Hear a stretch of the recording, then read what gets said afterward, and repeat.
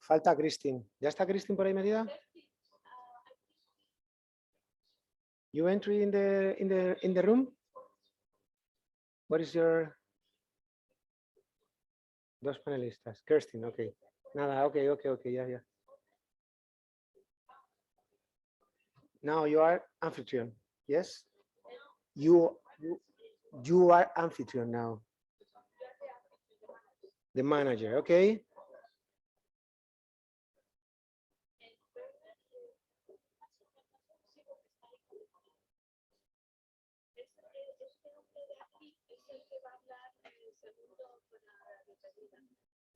Ah, es que le he hecho a él, yo creo que me he confundido.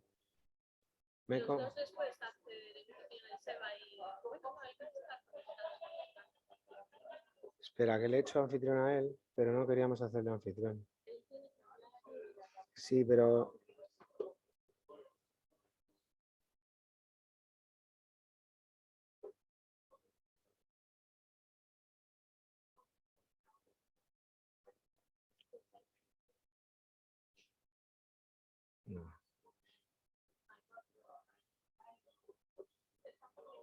No. ¿Y por qué no me dejan?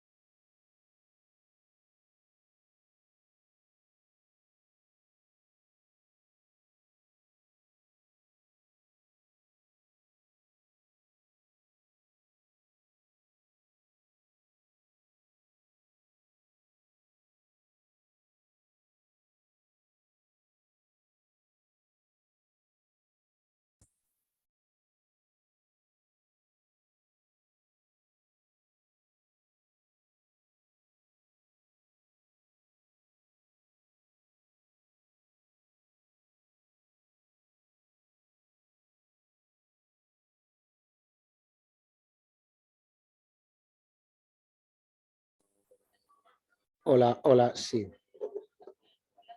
Hola, buenos días.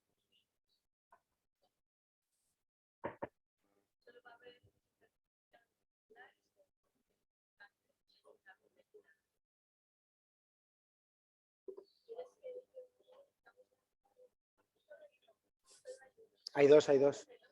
Dos.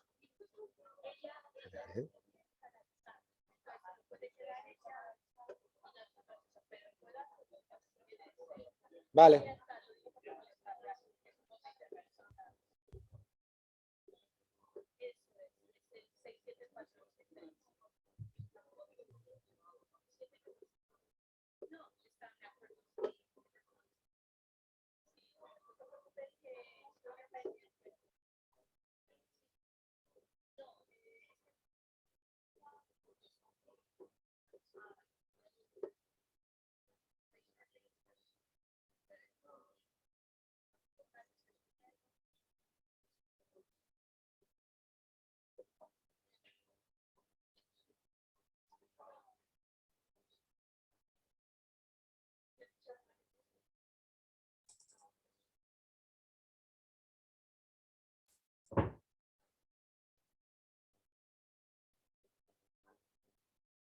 Dímelo.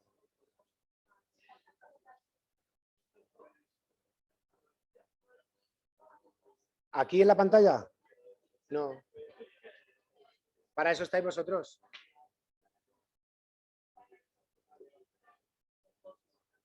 Adelante.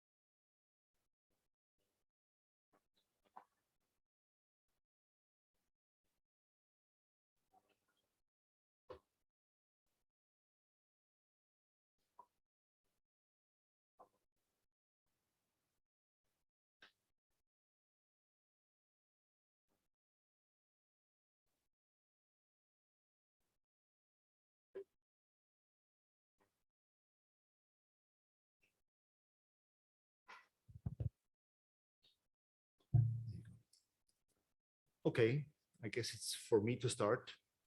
Good morning, ladies and gentlemen. It is my great pleasure to welcome you here on behalf of the European Commission to this final workshop of the EIVIC project, kindly hosted by Cesium. I think we have an echo here. I don't know whether we can switch off. Yeah, I think it's yeah. As you certainly know, the Basic Safety Standards Directive issued by the European Council and pursued by the European Commission has always had and still has a requirement for individual monitoring of workers. And this individual monitoring of workers is both for external exposure and for internal exposure. To support the implementation of the Basic Safety Standards Directive, the European Commission published already a couple of years ago technical recommendations on external or on individual monitoring for external exposure, but also for internal exposure. You may know the publications, and they were all done together with EURADOS. So EURADOS prepared the publications then taken over by the European Commission.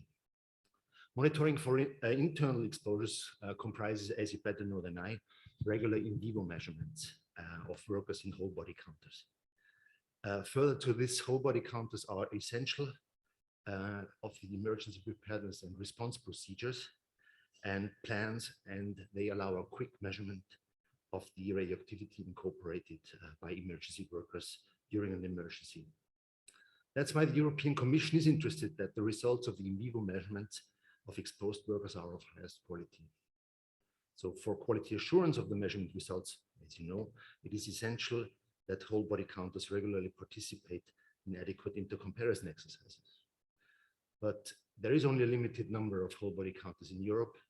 They are pretty well distributed all over Europe.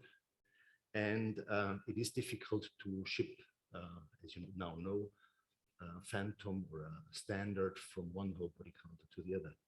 That's why we thought it would be useful to have an exercise on this and have an exercise on a European level, not that every country is trying to organize its own intercomparison measurement. So the idea was launched to do this intercomparison exercise. We discussed that with Maria already many years ago. And the example was a first intercomparison exercise also organized with funding from the European Commission. I think it was in 1996, 1998.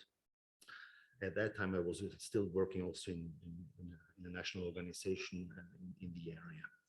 So the idea of the study was to prepare such a phantom, to ship it around through Europe, and to then compare the results. And also one incentive of the exercise was that you know each other, that you get together and know each other, that you know that you have a counterpart in a different country. So if you have a technical issue, you may know the person on the other side of the line if you want to call and if you want to discuss an issue. So I'm very happy to see that you're all interested in the subject and they are all coming to this workshop, although it is hybrid because of COVID. I mean, this was an extra task for this study, that the shipping of the phantom was not as easy as we thought in the beginning when we designed it.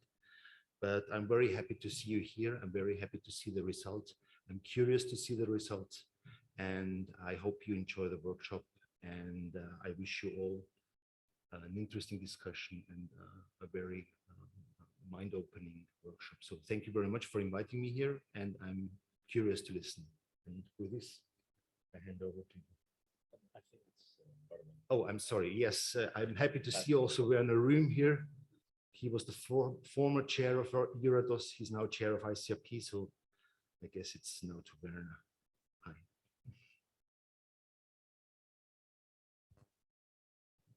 Werner, do you have the floor? Okay, can you hear me? Can you hear me? Oh, great.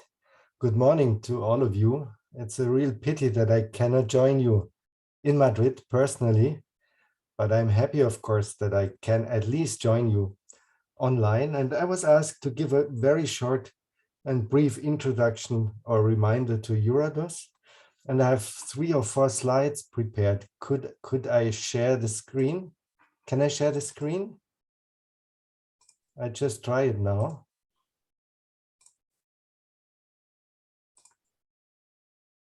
Does this work now?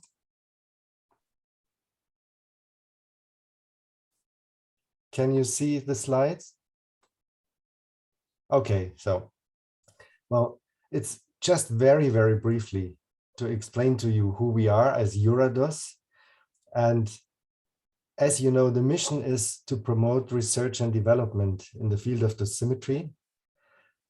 And we do that by coordinating working groups, organize scientific meetings, and this is important, organize intercomparisons and benchmark studies. And this is why we are here now today in Madrid, and why we have this EIVIC project. So EURADOS is an independent platform which includes experts, reference and research laboratories, industry and dosimetry services. And the word independent is important. Independent means that an organization has to create its own income, and in organizing intercomparison exercises is one of the key actions to create income for EURADOS. In general, this is in general. And I mean, you know who we are. I mean, I can just remind you that as of now, we have 80 voting members from more than 30 countries. We have a board of officers, we have the office, the EURADOS office, and we have the council. And no need to go into detail and waste much time. I just want to mention very briefly that about 600 associate members, 600 scientists are working for EURADOS, and this work is organized in 8 working groups, and you see the working groups here. And again, let me just mention this, the first one here. This is working group 2 on harmonization of individual monitoring. And this working group actually is in charge of organizing regularly intercomparison exercises in Europe. Of course, the other working groups are also important, but today I just want to mention this working group first, at least. And actually, the idea to have regular intercomparison exercises organized by EURADOS, this idea was first proposed when I looked at the archives in 2007, about 15 years ago. Of course, there were intercomparison exercises before, but on a regular basis, this was the idea which came up in 2007. And this is important, as Stefan Mundigl already mentioned, for harmonization across Europe. It's important for the accreditation of laboratories, dosimetry services, and it's important, as I mentioned, for EURADOS. And these regular intercomparisons, you see here the program actually includes whole body dose meters and photon fields, extremity dose meters and photon and beta fields, and also neutron dosimeters. And you see here the program. So every second year, the blue ones are the whole body dose meters and photon fields. They are organized every second year by EURADOS.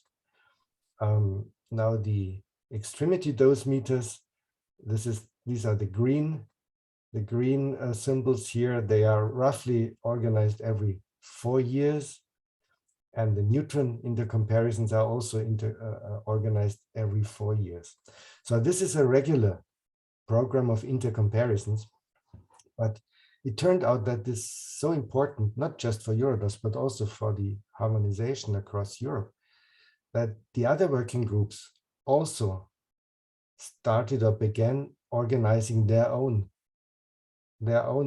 or additional intercomparisons. And let me just mention one.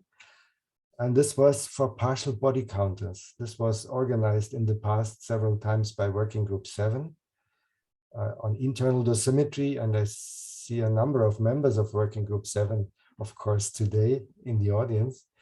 And this example where I also could participate in the past was for partial body counters for americium-241. And this included, for example, skull phantoms or knee phantoms, and also Monte Carlo simulations. So this is an example closer to what we are talking about today.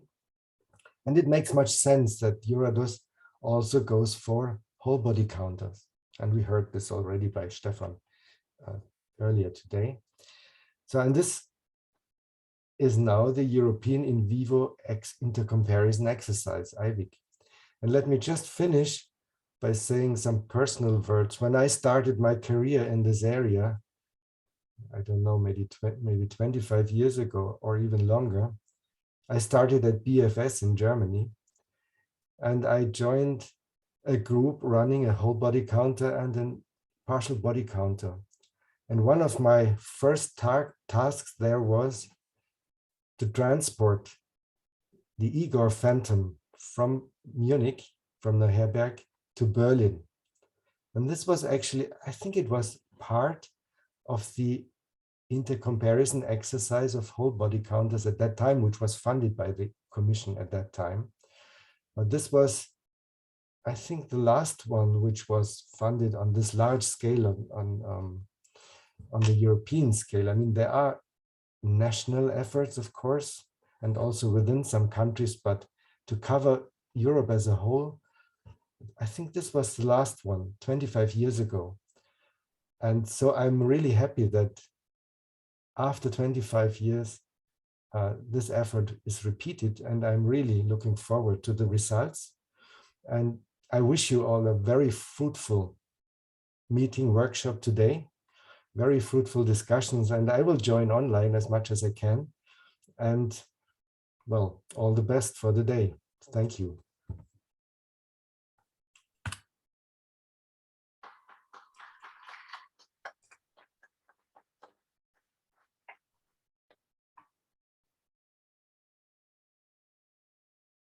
Well, I think it is now my turn. I'm here on behalf of CIEMAT, mainly to give all of you the welcome to CIEMAT. In principle, the idea was that I'm the responsible of the unit of radiation dosimetry here in CIEMAT. The initial idea was that the director of our department should be here to give you the welcome, but there has been a change in the structure of CIEMAT. They have been promoted to their new position a few days ago. So they are very committed. So I'm here just to represent her. I would like to mention that in EURADOS activity and participation in European projects has been a priority for CIEMAT. Both the director of our department and as well as the director of CIEMAT told me to emphasize that we are very proud of our participation, and we intend to continue with our support participation in EURADOS activities and all these things. And well, it's they are all of us. We are very glad to see how many so many people here in CIEMAT participating in this meeting on the EIVIC project. And well, I would not like to extend so much. It's mainly just to say you the welcome to CIEMAT. Maybe June is not the first month, the best month to come to Madrid. It's a little warm, maybe. But I hope you could enjoy mainly the scientific activities of the meeting, but you know, probably you will have also some time to enjoy the city in the dinner tonight or this time. So I think I will give the floor to Didier continue with more specific matter for the project. So thank you very much from IRSN. You know IRSN, so we are part of this project. IRSN is a expert, French expert, especially nuclear safety and radiation protection. And in this field, we have a very high commitment to all activities corresponding to those assessment, and I'm myself involved in the department of internal dosimetry, and of course very involved in all activity, research, expertise, and especially we organize for quite a long time intercomparison works and also those assessment works, and of course we participate very actively in the EURADOS organization, not only of EURADOS, we are participating in a lot of organizations, but EURADOS, as said before Werner, we are involved and also see with you about the organization of Monte Carlo Intercomparison, partial body counter Intercomparison, and of course we are very happy, and I will explain that, to be involved in this project, EIVIC project, because I think it was an opportunity to increase the number of laboratories involved in this kind of exercise. So I hope, see during this meeting, that the meeting will be successful, and of course IRSN have a look of this work, and it's part also of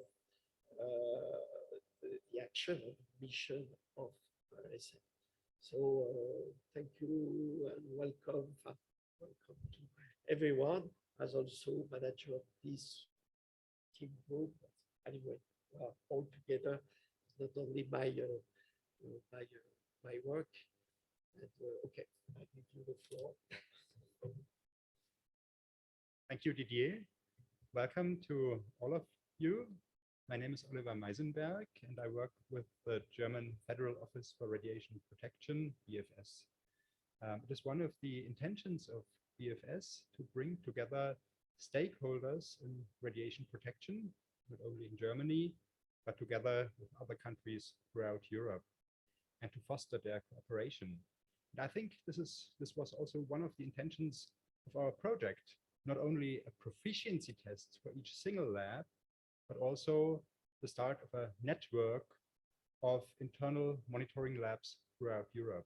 And I'm glad that we from BFS could contribute to that network, to that project together with our partners.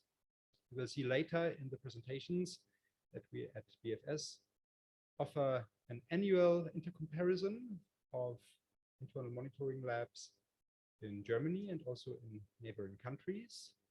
My colleague Werner Buchholz is very experienced in that topic. He is with us here in the room today. And I'm glad that we could contribute our experience in organizing such a project together with our partners in the EIVIC team. I'm looking forward to the presentations that we will see today, and I wish you a fruitful day. Thank you. Thank you, Oliver. So I think we finish with the welcome words, and we start with the workshop.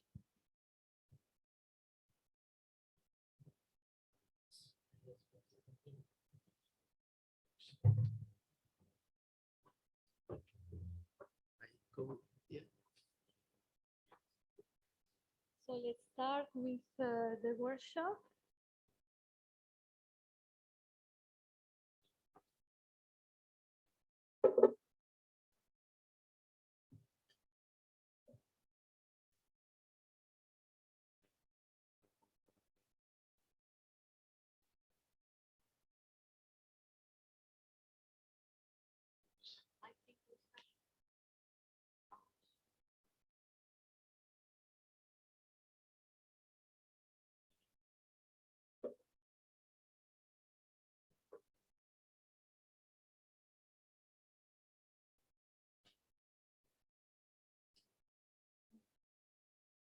Oscar.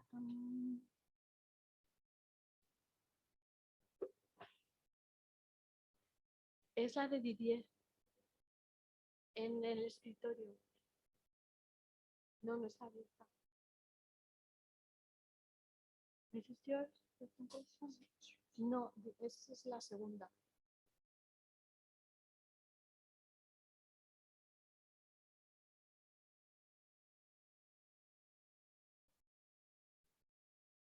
EIVIC2020. And the first one. Sí. Sorry, I'm going to introduce the project leader because he didn't mention that he's the EIVIC project leader. No. We are a team, but you are the leader. Yeah. Anyway. Together with Oliver, of course. And Frank is a very known person. He's working at higher same involved in research, but also very committed with the I think he's going to provide us an overview of the Yes, thank you, Maria. So it's the first presentation, of course, first presentation and the presentation, the general presentation of the project. But of course, what I'm going to see, to show, it's also what is the origin of this project. I'll maybe speak a little bit. I think that Stefan already said a few words about that. And afterward, so yes, I will speak of the objective and possible tasks that was defined in this project. And after, of course, it will be more easy to understand the organization that we put in place to work in this project. So just the background of the project and a bit of history. I said a little bit, Stefan, since 1957, so it's a long time. Euratom established uniform basic safety standards to protect the health of workers and the general public against danger arising from ionizing radiation. It was made in the European Treaty. And for this end was development of European radiation protection legislation, ensuring the highest level of radiation protection for members of the public, workers, and patients. So in some way, the purpose to organize the first European whole body counter measurement Intercomparison was organized in 1995. Maybe some of you participate to this one. I participate myself to this one. So I remember that it was very interesting work. And just to go a little bit more in year, in 2013, there was adoption by the EU member states of a new directive with two requirements, I would say, for the individual monitoring of workers, requirement of systematic monitoring based on the individual measurement performed by a dosimetry service. And secondly, member states have to set up an adequate system for monitoring, which comprise regular in vivo measurement using whole body counters.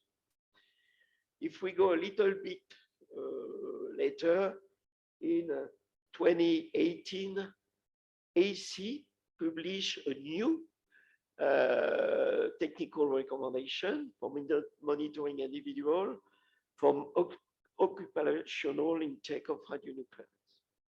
And in this guidance, in particular, three, I would say, things were said. First of all, in vivo monitoring techniques are one of the methods used to monitor and assess possible intake of radionuclides. Whole body counters are an essential part of emergency preparedness and response plans.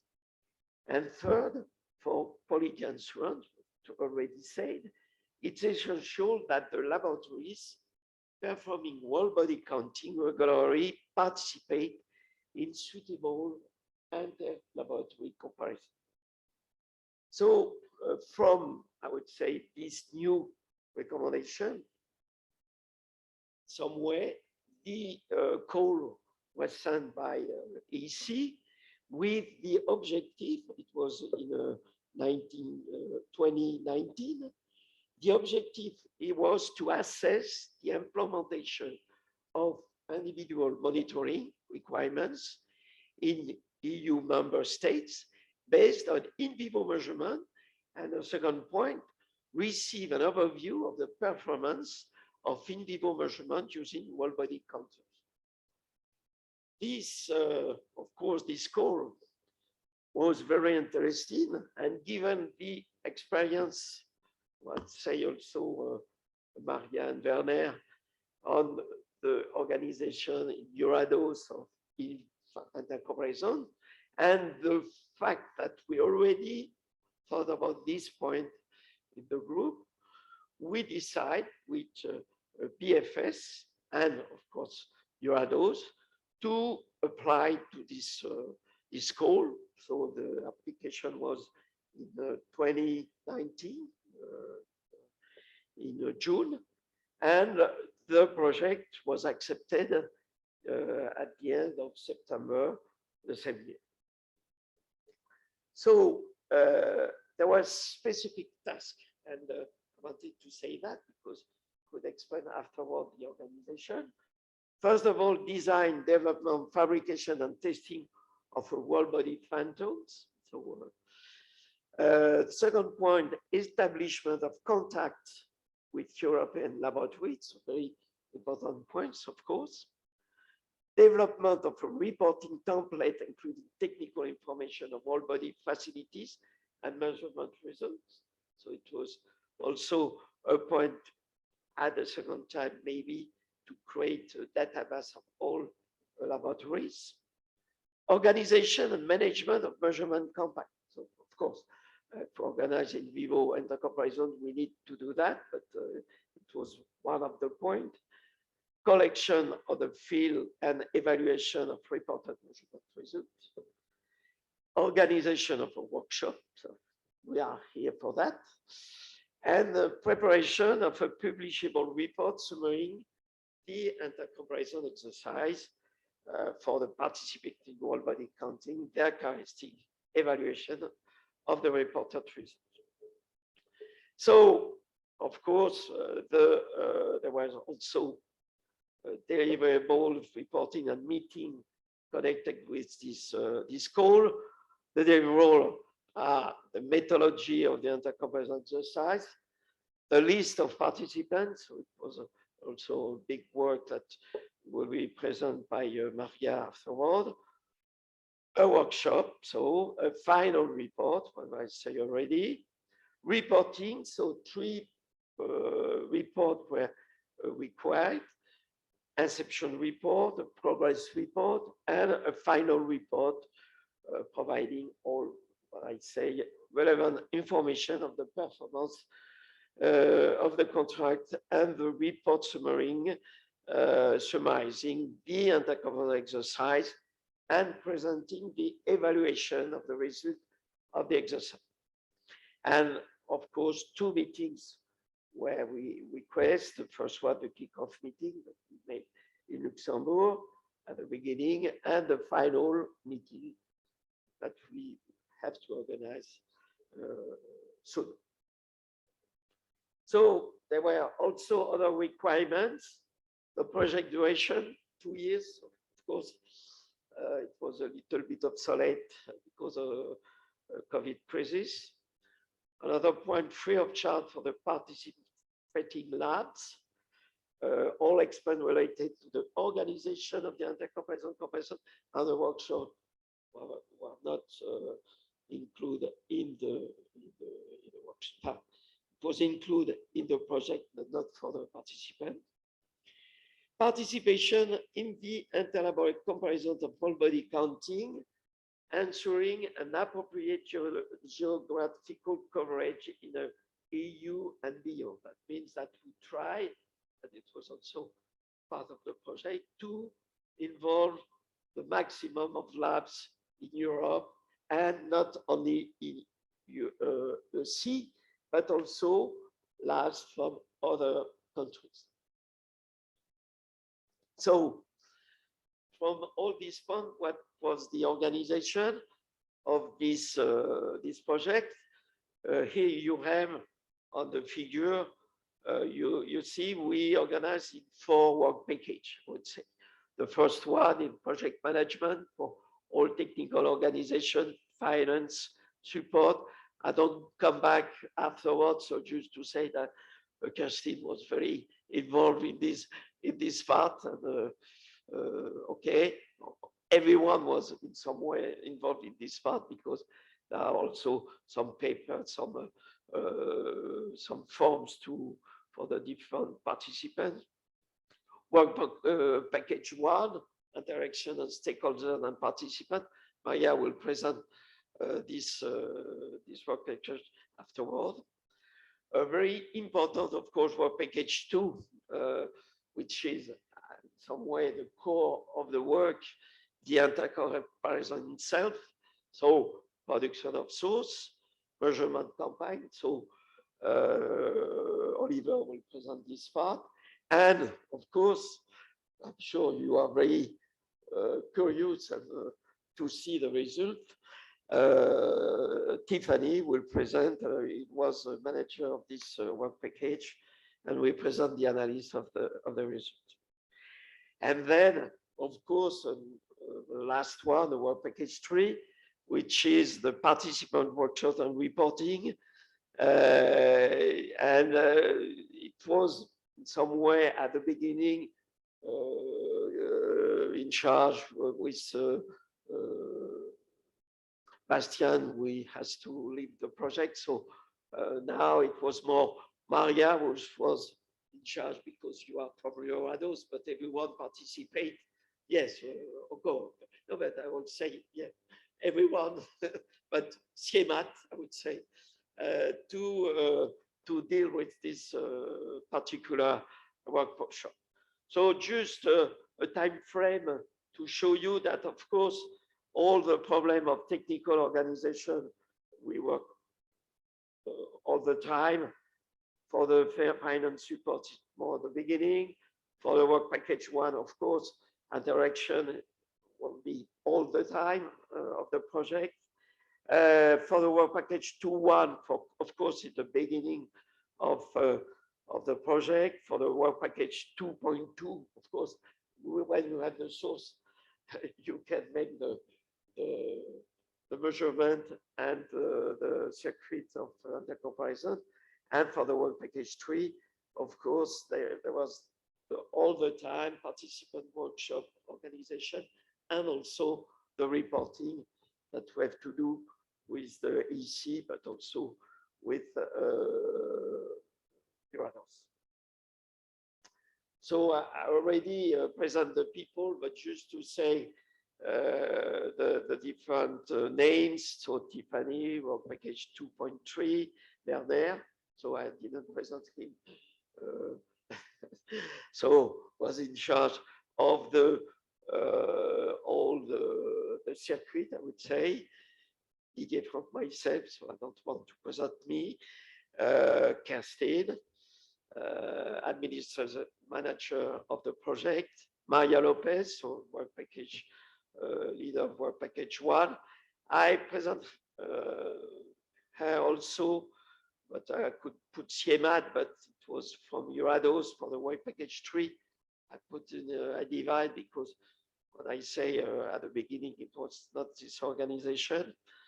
Oliver, of course, was in charge of the fabrication of source and all the quality assurance.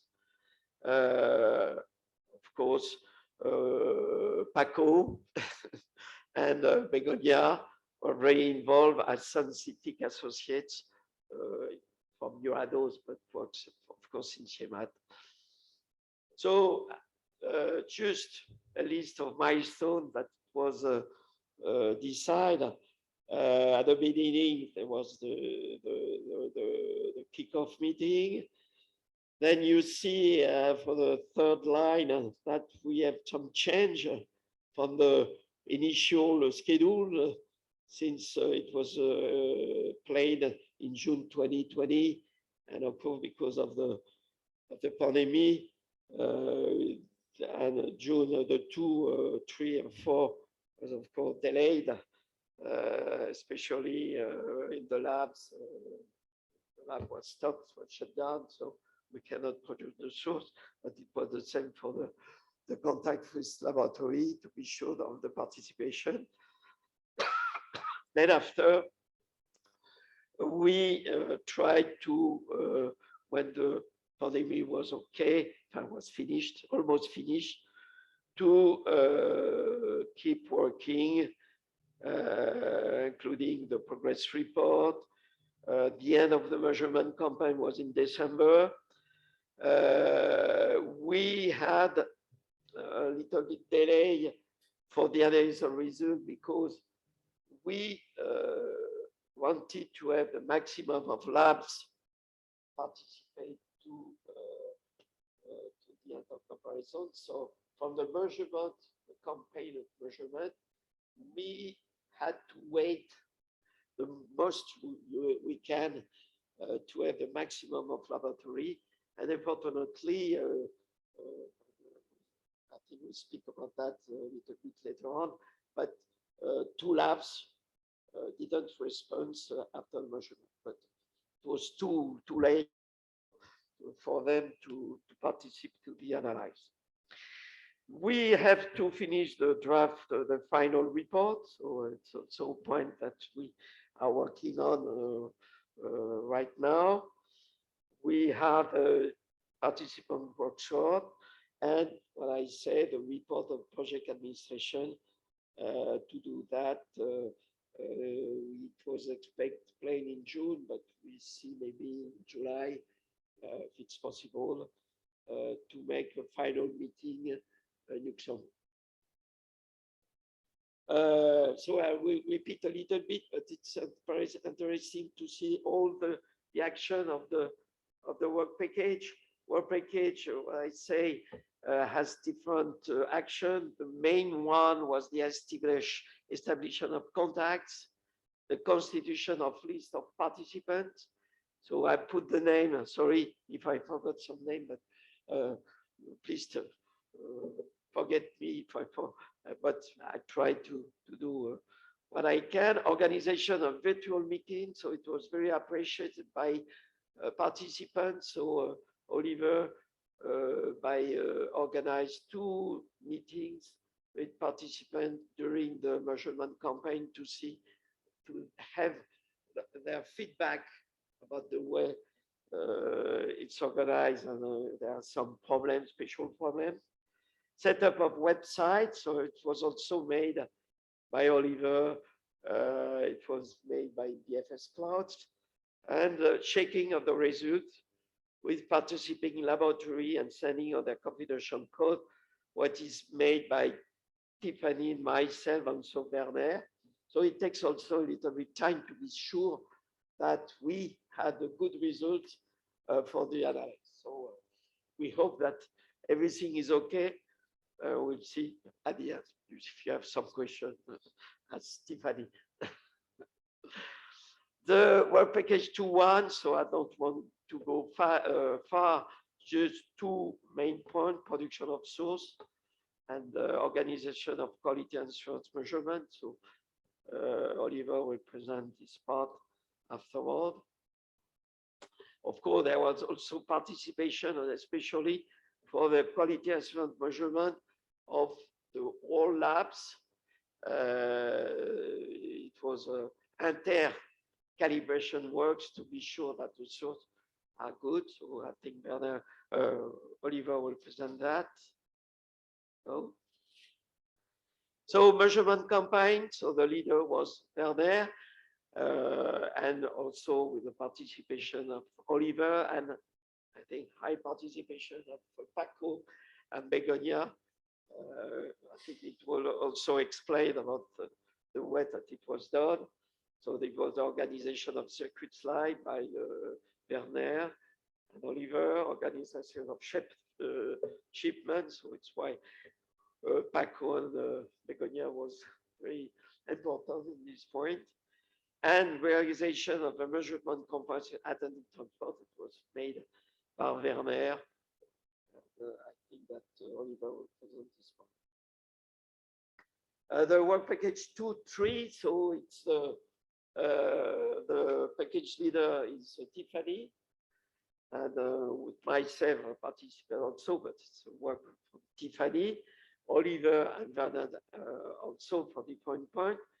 Development of reporting templates, so collecting internal technical information and results.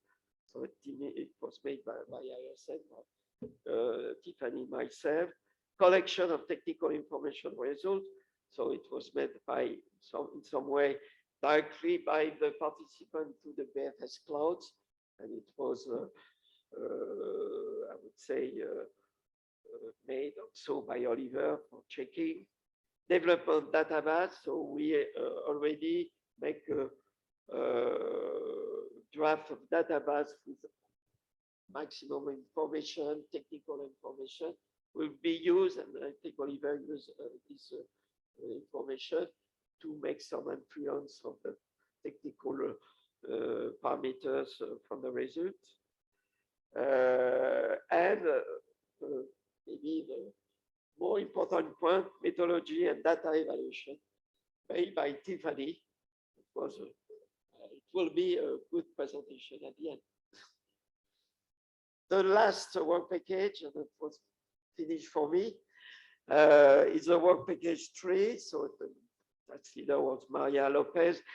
I didn't mention, I'm sorry, Paco and Begonia. I will have in my slide, but I know that you participate, but okay.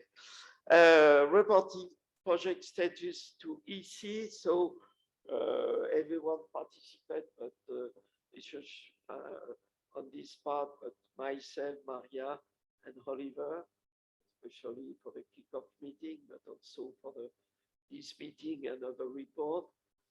Organization and participation. So it's a very important work made by Maria Lopez, but Castine, thank you very much, Castine.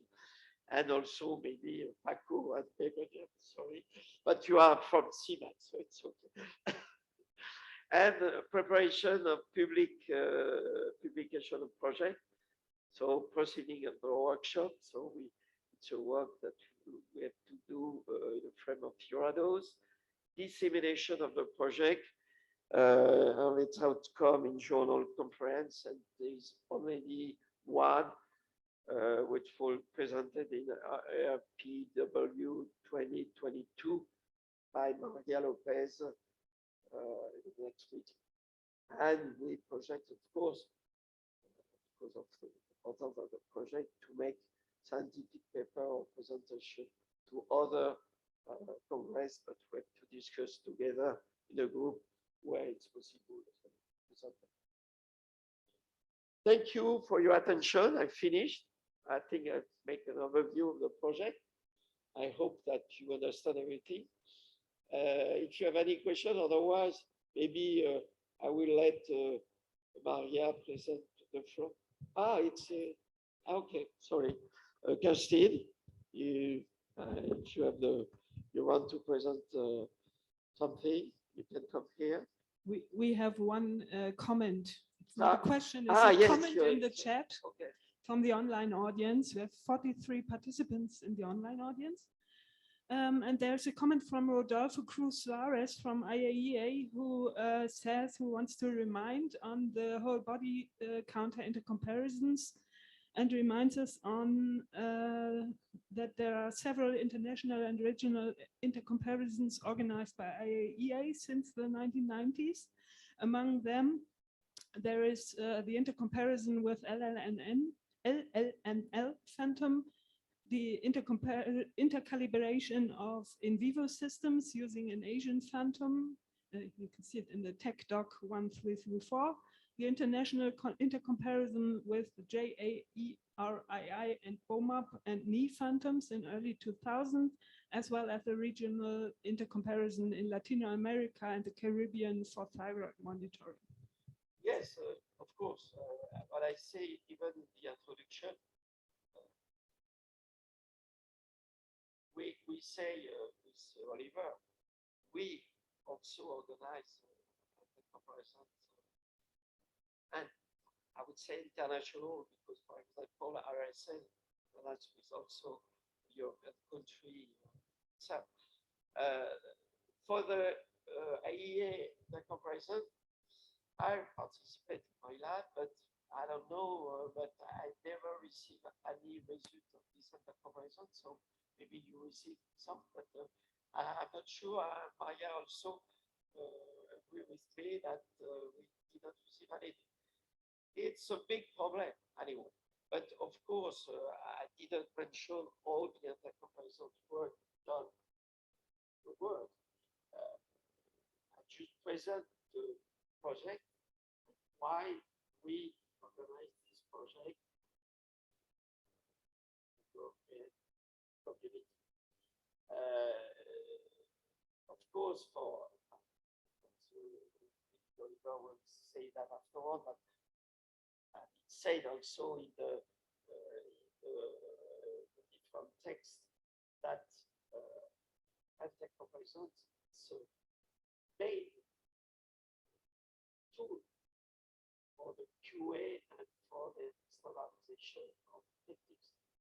I think Werner said also that we organize a trend of EURADOS, some intercomparison for external visibility and so on. So it's very important to do that. The point is the organization. You see that it's not easy. It's easy for the France, of course, not for this number of laboratories. So I'm not sure that I hope that I answered the question, but we know that other works are done. It's very important anyway that the country organized exercise, Germany, France. I'm sure that other countries organize this.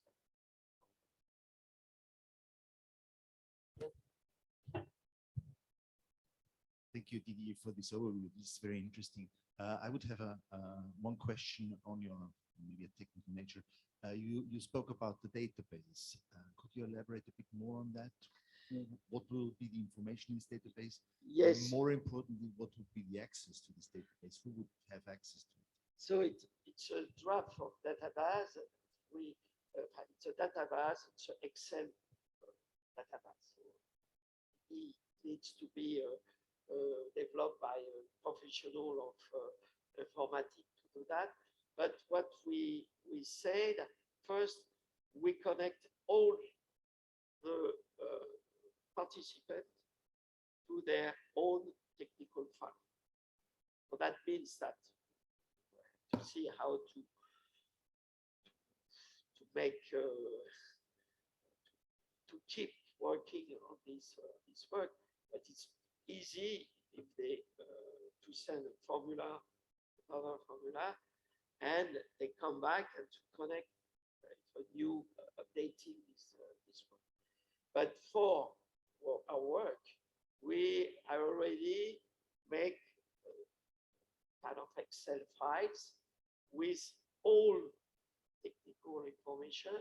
So it was quite a huge work for each laboratory to see, for example, for the question, the question about what kind of detector you have, germanium, sodium iodide detector. So you have all these files ready for all participants.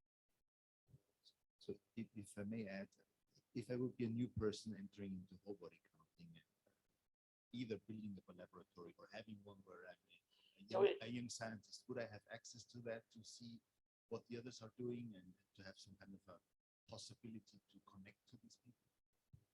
Yes, I think it was one of the points that we said. So you say if the people who are not participating yet, it's possible very easily. We do that for the participants, of course, for the first time. But what we said with Maria, that's there are also some connections and contacts with other laboratory. So if they receive, that's right, that we send the questionnaire and the questionnaire and to labs participating present, but it will be easy to send this formula, this questionnaire to other labs and to add in the database. There's no problem about that. Yeah. Thank you, Stefan. But I think a good idea could be to have this database in the EURADOS repository. So just in case in the future somebody starts with other things, at the moment they don't have in the community, if we can have this database in the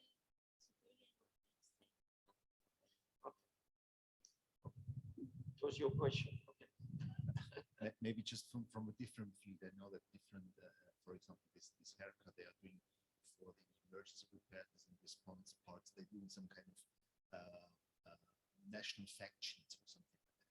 So if EURADOS could use this information, they could do some kind of a database where you say, if I want to know where I find the whole body counter in France, you can see that, and the responsible person maybe the technical specificity. That would be very helpful, I guess. So that's right.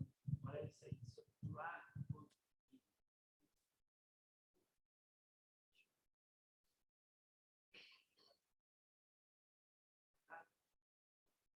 stage 4 information CD adds attention to update.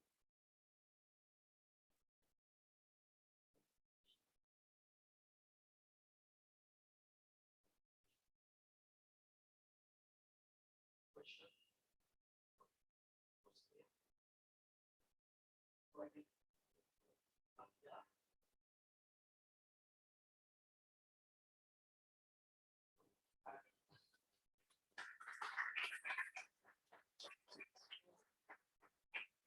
I already present Maria, so I don't want to say anything.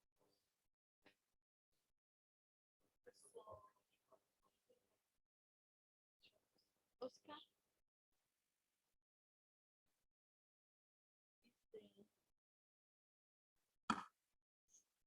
The folder is in the desktop. Yes.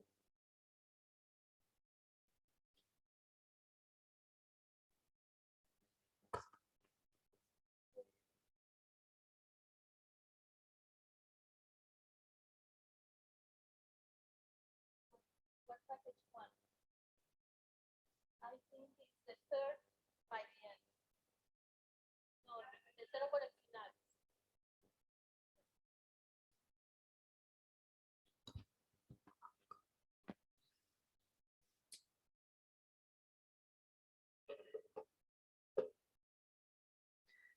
Thank you, Oscar. Okay, good morning to everybody and welcome. I'm going to present the work package 1, interaction with stakeholders and participants.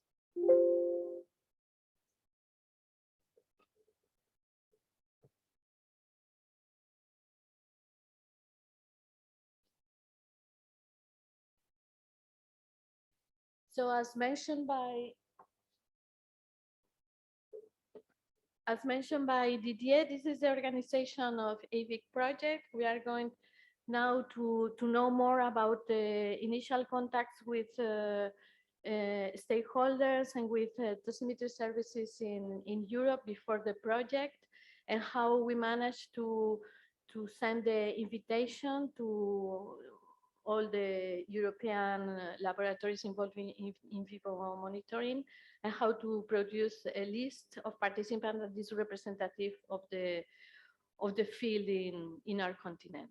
So the framework that we started to deal with is the 1995 intercomparison of whole body counters, the EURADOS action, especially using information from former projects, we will see, the IRSN intercomparison program and the BFS intercomparison program on whole body counters. So let's have a minute to see what it was mentioned by Werner, by Didier, and by Stefan. The 1995 European whole body counter measurement intercomparison. You have all the information in this publication from Time and collaborators in Health Physics 1998. And according with the abstract, is mentioned that the European Commission funded a European intercomparison of whole body counters with organized by BFS. So 25 years after, BFS is still involved in the new intercomparison program in Europe. At that time, 44 whole body counting facilities in 19 countries. At that time, 15 member states of the European Union plus Hungary, Czech Republic, Switzerland, and Norway took part in this intercomparison.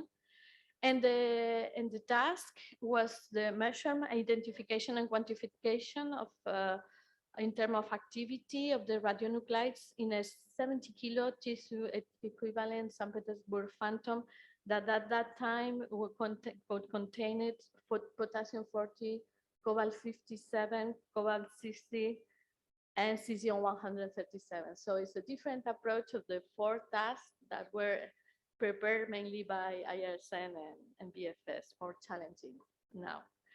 And the overall result, according with the publication, what the conclusion is that the results were rather good. So at that time, it was just one itinerary. It was Miss Elizabeth Hunt who traveled around Europe with the Phantom, and she visited, as Werner did this time, she visited all the whole body counter. She helped with the assembly of the brick Phantom, and finally, we had to report, and the analysis of the results were in this publication. The final workshop of the participants was organized in Luxembourg, and Werner, Didier, and myself were there, maybe others of this time, 25 years ago. So, but it's nice that now in the 21st century, we have a new program, and some of us, I was just a beginner at that time. We were in the past and we are now. Okay. So one of the main partners of the EIVIC project is the EURADOS. It was mentioned by Werner. It was this European Radiation Dosimetry Group. Is a sustainable network founded in 1981 for mainly to deal with easy contracts in the dosimetry field.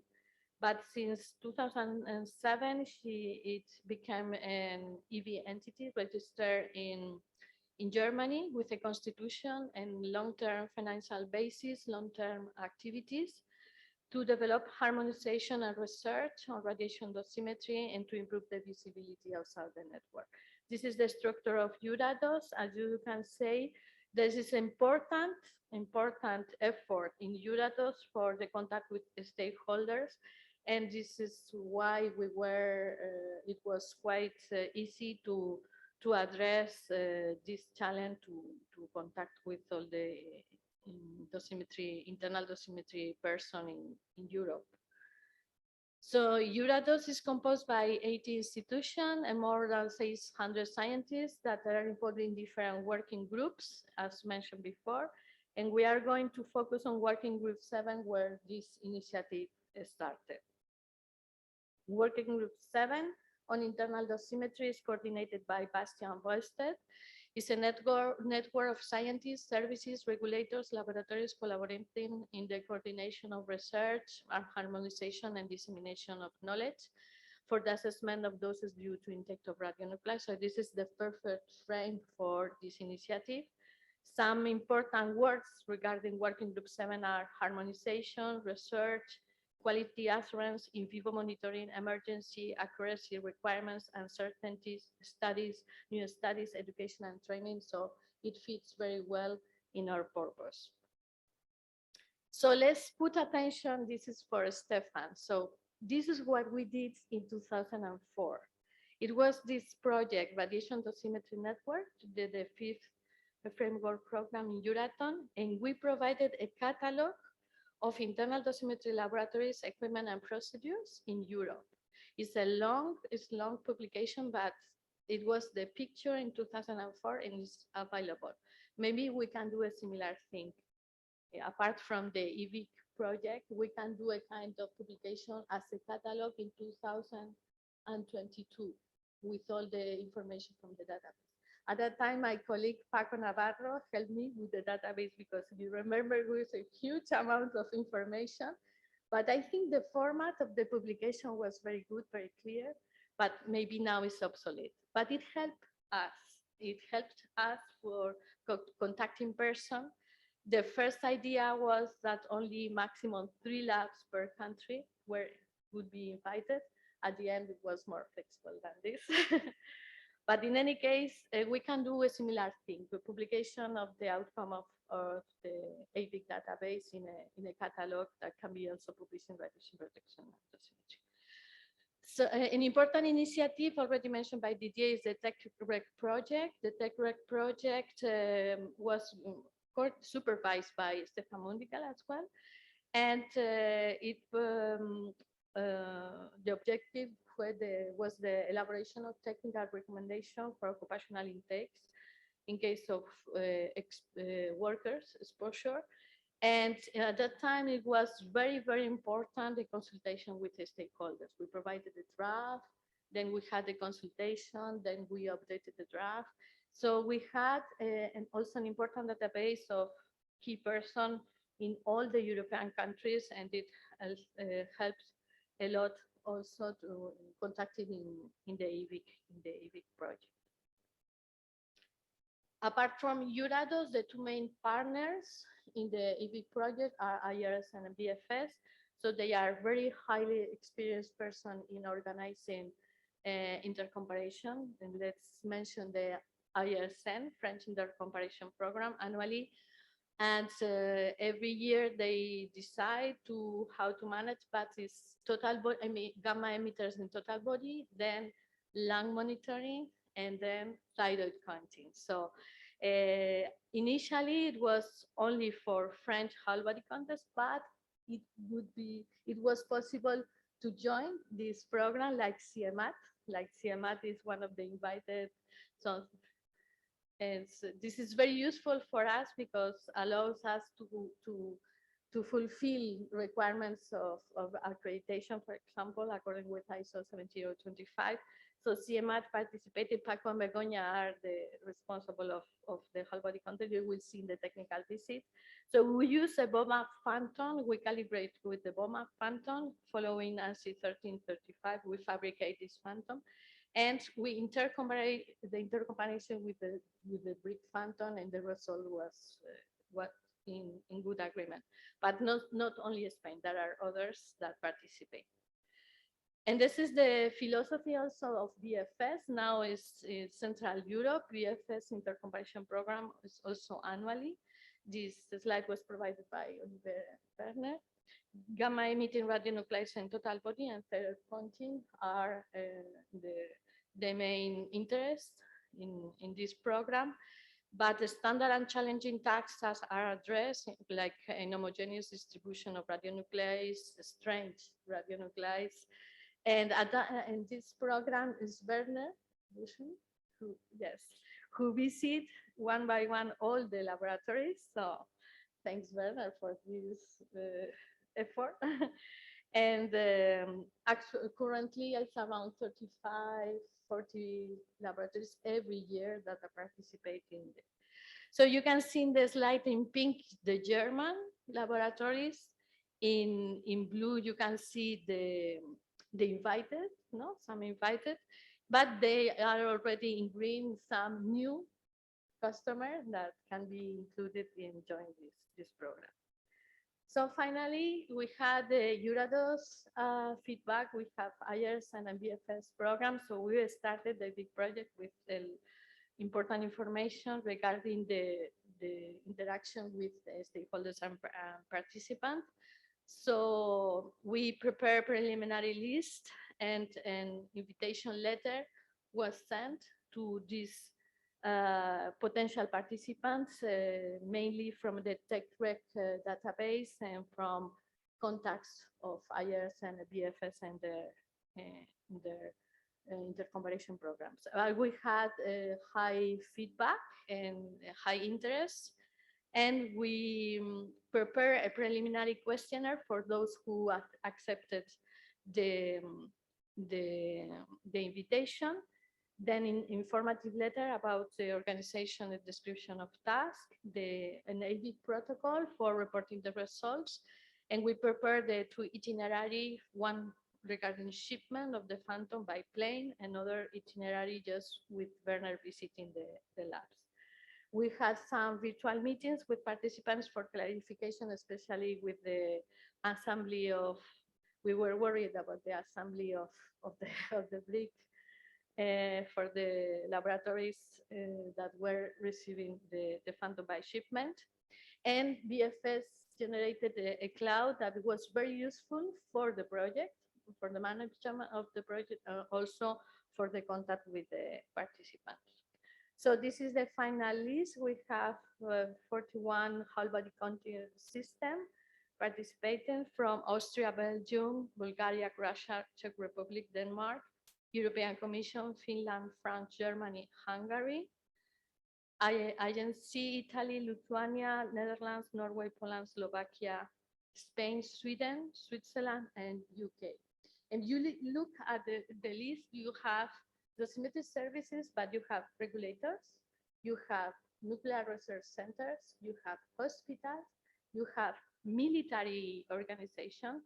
So this is clearly important that we have in vivo monitoring in different field of the radiation protection, and in case of, and if needed, in case of emergency, whatever, is different approaches that can be addressed in the contact and in the network. So this is a picture. In green, you can see the labs that were visited by Werner, okay, around 25, 30 labs.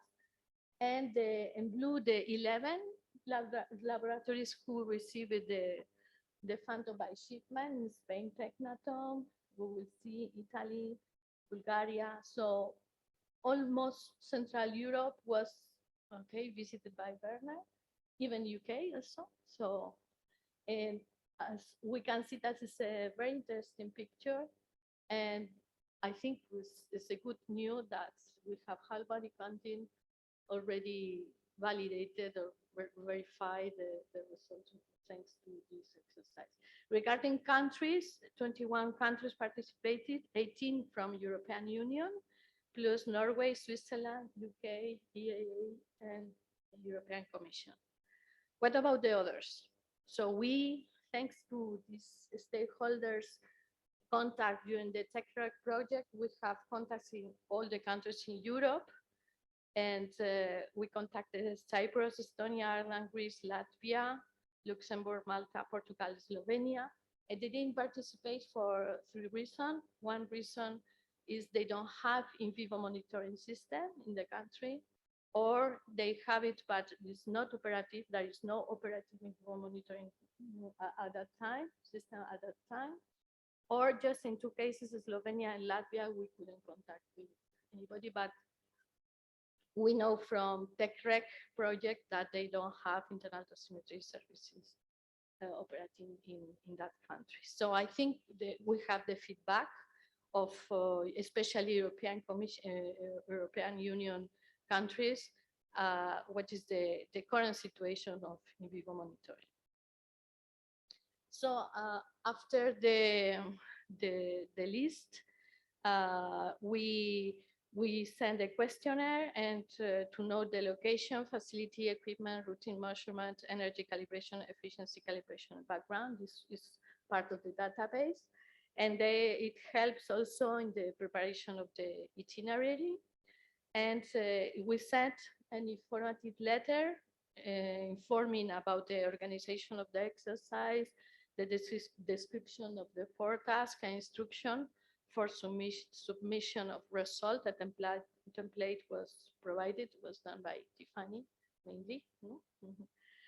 And important information as was done by my colleague Begoña, that is a video for the assembly of the bricks for generating the phantom in the counting geometry of the laboratory that was needed, and I'm sure was very helpful. So just a minute for remember the laboratories who received the phantom by shipment, 11 facilities, and the rest participated because Werner provided the fund. So finally, to say some words about this workshop is the final step of the interaction with the stakeholders and participants before the communication of results, of course. And finally, we decided that the best was in hybrid format. So thanks for all of you who are on site, participating on site. I appreciate your travel and you are here. And so there are 50 participants online. Currently, she said around 44 listening to us. And what was very, very important is to know your experience. So thanks to Gabor Lafranco, Tina Torvela, Joe Beck, and Pavel Fakti, because he will present their experience during the exercise. And I think it will be a way to learn and to know more how to improve next exercise in the future. This is the agenda. So the idea is after this presentation, we will go up to the second floor for the coffee break. After that, we will have the group photo in the main entrance of the building, okay? And then we'll start with the technical issues of the intercomparison with Olivier and Tiffany. Then we will have the lunch also in the second floor. And finally, after lunch, we will have the presentation of participants.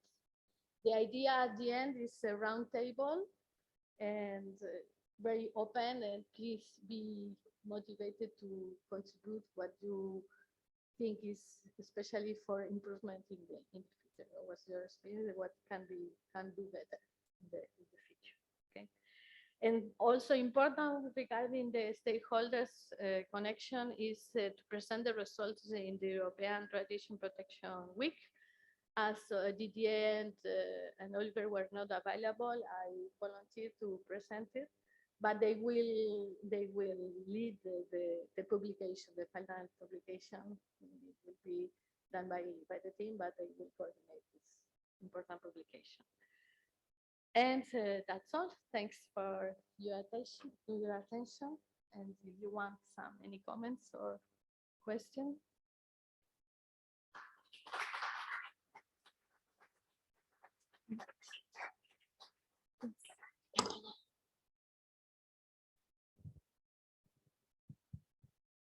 Thank you very much, Maria Luisa Torno from the Spanish regulatory body. I think it's already been remarked the importance of such an event and the capacity, all the information you've already gathered, but for the emergency response capacity, which I think it's a really, really good remark. But I would also like to enhance the importance, and I think the dissemination of the results should be taken into account. Is the importance of this project to enhance the confidence of the workers exposed to radiation protection in the way there is this high competent procedure to evaluate the way they are exposed. And I think it's very important that from this project, not only the scientific results, the harmonization of the procedures, the accreditation fulfillment and so on, but also to work on the importance of to enhance the trust from workers in what we do. The experts, sometimes we need to work a little bit farther on in communicating what we do, and precisely we need this performed with such high competence. Thank you. Well, thank you very much for your comment, but it's true that we forget this.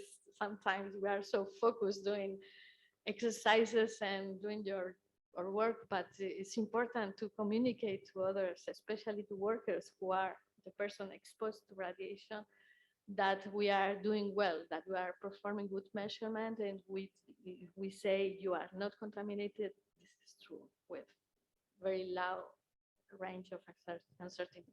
Thank you very much for your comments. And I will go further. Maybe we can try to make an effort, not only for workers, but society.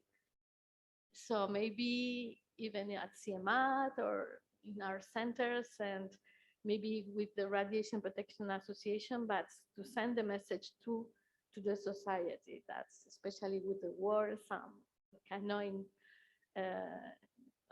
situation that people are very worried about.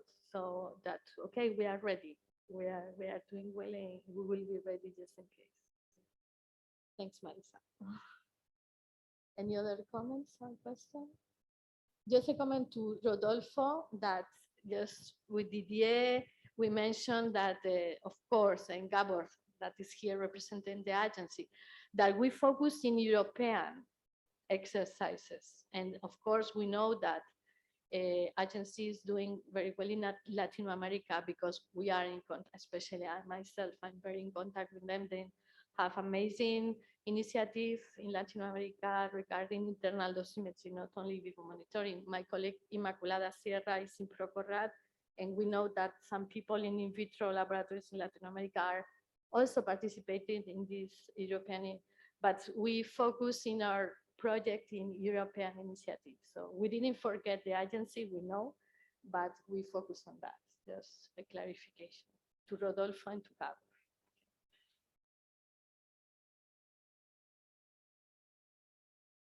Okay, if there is no other questions, so we close the first part of the meeting, and we can go to the second floor, and we have 30 minutes coffee break, and then we go for the group photo in the building entrance of the building. Okay, and thank you very much.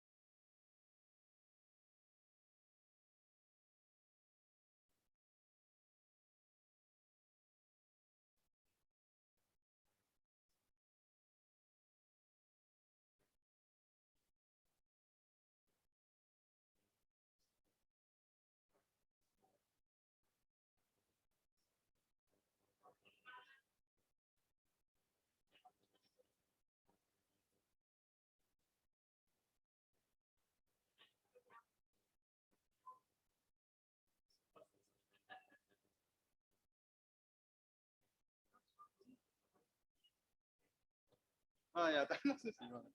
Ja, kann sie auch nicht.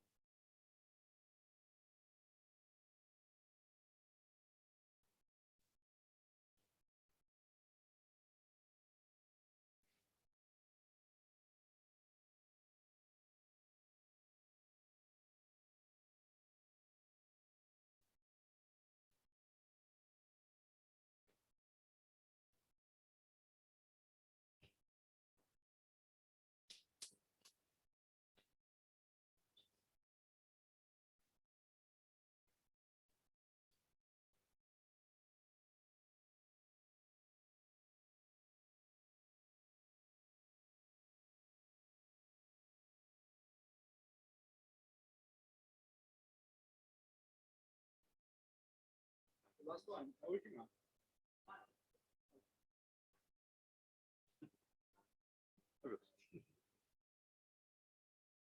I studied Spanish 4 years, for 4 years at school, but unfortunately I had no possibility to practice it afterwards, so I forgot almost everything. Yeah, today is today. Okay, so the next talk will be given in Castellano. Okay, no. So welcome back after the coffee break. I would like to present you how we produced the rod sources that we used in the comparison, what measurements we conducted for the quality assurance of these sources, and how we organized the measurement campaign. When we started our project, of course, at the very beginning, we talked about what types of measurement tasks we would like to offer in the comparison. And we decided that there should be a standard, easy measurement task and several specific measurement tasks. And of course, the number of tasks was limited by the time that was available for the attended tour and for the shipment. The standard task is task number 1 that we call Victor, and we used rod sources with cobalt-60, barium-133, and cesium-137, because these are nuclides that are usually used for such proficiency tests for whole body counters. Yeah, and for example, they are also used in the intercomparison that is offered annually by IRSM. And then there are 3 more specific tasks. Task number 2 that we call emergency, with the 2 important cesium isotopes with approximately equal activities, for example, as they were found in the Fukushima release. Task number 3 was called medicine, because there was at least one radionuclide that is used in nuclear medical diagnostics, germanium-68, together with its daughter nuclide gallium-68, which is a positron emitter. We will see on one of the next slides spectrum, so you can understand how this affects the way it can be measured. And yttrium-88 with 2 gamma emissions, one at a very high energy at more than 1,800 keV. These 2 nuclides are very short-lived. Yttrium-88 with a half-life of 107 days, So we were aware that not all of you were able to measure the same activity, but this is one of the features of this task that we wanted to see with those at the end of the measurement campaign, where the activity had been decayed to some extent, could measure the activity with the same precision. And task number 4 that we called calibration with barium-133 and europium-152, nuclides that are usually used in the calibration, at least of whole body counters with high purity germanium detectors because of their many gamma emissions. We did not only ask you to perform a measurement in a standard time to determine the activity, but we also offered you to perform a long time measurement, at least overnight, so that you can later use this long time measurement for a calibration of your counter if you like to do that. We used what's called St. Petersburg brick phantom that is known under several names in various countries such as Igor, Irina, or Victor, Igor, yeah.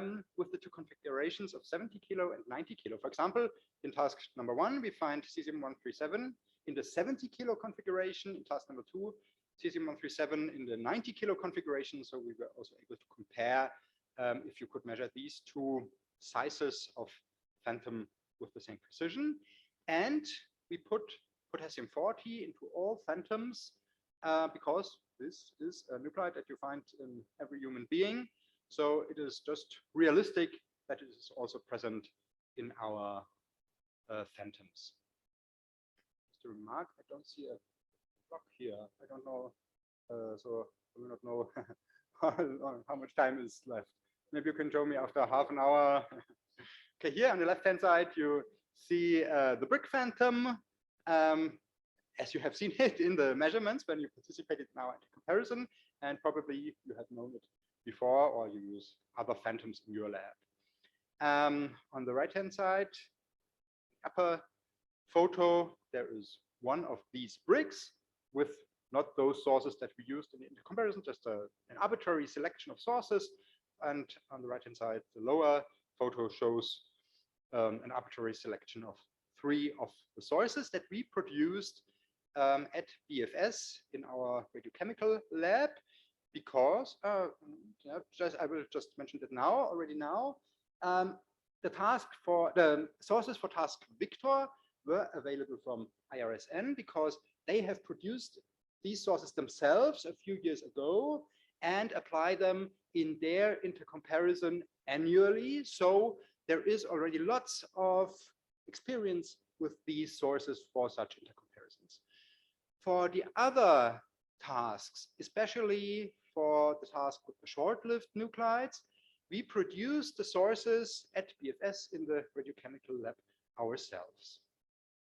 Here are a few spectra, not from measurements, but from simulation on that web platform nucleonica.com, where I have simulated the spectra that can be expected for these measurement tasks for high purity germanium detectors and sodium iodide detectors. For task 1, Victor, you see these several gamma emissions, and also with a sodium iodide detector, it is well possible to resolve the different emissions. So I think this task is suitable for both types of detectors. Task 2, emergency, where we have the one emission from Cesium-137 at 661 keV and the other stronger or weaker emissions from Cesium-134. And here in the spectrum from the sodium iodide detector, you see, can I use the mouse? I don't know. I can show you, I cannot show you I cannot highlight that with the mouse pointer, but you will see it here on the right diagram. There is that, I don't know if it is called shoulder in English as well. We would call it shoulder in German, for that left strong peak where the peaks from Cesium-137 and 134 overlap with each other. So this is some challenge for sodium iodide detectors to determine the activity of cesium-137 precisely. Here the medical task. Here you see a strong emission at 511 keV, and this is caused by the positron emission of germanium and gallium-68. And this is an easy way to identify that there is a positron emitter in the phantom. However, this is not possible to identify the nuclide because it can be attributed to any positron emitter. Gallium-68 also emits gamma radiation at 1077 keV. And here in the spectrum, you see that this peak is much weaker. So several labs had troubles with identifying or finding this peak in the spectrum. So they also only told us that there is a positron emitter, but they were not able to identify it. And I must say, unfortunately, many labs did not identify these nuclides at all, but Tiffany will show us that in the results later in our presentation. And then there are the two strong emissions of yttrium-88 at about 900 keV and 1800 keV. The emission at 1800 keV is quite interesting because many whole body counters calibrate their efficiency only up to an energy of 1400 keV with europium-152. So this peak is far beyond the upper limit of the calibrated energy range. So we wondered if you are still able to calculate the activity for this peak only, even if you calibrate your counter to a smaller energy. Task 4, calibration with the many emissions from barium and europium. And you see on the right-hand side for the sodium iodide detectors that you can identify several peaks, the strongest peaks. However, they overlap with the weaker emissions from these two isotopes. So it might be hard for you when you use a sodium iodide detector to calculate the activity precisely for these two nuclides. You were allowed to perform the measurement even if you only have even if you have a sodium iodide detector, but probably this task was not so suitable for you. As I mentioned before, we could use the sources for the task 1, which is called Victor because the phantom of IRSN is called Victor. We could take these sources from the stock of IRSN. And at BFS, we have sources with potassium-40, and all other sources were produced at BFS in our radiochemical lab. So we produce such sources. We had started production of such sources a few years ago, and we learned that from our colleagues from Lausanne in Switzerland, because they have published the method they apply for the production of such sources a few years ago. And we apply that method as well, changed it a bit to our requirements and applied now also for several years. This method comprises of producing the sources with radioactive filling of the sources of epoxy resin. I will show you later how we do that. And the epoxy resin is put into tubes of rigid PVC, I think the same in English. Is it PVC as you call it? Yeah. So polyvinyl chloride, so that you have a sealed source. And in order to call it a sealed source, you must certify it. You can certify it yourselves. And we also did that so that the sources can be called sealed sources now. We purchased the radionuclide solutions at Eckert & Ziegler Nuclitech, provider of such solutions from Germany. They were produced by their branch in the United States in California, and we purchased them at liquid solutions in hydrochloric acid in sealed ampoules, and then we opened these ampoules in our radiochemical lab and produced the sources from it. The standard, the activity that is certified for these sources is traceable to the primary standard or national standard, the National Institute of Standards and Technology from the United States. After opening these ampoules, we mixed the solutions that we needed for each single task, and if this was required, we diluted the activity to a suitable specific activity of the sources. And then when we produce these sources, we first produce so-called inactive plug. So this is the end of the source, which does not contain radioactivity, which is inactive. So we seal one side of the tube with parafilm. Then we prepare the epoxy resin, which consists of the epoxy resin itself and a hardener, and we put animal paint into it so that we can distinguish the sources from their color. And then this blend of epoxy resin is pipetted into the tubes and left there for hardening for 1 day. Then the radioactive filling is produced. Again, we needed to mix epoxy resin, the hardener, and in this case, the radionuclide solution with a suitable amount, and filled it with a pipette into each single rod and left it there for hardening as well. And then on the other side, opposite side of the first plug, another inactive plug is produced so that the radioactive filling is covered by the tube itself and by these two inactive plugs. This method is not so easy, I would say. It takes some time. We produced several hundred of these sources, so this took us at least several weeks or a few months in the radiochemical lab with one of our lab assistants who was very diligent in conducting this task. We can produce 10 sources per day approximately, and each source costs about €1 of material.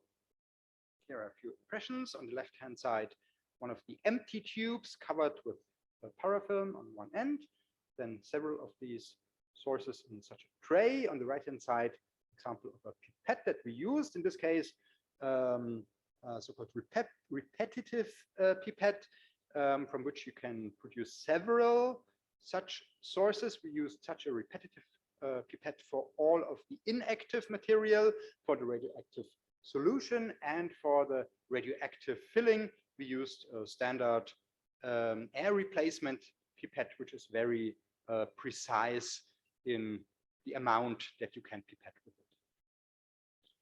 Then on the left-hand side, there are the mixing vessels in which we prepared the epoxy resin, hardener, and radioactive filling. This mixture was then blended on a vortex mixer or vortexer, and then the picture in the top right corner is the precision balance that we used. Unfortunately, we had problems with electrostatic charge of these mixing vessels, so we needed to put them onto a metal plate that you can see right of that balance in order to remove that electrostatic charge from the vessels, and then we were able to determine the weight of these vessels together with its radioactive filling with quite good precision. And in the lower right corner, then you see a tray with several of these produced sources. We calculated the activity from the weight of the radioactive material that we put into the sources, but we also performed several measurements, gamma spectroscopy measurements, and measurements of entire phantoms for quality assurance measurements. On this slide, I would like to show you how we calculated the activity from the net weight. Of course, we need the mass of the radioactive solution that is inside the sources. For this purpose, we weight the mixing vessels 5 times, as you can see here in this list. And with this equation, you can calculate the mass of radioactive solution in the rod.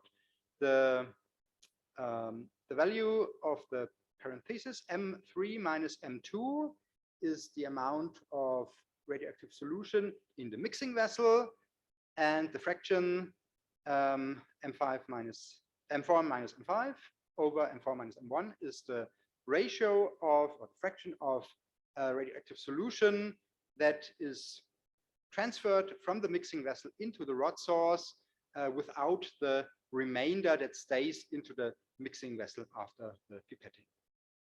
Unfortunately, we experienced a rather big uncertainty because of the drift of the laboratory balance because of remaining electrostatic charge on the mixing vessel.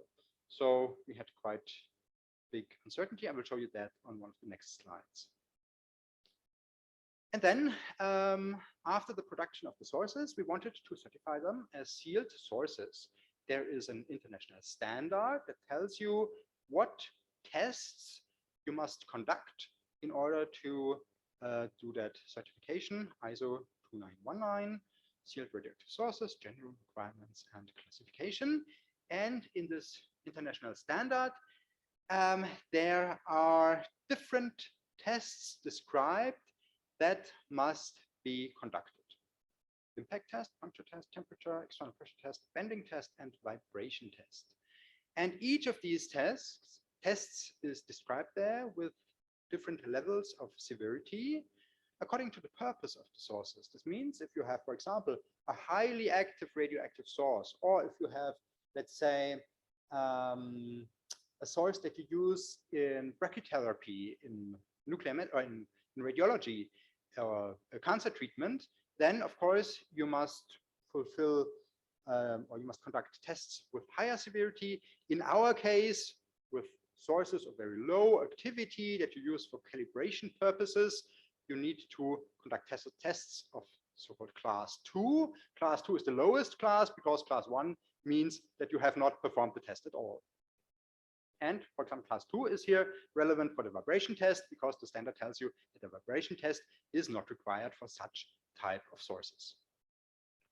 After each test, you need to conduct a wipe test in order to determine if the sealing of the sources is still functioning or if it has failed. And of course, we did that.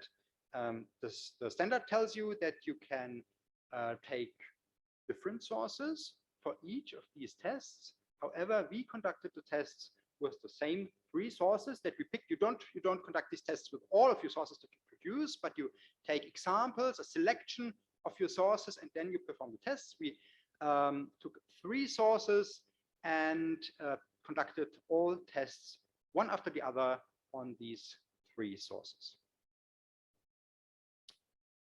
Here is a photo and a description of the impact test. You put the source, which you can see here in the photo at the very bottom. On top of that, what is called a steel anvil or steel plate. And then you let a weight fall onto the source, and the different classes of severity determine the weight of that, or the mass of that weight that is dropped onto the source. For class 2, you need a weight of 50 grams from a height of 1 meter. The next class would be a weight of 200 grams, also from 1 meter. We took a weight with a mass of 57 grams in order to fulfill class 2 and let it fall onto the source from 1 meter.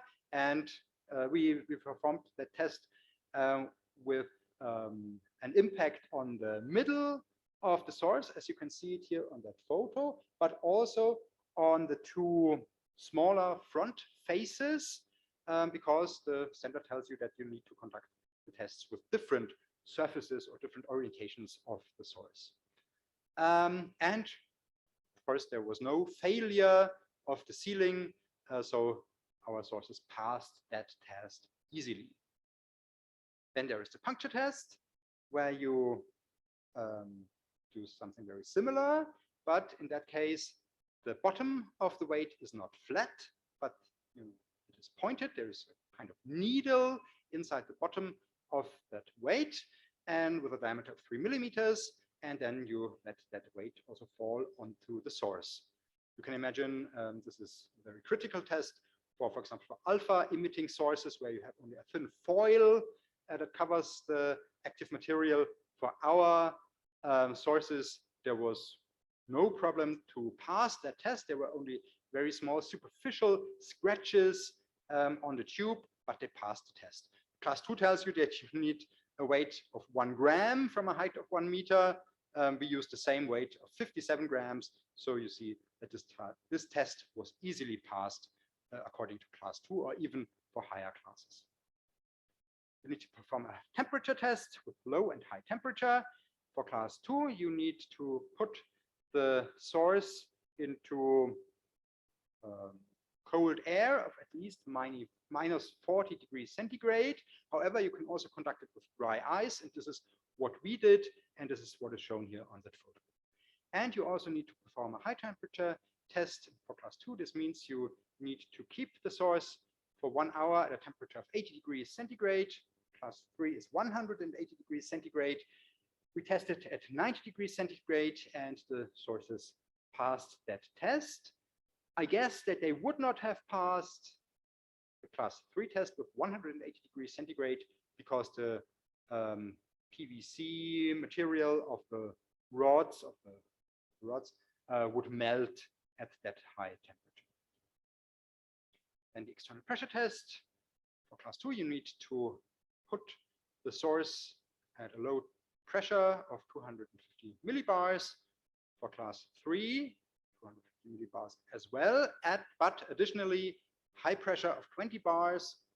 We only conducted the low pressure test, so class 2 was passed for these tests as well. We tested at 140 millibars.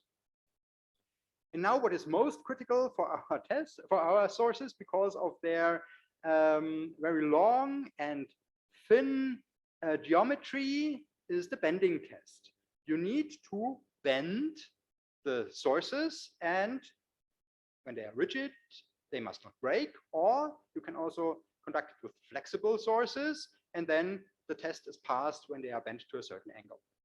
However, as our sources are rigid, we tested with a weight until the sources broke. And on the right-hand side, you see the setup. The source rests onto smaller steel bars at a defined distance. And in the middle of the source, there is a third, bigger steel bar that you pull down with a defined force. And then you check if the sources break or not. And for class 2, you pull down with a force of 100 newtons, which is equivalent to 10.2 kilos. And we observed that our sources broke at masses between 12 and 14 kilograms. So you see that this test was hardly passed, but it was passed for class 2. After the sources broke, we conducted wipe tests of the fracture surfaces, and we saw that these wipe tests were negative. This shows us that the radioactivity is fixed inside the epoxy resin so firmly that even when you wipe the epoxy resin, you will not get contamination. So to summarize these tests for sealed sources, all tests were passed, some easily, some only hardly. So we could certify them as sealed sources according to class 2, except of the vibration test that was not required for calibration sources. And then you are allowed to give your sources a certain name, which is the name that you see there, ISO, referring to the international standard, 12 to the year 2012 when the standard was issued, A for sources of lower activity, then all these numbers 2 for class 2, except of the 1 at the 4th position, which is the vibration test, which was not conducted, and the 1 in parentheses is the type of bending test that you performed and was passed, so we could write out 1 here. So this is all that I wanted to tell you about the production of the sources. Now I would like to continue with the quality assurance, and I suggest that questions can be asked at the end of that presentation. So we conducted several measurements, or I must say a lot of measurements on these sources. We measured the single sources on a gamma spectroscopy detector at EFS, but we also measured complete sets of the sources in the phantom in whole body counters. We conducted this type of test at all of the whole body counters that were available to us from our organizing team at BFS, IRSN, KIT in Karlsruhe, Germany, and here in Madrid at CIEMAT. And here at CIEMAT, not only measurements were conducted with high purity germanium detectors, but also with a sodium iodide detector. Let me start with the measurements on the single sources. These measurements were applied to check if the activity was distributed throughout a set of sources in a homogeneous way. That means that all of the sources of one set have approximately the same activity. This is important for us in order to determine that the activity in the phantoms is distributed homogeneously and that there are no hot spots with sources of significantly higher activity at specific places of the phantom. We also use the results of these measurements to attribute the sources that we produced to the two phantoms that we had in our intercomparison. So all of you participants received only one phantom, but you have already heard it in the previous presentation that we had two measurement circuits attended to and shipment. And for this purpose, we used two phantoms simultaneously, and we wanted to equip them with approximately equal activities. So we used or applied the results of these measurements to decide which source needs to be in which phantom so that they get the equal activity. And we originally planned to determine also the reference activity from these measurements. However, on one of the next slides, you will see that we found some discrepancies between the measurements of the phantoms and the measurements of the single sources. So we decided, as Stéphanie Beaumont will show you in her presentation, that we will apply the robust mean of the results as the reference activity. Additional to these measurements, we also conducted measurements of single sections of sources. For this purpose, we put a selection of sources onto a collimated detector, and we checked if the activity inside these sources is homogeneously distributed along the length of the sources. In fact, this is not so important for the measurement of the phantoms that you conducted as participants, because you would not have noticed if, for example, in one of the sources, one end would contain higher activity or higher specific activity than the other end of the same source. But for conducting the measurements of single sources, it was crucial that the activity was distributed homogeneously throughout the source along the length of the source. So we conducted the measurements of the single sources on a gamma spectroscopy detector, which was calibrated with rod sources that we also purchased from Nucleotech with traceable activity, and the sources that we used for the calibration of the detector contained cobalt-60, barium-133, and cesium-137.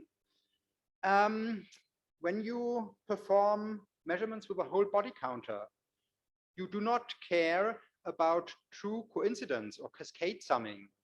But this is an issue when you perform measurements with high efficiency, as you do it when you perform measurements on a standard gamma spectroscopy detector, because nuclides that emit gamma radiation one after the other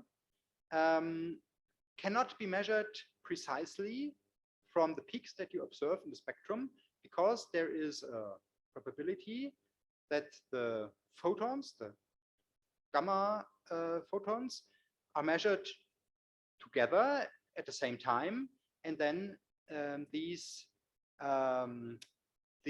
emissions are counted not at the single energies, but at the sum of the energies. And this is an issue that can hardly be corrected for.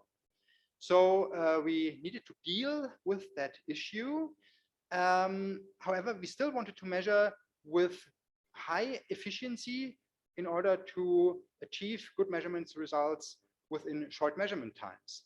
So we measured those nuclides that were also present in the calibration standard with a high efficiency geometry with close contact between source and detector, and all other nuclides where we could not correct that problem or that influence with a big distance between source and detector of 19 centimeters as a lower efficiency measurement, because in lower efficiency measurements, this issue has less influence than in high efficiency measurements.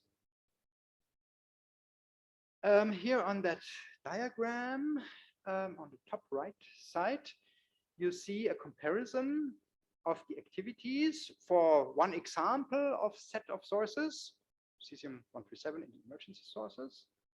On the x-axis, the activity that we calculated from the mass of the solution in the sources. And you see some dispersion of results from about 71 to 81 becquerels.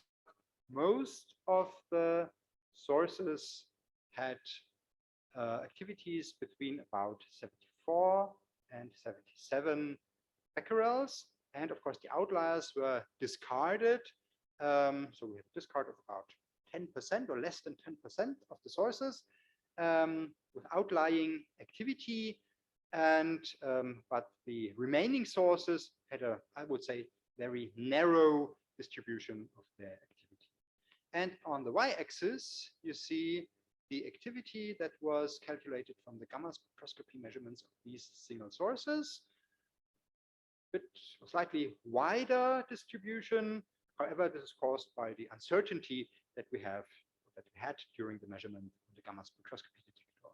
But what you can see is a deviation of the average or mean or median values of the two methods. The arithmetic mean on the x-axis is at about 76 becquerels, whereas on the y-axis it is at about I would say 79 or 78 becquerels. So there is some discrepancy between the two ways of determining the activity of the sources. Here there's the on the left side there are the values, the medians 75.6 and 78.2. That's a bias of 3.5%. So you see that we could only, let's say, generally confirm the activity of the sources based on the mass of solution, but there is some bias between the two methods. So afterwards, we conducted the measurements of entire phantoms at several whole body counters that I introduced to you at one of the last slides. Here are photos from the measurements that were conducted at CIEMAT. In the top left photo with the sodium iodide detector system, and the lower left photo with the high purity germanium detector system, a detector of broad energy or veggie type as it is called. On the right hand side, the phantom set up in the sitting geometry. Now here are the results of these QA measurements. What I call reference activity here is the activity based on the measurements of the single sources on a gamma spectroscopy system. As I already mentioned, this will not be the reference activity for the evaluation of the results of the participants. The dashed line is the same activity of these of the reference activity, and the dotted lines is the single and double standard deviation. And you see here the other bars that show the measurement results from the different whole body counters that, at least for these sources of this Victor task, +1, we could reproduce the reference activity with quite good precision. However, this is not the case here in this slide for task 2 emergency. For Cesium-134, that was still possible. However, for Cesium-137, we had a bias, a negative bias of the measurements in the whole body counters compared to the reference activity. We conducted the measurements of the single sources on a gamma spectrometry system also after the measurement campaign. What is shown here as reference activity are the results of the measurements before the measurement campaign, but in particular for the sources where we found that bias, we repeated the QA measurements of the single sources after the campaign. However, so for some sources we were able to correct the reference activity, but for some sources not. And in fact, this is I would say, uncertainty why we have the bias. So we don't have a precise explanation for that finding. These are results for task 3 medicine, germanium-68, upper diagram, and yttrium-88 in the lower diagram. And for this task, we used 2 different separate sets of sources because of the short half-life of the nuclides. Set 1 was offered to those labs that participated in the first half of our measurement campaign. Set 2 was offered to those labs that participated at the end of the measurement campaign. I have not talked about reference activity because it did not matter by now. Here on this slide, I need to talk about reference activity. The reference activity for set 1 is the beginning of that first half of the measurement campaign at all. And the reference activity for set 2 is the beginning of the second half of the measurement campaign, when these sources were started, or when we started to use these sources for the measurement campaign. So you see that they, at these 2 different reference dates, these sources have approximately the same activity, and this allowed us to offer the labs in the second half of the measurement campaign to measure approximately the same activity as those labs in the first half of the measurement campaign.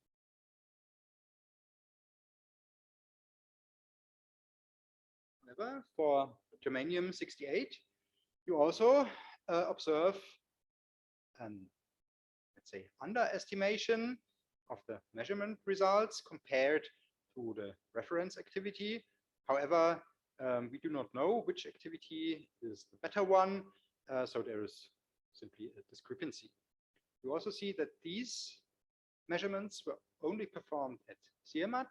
This is because of the short half-lives. We were able to produce these sources only in the weeks just before the start of the measurement campaign. And of course, there was only little time to perform these QA measurements, so they were performed only at CIEMAT and at BFS as well. However, this is not true. And then task 4, calibration with barium and europium. And here as well, at least for the barium, you see an underestimation, bias towards smaller values between the QA measurements with the whole body counters compared to the reference activity from the measurements of the single sources. And of course, when I say single sources, the activity that is shown here as a reference activity is the activity summed up over all sources in the phantom. It's not the activity of a single source, but it's the activity of the whole phantom, but the calculation is based on the results from the single measurements. Okay, now, last part of my presentation, I would like to show you how we organized the 2 measurement circuits of our measurement campaign. I already mentioned that we had a tended tour where the phantoms and sources were transported by ourselves, by Jana Buchholz of BFS, and the driver, transported by car to the different locations of your whole body counters. And in the second circuit, we shipped the sources to those labs at the edge of Europe, because the locations of these labs were too far for us to go there by car ourselves. We shipped the sources by a regular parcel service, DHL, because they do not count as radioactive substances, radioactive material, in a legal way or legal definition of the term. So we were able, because of their relatively small activity, we also distributed the sources over several of such parcels, and that's why we were able to ship them with a standard parcel service and not by a specific service that can handle radioactive substances. In the attended tour, we had 2.5 days per lab. Anna Buchholz arrived at the lab in the early afternoon of the first day, conducted first measurements. Then the night in between could be used for the longer time measurement of the calibration task. And then he left the lab the late morning of the second day. We think that the attended tour has several benefits compared to the tour by shipment. One is that the phantoms could be prepared by Anna Buchholz, so there was no uncertainty, no mistakes how to prepare them. We were able to gather information about the labs from our own observations, for example, what type of measurement chamber and detectors they use, how they conduct the measurements, and the surrounding rooms of that lab. We were also able to gather preliminary results. Of course, we asked also these labs in the attended tour to tell us their final results in written form afterwards. But as it was mentioned before, we had some issues with some labs because they were quite reluctant to tell us their results by now. So it was valuable that we were able to gather preliminary results already at the lab. In cases where we found divergent results or bad results from the labs, we had a better understanding what might have caused that discrepancy. For example, there were labs that conduct measurements with only a single detector that faces the chest of the phantom. Of course, in our phantoms, the activity was distributed homogeneously, but some of these labs had a calibration only for the activity in the chest. So they could not calculate the activity in the whole body with good precision. And observing that fact ourselves made us able to understand what could have caused that divergent result.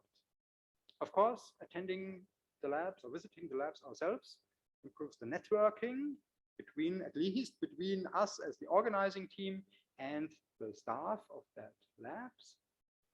And last point, we visited 3 countries where we needed customs clearance: Switzerland, Norway, and the United Kingdom.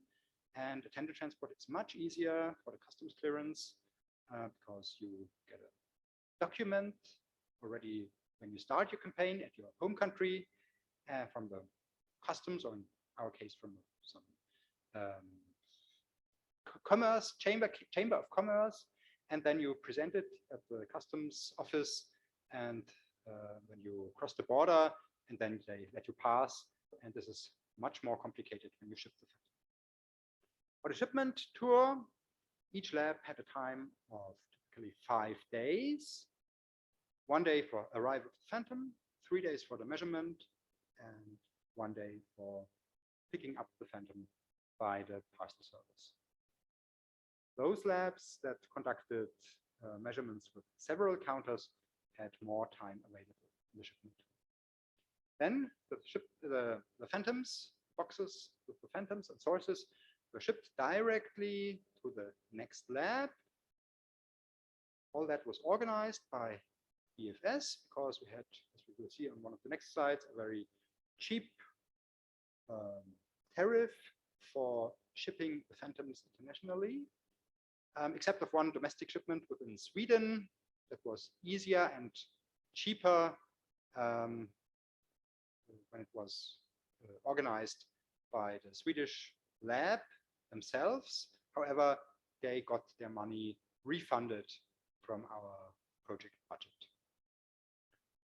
In between, the Phantoms stayed at our lab at BFS for some quality assurance measurements in between, and for us to check if the Phantoms and sources are still complete. You have already seen that map in one of the previous presentations. In red, the intended tour. In blue, the labs or the locations of the labs at the edge of Europe that we needed to serve by shipment. And you can see that Norway, Switzerland, and the United Kingdom took part in the attended tour. Now that I'm showing you the map of the participants, I would like to take the opportunity in between to say thank you to all the participants, because our comparison would not have worked by organizing it only, but of course we required your cooperation as participants to perform these measurements, to calculate activities, and to tell us your results, and also to tell us all the other information, much information that we wanted to know. And so thank you to all of you who participated in our comparison. Here is a short overview of the schedule. We conducted the shipment as soon as the COVID situation allowed that. In fact, at the beginning of our project, we planned to conduct 2 circuits, attended to end shipment.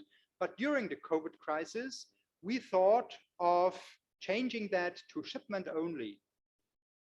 However, we observed that we needed a much longer time, and it would have been much more expensive if we had only shipped the Phantom to all of the participating laboratories. So we were glad that finally we could also conduct the attended tour during summer and autumn 2021. Yeah, these are the timeframes of the shipment and the attended tour. And in August and September, there was one time in each of these 2 tours where we exchanged the sources for task 3 medicine, because of the short half-life of the nuclides. And that's when we started to use the second set of sources, or at the very end also both sets together. The shipment was conducted by, as I mentioned, by a standard parcel service, which was DHL. And we had access to their web portal.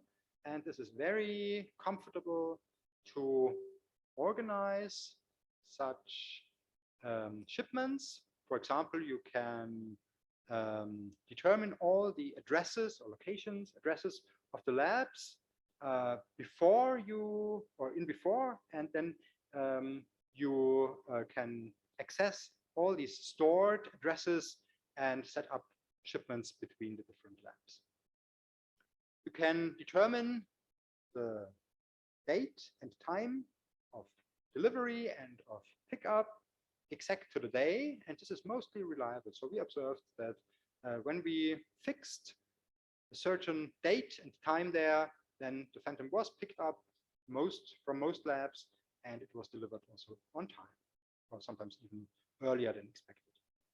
You can also arrange pickup of the Phantoms at short notice, so I would say this is really comfortable.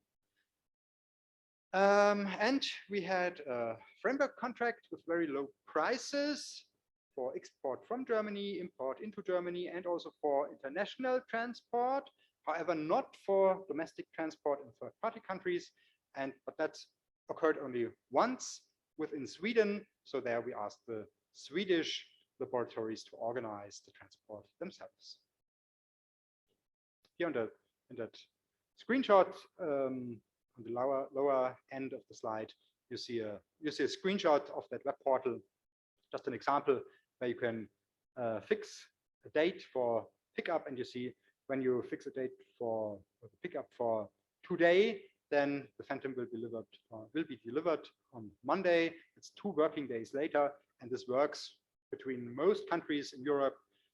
Shipment times of 2 days, also I would say very fast. Of course, for the shipment tour, we needed to provide a lot of information how to set up the Phantoms and equip them with sources so that they could set up the Phantoms with the same quality as in the attended tour where my colleague Werner Buchholz did that. So we prepared several documents in text with drawn sketches, as you can see it on the right-hand side, step-by-step photos of the setup of the Phantoms, and also videos were edited by Siamat, as you can see in the screenshot in the middle. Here a video also with subtitles that describe what is going on during the part of that video. So I hope that all the participants that took part in the shipment tour were able to set up the Phantoms without any issues or questions. We did that for different geometries of setting up the Phantom.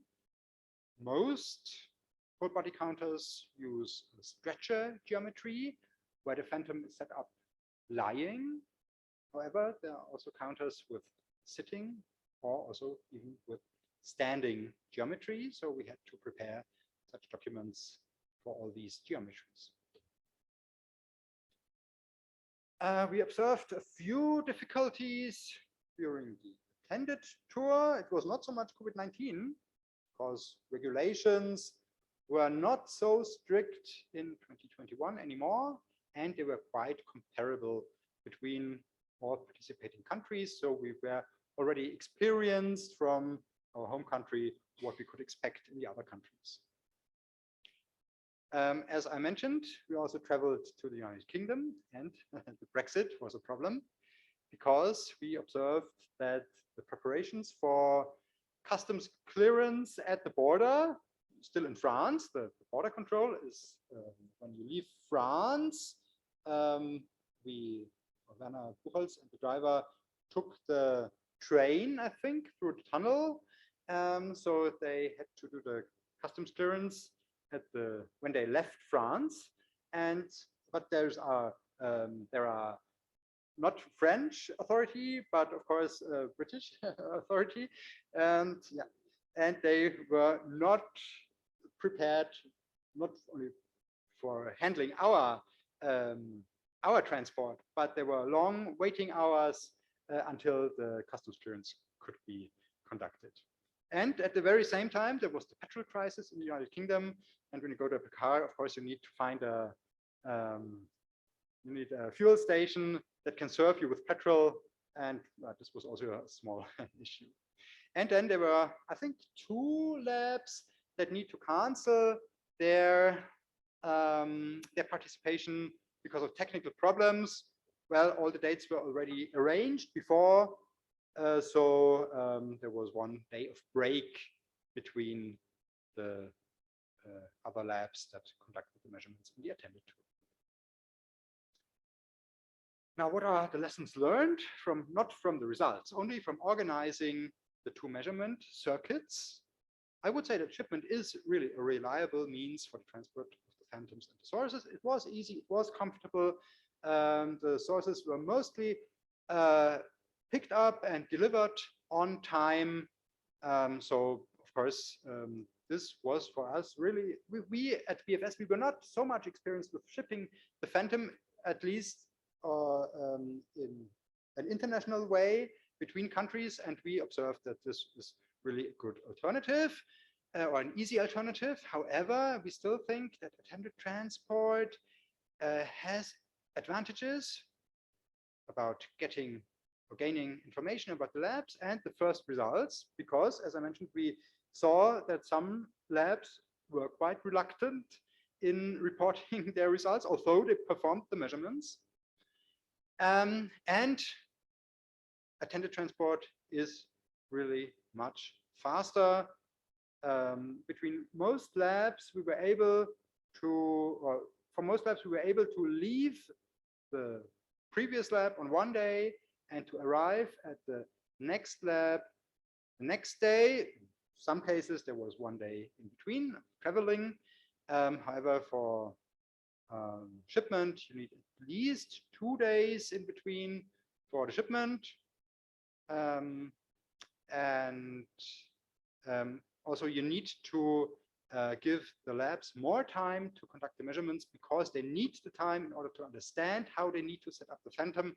This is much faster when you visit the labs yourselves. And here you see in the attended tour, we could serve 24 labs in 12 weeks. In the shipment tour, only 11 labs in 18 weeks. Our project, as it is funded by the European Commission, will be over soon.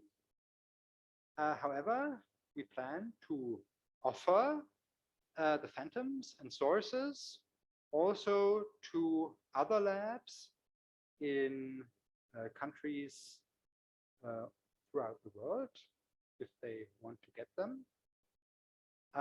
We have received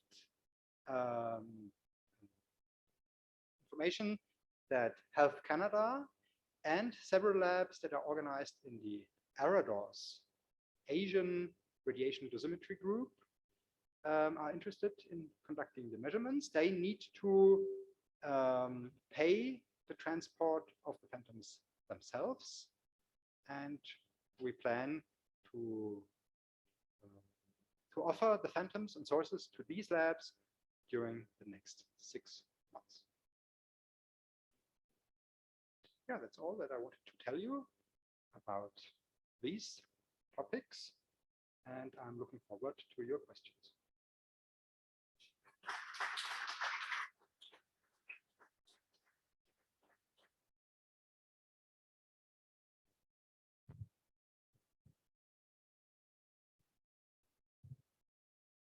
Thank you. So Alexander Mauring from the Institute for Energy Technology in Norway. Thank you for the really clear and informative presentation, and also for the really immense and impressive work you and your colleagues have been doing to produce and characterize these sources. I actually have 2 questions, if you'll allow me. The first one is about potassium-40. Have you characterized all the source sets for potassium-40? And if so, how was this done? Because I guess you didn't spike with potassium-40 in the production. Determining the activity of potassium-40 is quite easy because you can determine it from the weight of the potassium. It's just potassium salt. I'm not sure what is potassium chloride or whatever. And it has a specific activity that is well defined. And so I think there is really no problem in determining the activity of such a potassium-40 source. I know that it is unusual to put potassium-40 into such phantoms for a proficiency test. For example, IRSN does not do that.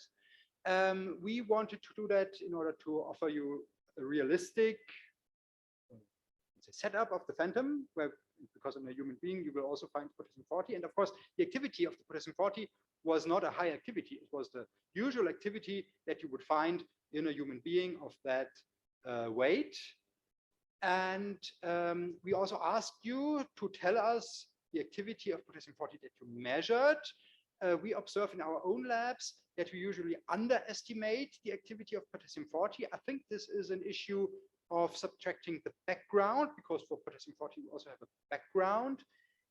So we know that there is this issue with usually underestimating the activity. So we also wanted to know if you can determine the activity of potassium-40 correctly, although in your usual, let's say, tasks in occupational monitoring of workers, you usually are not interested in the potassium-40.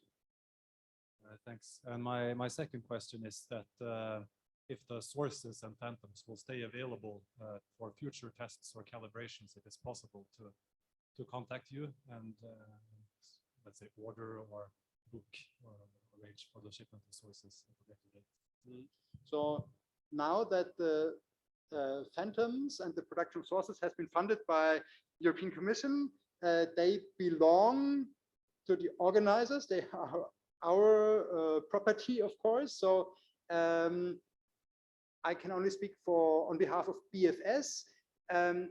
We will offer the phantoms and sources now for this more international worldwide tour. We will not charge them a fee for lending the phantoms and sources now. They only need to bear the costs for shipment. Later, I think we need to charge you some amount for lending the phantoms and sources. We do that on a regular basis because in Germany, several labs ask for lending the phantoms and sources frequently.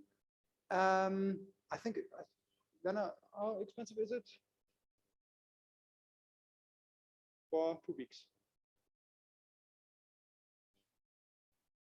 350 euros for 1 week, 420 euros for 2 weeks.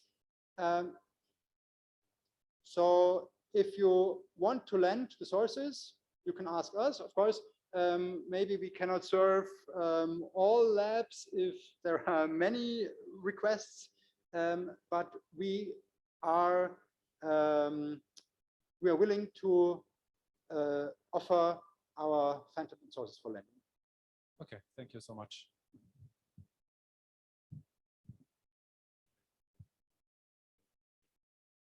Anna?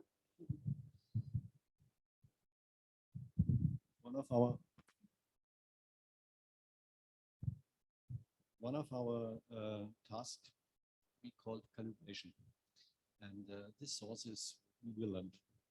That's no problem because we have high activity, so you can do your measurements with small times. You don't need overnight measurements, so the time period you can do a lot of calibration measurements.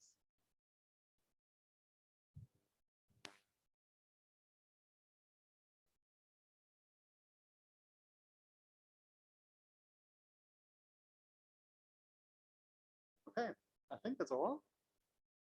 Ah, yeah, no. One moment, the microphone. Sorry, what was the experience with DHL as transport company for the Phantom? Do you recommend it instead of a company expert in transport of radioactive material? Well, first of all, it was much cheaper to organize the transport with DHL. You have seen exemplary prices on that screenshot, 200, 300 euros. I think this is usual or typical rate of transporting. I'm looking over to Werner. Yeah, this is much cheaper than transporting with a specialized company. Or what is your experience? How expensive is transport of material with the company that you use for RSM? Yeah.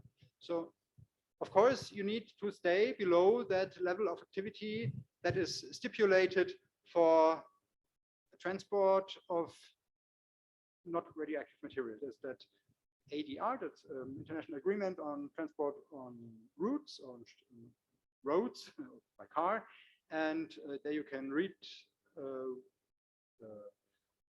the limits that you must stay below for transporting not non-radioactive material. And well, as I mentioned, they are experienced in performing international travel. We got recommendations beforehand how to organize that, because we were able to talk to them, because they are experts in international travel all over the world. And as I mentioned, that web portal is really comfortable, and they were reliable, so I can recommend. Probably there are also other providers of such travel, not only DHL, but DHL is or was, in our case, a very good provider for such shipment. Just a point, I completely agree with you. It's the activity, the level of activity, because to travel with this kind of thing, it's regulation that go that's why you say the activity is quite not small, but anyway, enough small, but for some source it should be difficult to use this kind of company. You needed to separate the, the package to be sure. We had this problem at the beginning, but it was good experience that for France, for example, the weight was limited. So we saw only 2 package. So there are some special rules, but otherwise it's a very good solution and very easy to use.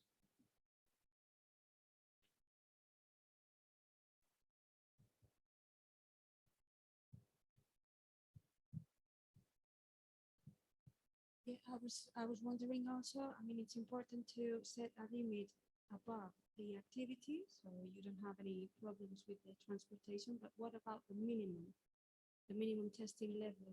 How long are the phantoms going to last then? Well, of course, the very short-lived nuclides will decay soon. So we must even hurry for serving the labs in Canada and East Asia so that they are still able to determine the activity. The other sources will decay according to the half-life of the nuclides. So, of course, Cesium-134 is rather short-lived, and barium and europium cannot be used for decades as well. But, well, of course, in our German BFS Intercomparison, we are not so much interested in that minimum testing level. I know there is the international standard that stipulates that minimum testing level. And in our European Intercomparison, we observed that minimum testing level and stayed, I think, above that level. So in that range that is stipulated in that international standard as a typical range of activities for such proficiency tests. However, of course, if you are below the minimum testing level, you might still be interested to receive the phantoms, although the activity is below the level that is determined or defined in that international standard for proficiency tests. Yeah, thank you. I was just curious about like how far you can still use those phantoms, and even if we could even consider like renting them or something, but if the activity decays too much, may not be that useful for our purposes. Sure. Thank you.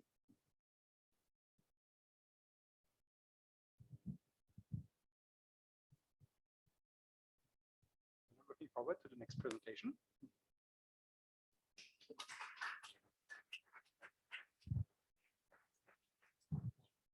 So next speaker is Tiffany Beaumont from IRSN.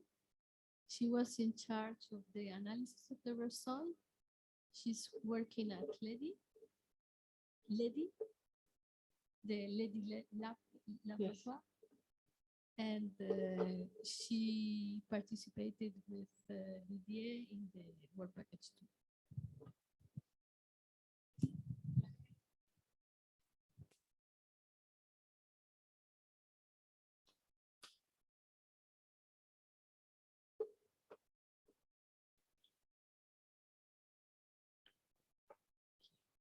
Okay.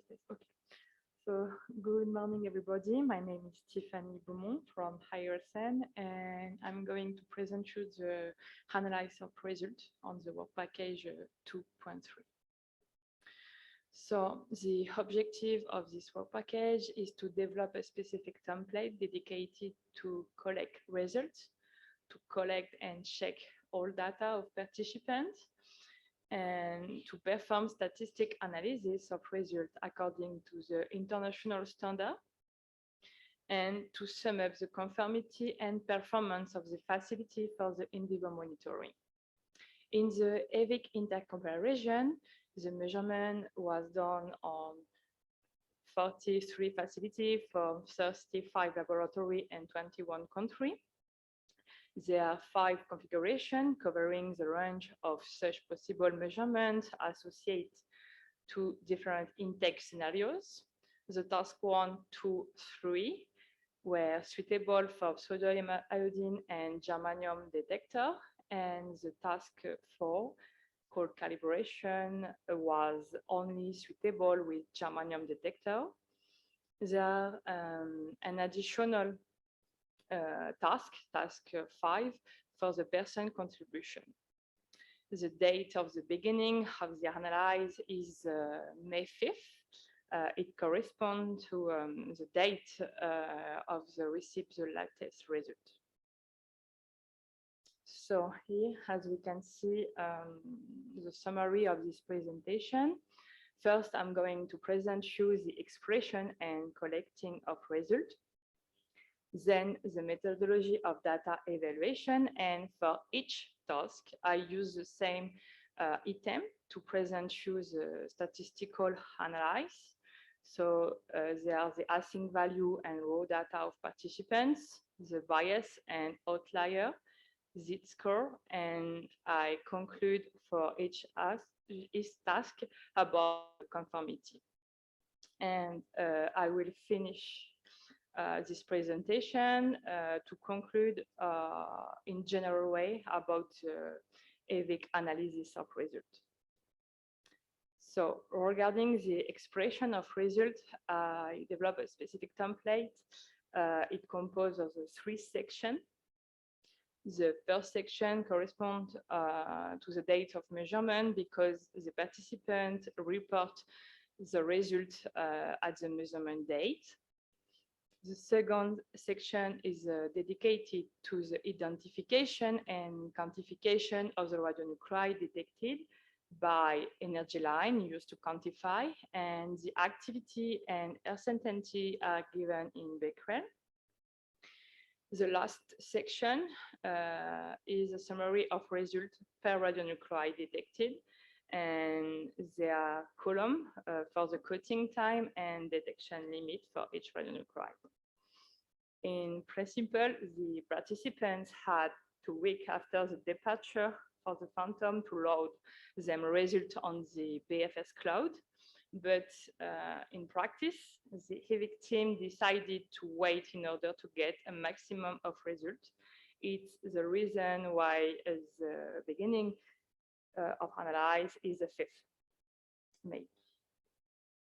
So to collect this data, I download on the cloud all files of participants, and to limit the input error and to reduce the check circuit composed to 3 persons, Werner from BFS, DJ and myself from IRSN. I use a link between the download file and the IRSN analysis template. As we can see here, it's an example of the task 1 Victor. As report the data of the activity, total uncertainty, and detection limit. And we can see there a column about the activity at reference date, because the decay correction to a reference date was conducted by the EIVIC team. So this table sums up the reference date for all radionuclides. The reference date is the same for the long half-life radionuclide. It's 1st May 2021. It corresponds to the date of the beginning of the intercomparison campaign. But for the task 3, germanium, gallium, and yttrium, it's a short half-life radionuclide. So it was a specific reference date. The set 1 was used during the first part of the intercomparison. So the reference date is the same for the long half-life radionuclide, is the 1st May.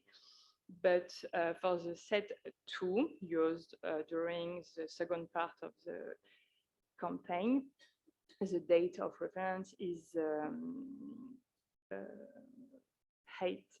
10 of August.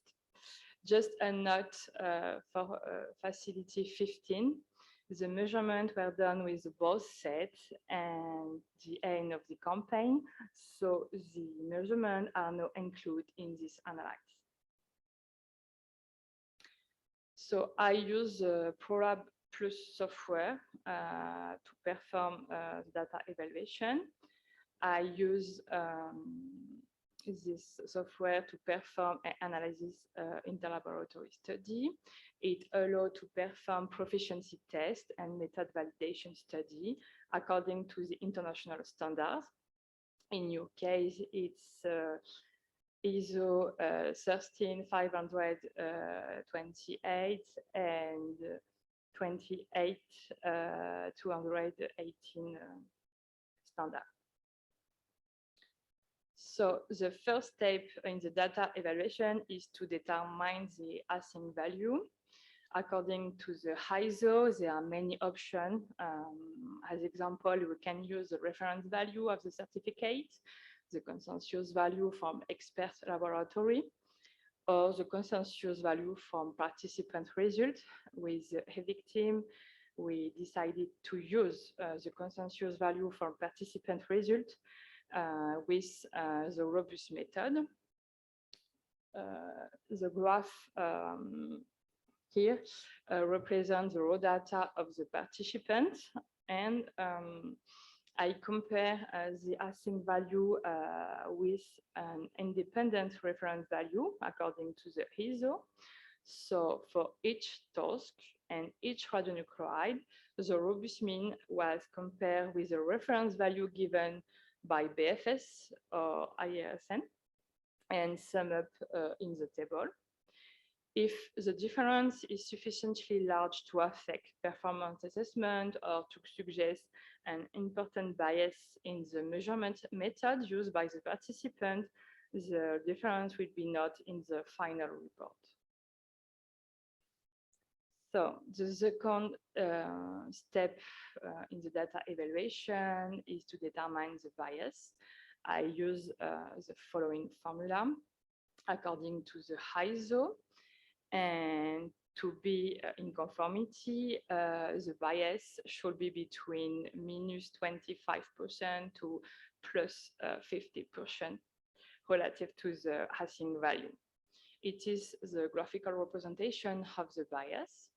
And I use also a statistic test on the distribution of results to research outlier. It's a group test. Then the third step of the data evaluation is the Z-score. It's an indicator of the laboratory proficiency compared to that to the other laboratory. And the Z-score is calculated with a formula and depends on the robust standard deviation. It is a graphical representation of the Z-score, and the criteria are as follows. If the Z-score is less than 2, the result is acceptable. If the Z-score is between 2 and 3, the result is considered to give a warning signal. And if the Z-score is over 3, the result is considered to be unacceptable and give an action signal. The Z-score depends directly on the dispersion of the result from the laboratory. So now I'm going to present you the result of the task 1 called Victor for cobalt-60, barium-133, cesium-137, and potassium-40 for the P4 configuration. I try to give you some time to search your result on this graph, and don't hesitate to tell me if it's too fast. So it's the raw data of the participant for the cobalt. The graph represents the activity in function of the facility. In blue is the result of each facility. The red line represents the limit -25 and +50%. The async value is represented by the black line, and it determined with ample statistic robust method for each task. And in the table, you can show the difference between the reference value given by RSN and the robust mean. So in this case, the difference is 7.12%. The distribution of data is close to the target value. There are 3 facility over than limit. And the number of facility reporting results is 39 for this radionuclide. So it is the result of the biome. The number of facility reporting result is 39. We have a good distribution of data, and the difference between the robust mean and the reference value from IRSN is 4.19%.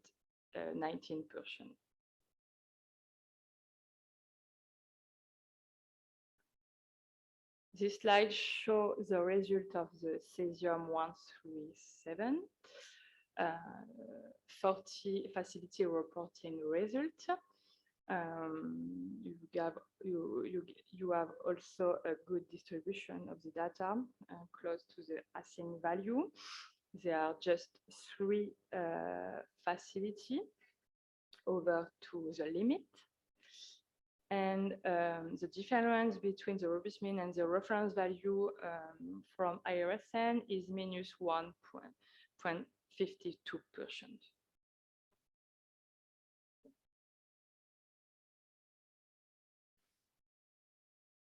So this slide shows you the result of the potassium 40. 28 facility had reporting a result. There are a lot of variation in this distribution for this radionuclide. And the difference between the robust mean and the reference value from the FS is minus 6.41%.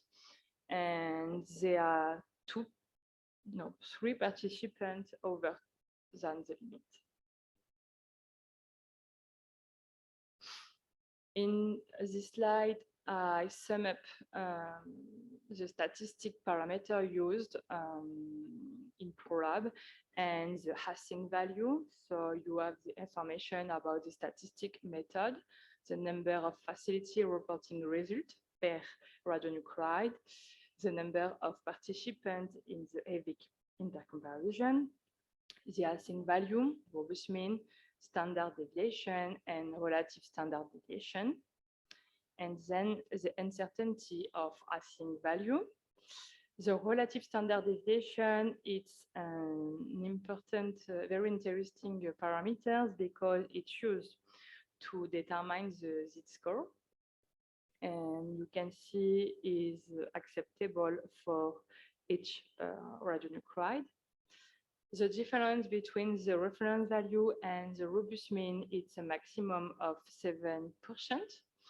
It doesn't reflect a systematic bias because you have an overestimation or underestimation between the robust mean and the reference value. But to ensure an homogeneous analysis between tasks, the robust mean was used that the Async value. So I'm going to present you the bias. This slide shows the result for the cobalt. So in this graph, it represents the bias in function of the facilities. The black line represents the limit, minus 25 and plus 50%. As we can see, there are 3 facilities, 27, 28, and 39 in non-conformity according to the ISO.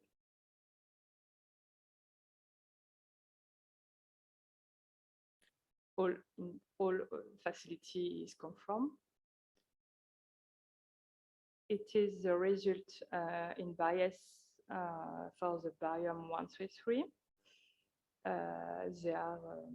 It is the same graph, and there are 4 facilities, 27, 28, 31, and 39 in non-conformity according to the ISO, and the other facilities are conform.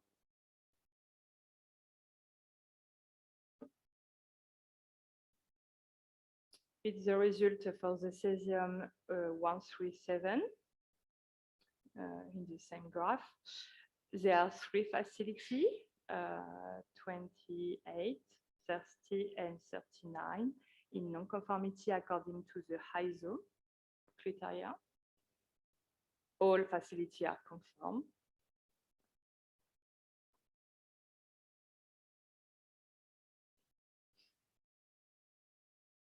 And then it's a result for the potassium. There are 3 facilities, 14, 28, and 37 in non-conformity according to the ISO criteria, and the other facilities are conform.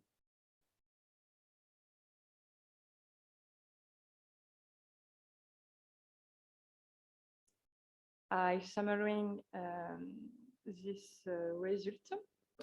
So the bias was calculated by comparing the participant result with the Async value, so the robust mean. And according to the ISO criteria for the potassium, 25 facilities are conform and 3 facilities are non-conform. For the cobalt, 36 facilities are conform and 3 facilities non-conform. For the barium, 35 facilities are conform and 4 facilities non-conform. And finally, for the cesium, 37 facilities are conform and 3 facilities are non-conform. This table resumes the exact value of the bias for the facility in non-conformity. And I also had the result of the globe test about the outlier and the suspicious value.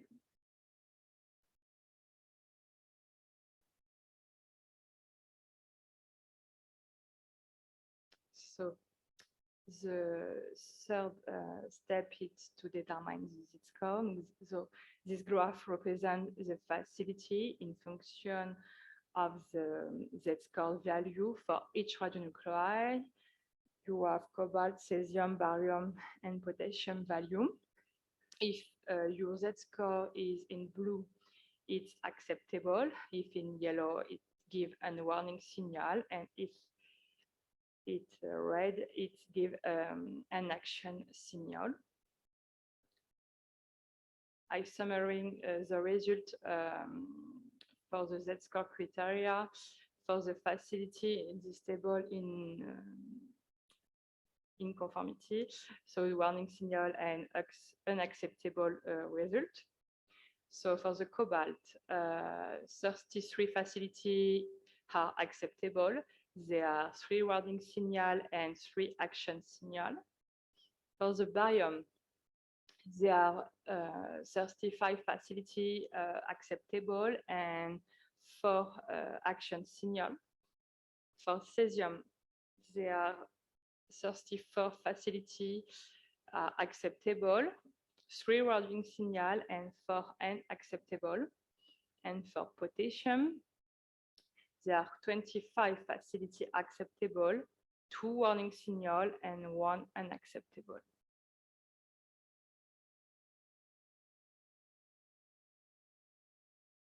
So to conclude for this task, I made a table with the result in conformity about the ISO 28218 and the ISO 13528.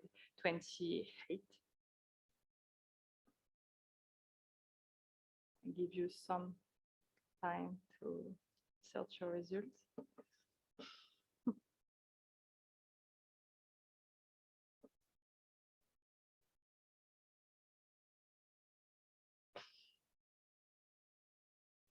It's good.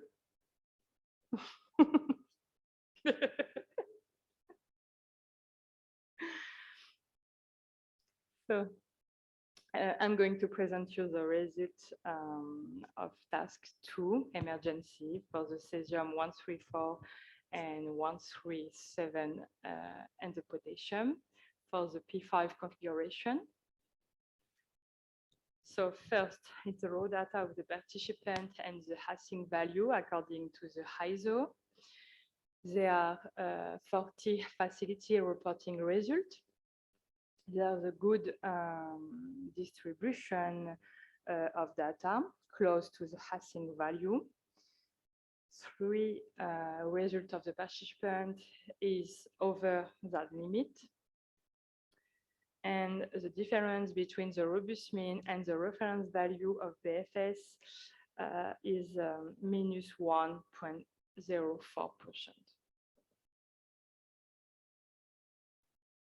The result for the cesium 137,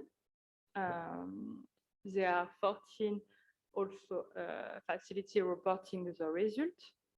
There's a good distribution of data close to the Async value. And the difference is a minus 7.09% between the robust mean and the reference value of BFS.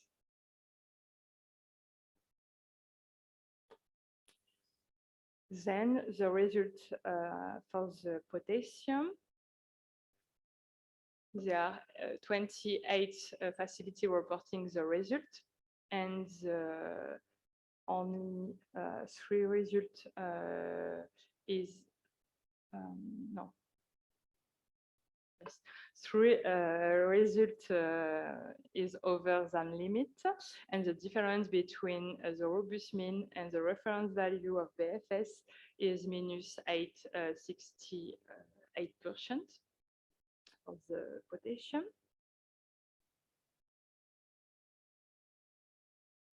So it is the same table that the task 1. It's summarizing the result of the Async value and the statistic parameter used in ProRab. There are a good relative standard deviation for each radionuclide, but is more important for the potassium, is 20%. But the difference between the reference value of BFS and the robust mean is a maximum of 9%. So we use the robust mean as a reference, the Async value.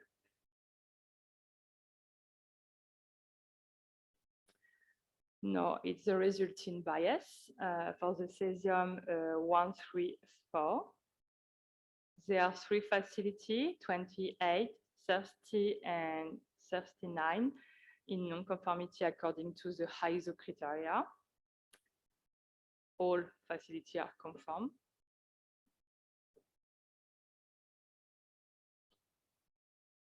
The result for the cesium 137, there are 3 facilities, 28, 30, and 39 in non-conformity according to the ISO criteria. All the other facilities are conform.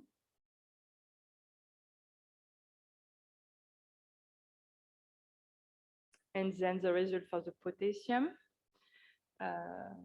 there are 3 facilities, 28, 37, and 39 in non-conformity according to the ISO criteria. The other facilities are conform.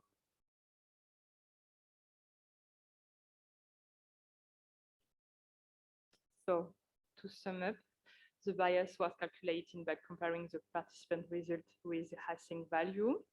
And for the cesium 134, 37 facilities are conform and 3 facilities are in non-conformity. For the cesium 137, 37 facilities are conform and 3 facilities are non-conform. And for potassium, 25 facilities are conform and 3 facilities are in non-conformity. At the same, I resume the exact value of the bias in this table, and I had the result of the group test for suspicious or outlier.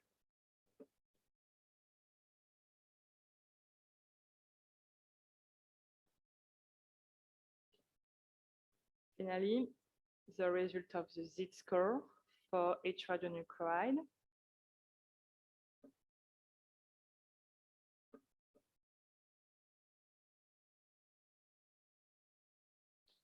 To sum up this result, the score was calculated, and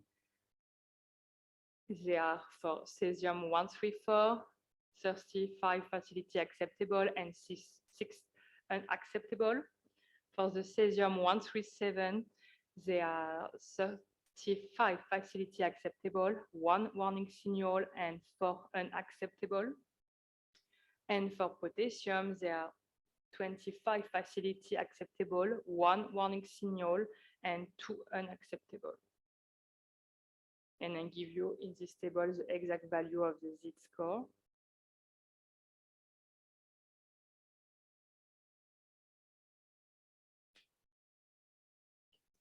And to conclude on this task, it is the result in conformity according to the standards for the task 2 emergency.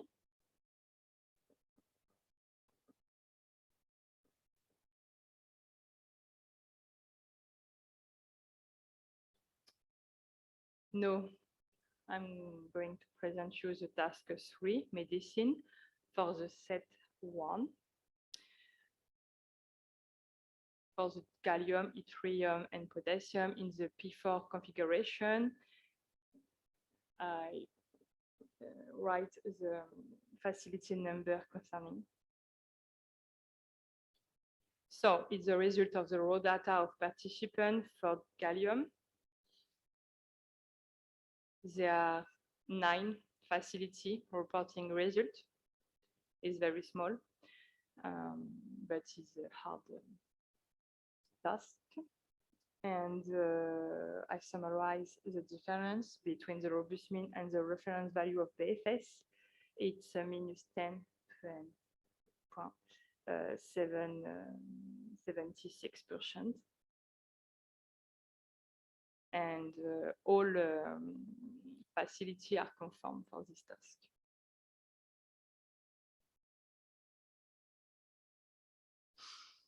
For yttrium, 18 participants reporting results.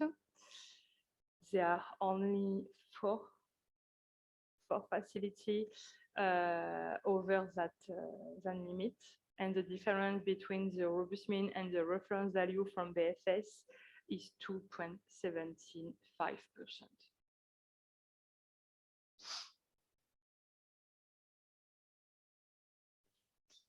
Is the result for the potassium.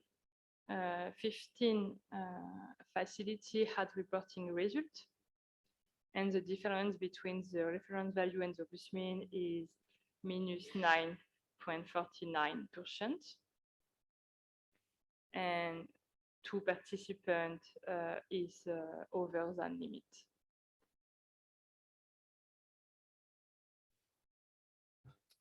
It is a sum up of the result and the statistic parameter. We have a good relative standard deviation, and the difference between the reference value and the robust mean is a maximum of 11%.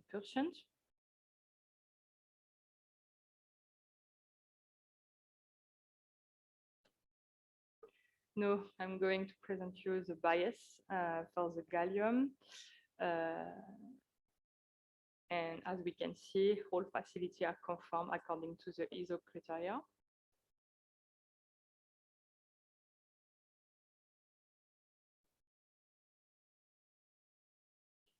For the yttrium, there are 4 facilities, 3, 6, 17, and 39 in non-conformity according to the EIVIC criteria.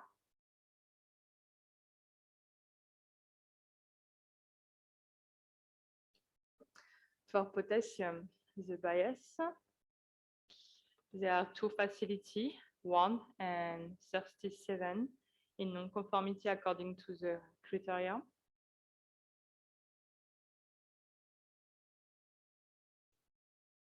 And this slide sum up this result for the bias. And they are for the gallium, 9 facility conform. For yttrium, 14 facility are conform and 4 facility are in non-conformity. And for the potassium, there are 13 facility conform and 2 facility in non-conformity. I resume, I sum up, sorry, the exact value of the bias for the facility in non-conformity.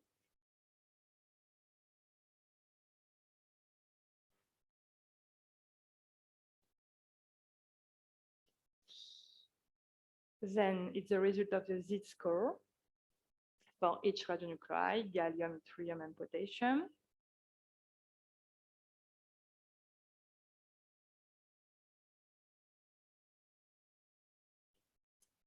The z-score was calculated, and according to the z-score criteria, they are for the gallium 9 facility acceptable, for yttrium 14 facility acceptable and 4 unacceptable. For the potassium, they are 12 facility acceptable, 1 warning signal, and 2 unacceptable. This table sum up the exact value of the z-score. It should be noted that the z-score evaluation for the gallium must be interpreted carefully because the number of facility reporting the result is less than 10.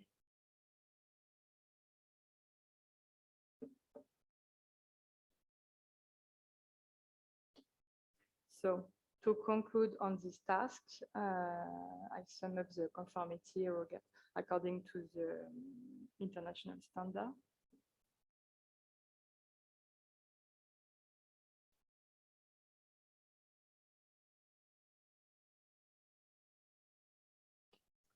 Now, I'm going to present you the set 2 of the task 3 medicine for this facility numbers.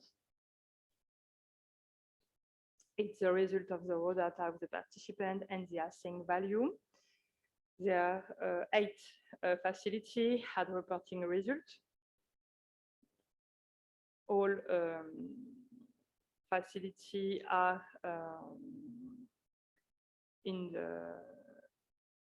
are good, and the difference between the robust mean and the reference value is minus 8.79%. It's the result for yttrium. There are 19 facilities had reporting result, and the difference between the robust mean and the reference value from the FS is minus 2.58%, and only two facilities are over the limit. And then the result of raw data and async value for the potassium. 14 facilities had reporting result. The difference between the robust mean and the reference value is 2.40%. And there are only 2 facilities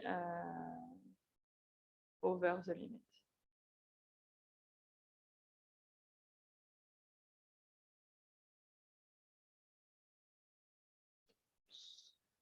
So, like the previous task, the statistic parameters are summed up in the table.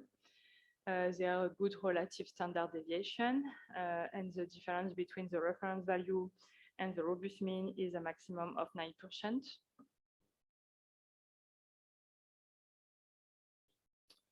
Now I'm going to present you the bias for the set 2 for the gallium. As we can see here, all facilities are conform according to the EIVIC criteria.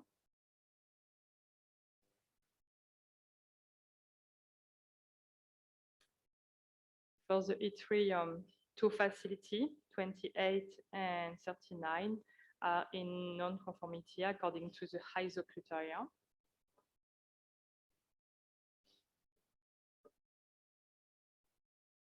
And then for the potassium, there are two facilities, 14 and 28, in non-conformity according to the ISO criteria. And the other facility are conform.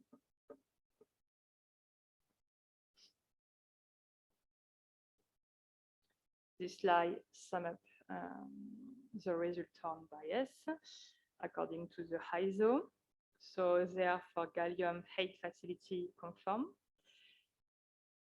For yttrium, 17 facility conform and 2 facility non-conform. And for potassium, 12 facility are conform and 2 facility in non-conformity. There's the exact value of the bias for this task and the result of the group test.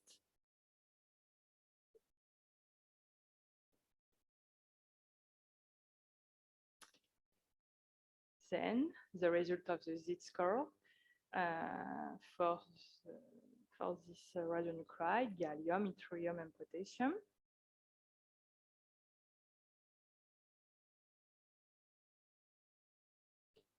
I resume the data in this table for the warning signal and unacceptable facility.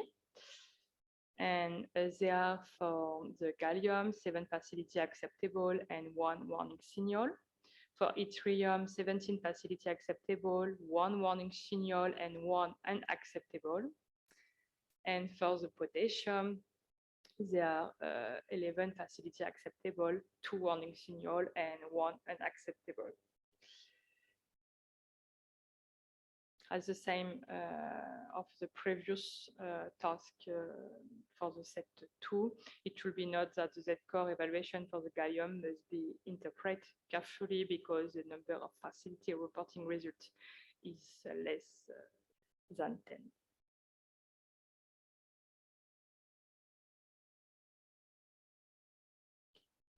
So the conclusion in conformity for the task 3 set 2 is as follows.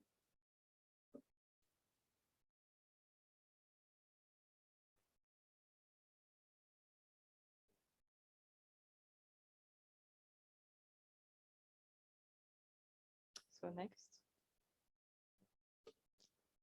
For the task 4A, calibration, for the barium 133, europium 152, and potassium 14 in the P4 configuration. So it is the raw data and the Async value, 21 facility reporting result. And all facility have results under the limit. And the difference between the robust mean and the reference value is minus 5.57%.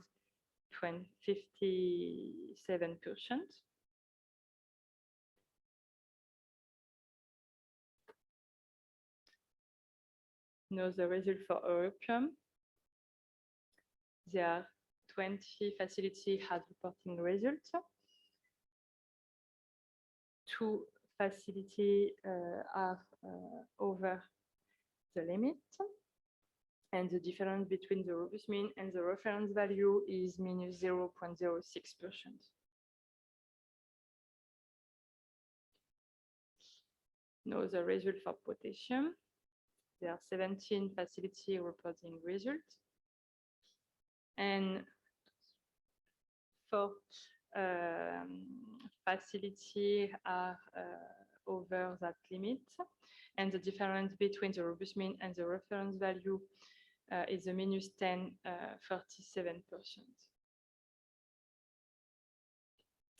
I sum up the statistic parameters, and we have a relative standard.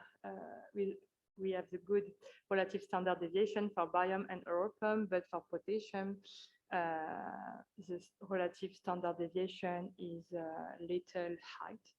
They are 32%.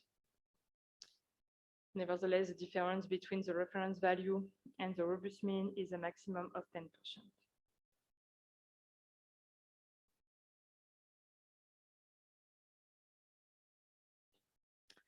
Now, I'm present you the bias for the task 4A.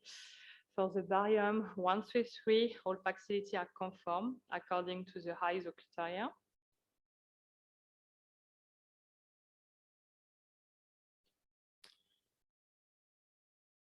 The result for in bias for europium 152, there are two facilities, 30 and 31 in non-conformity according to the ISO criteria. The other facilities are conform. The result for the potassium, 4 facilities are in non-conformity according to the ISO criteria. It's 14, 20, 30, and 33 facilities.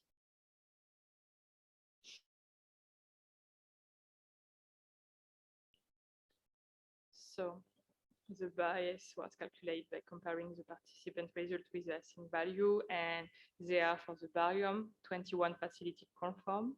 For europium, there are 18 facility conform and 2 facility in non-conformity. And for potassium, 13 facility are conform and 4 facility in non-conformity. This table resumes the exact value of the bias and the result of the group test.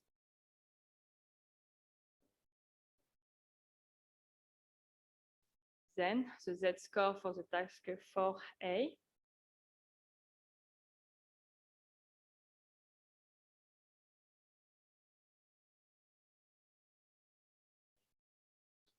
The Z-score was calculated and there are for the barium 18 facility acceptable, 2 warning signal and 1 unacceptable facility.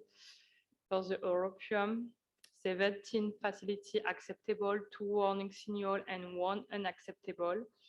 And then for the potassium, there are 17 facility acceptable. I'll sum up the exact value of the Z-score in this table.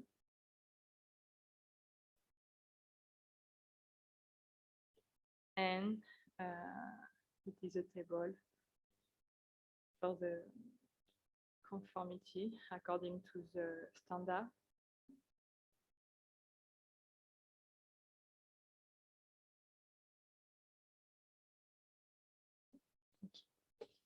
Next, for the task 4B, calibration for the same radonyl chloride and the P5 configuration. This slide shows the raw data of participants and the async value. 31 facility had reporting result. There's a good distribution of data close to the async value, and the difference between the robust mean and the reference value from BFS and not IRSN, it's minus 768%.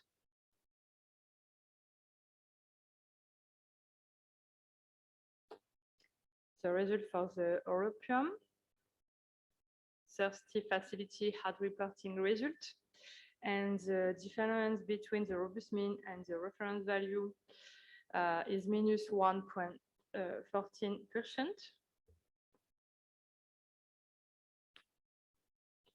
And then the result of the potassium, 21 facility reporting result. The difference is minus 14% between the robust mean and the reference value.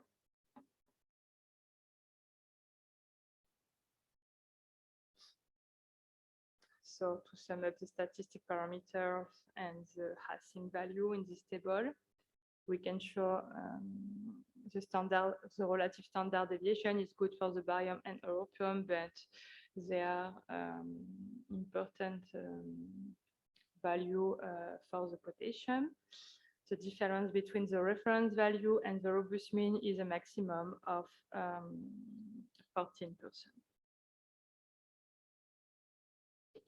Now the result in bias, according to the ISO for the barium, There are two facilities, 33 and 39, in non-conformity according to the ISO criteria.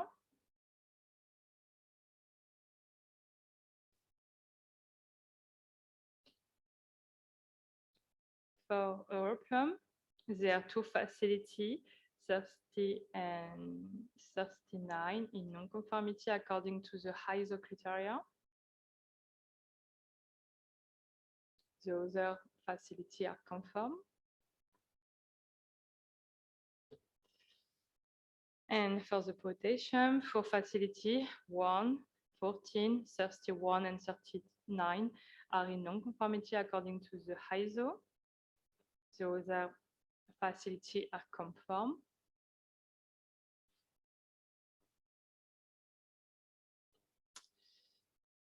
The bias was summarized here. They are for the barium 27 facility conform, 4 facility non-conform. For europium 28 facility conform and 2 facility non-conform. And finally for the potassium 17 facility conform and 4 facility in non-conformity. This table sum up the exact data of the bias and the result of the globe test.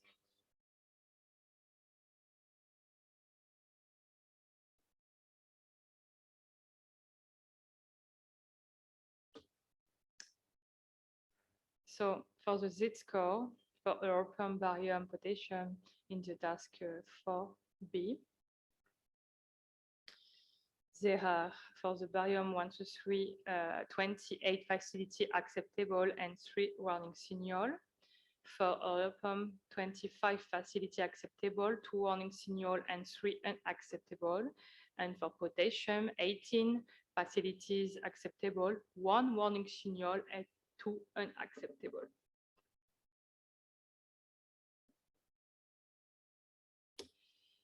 It's a conclusion in conformity on the result for the task 4B.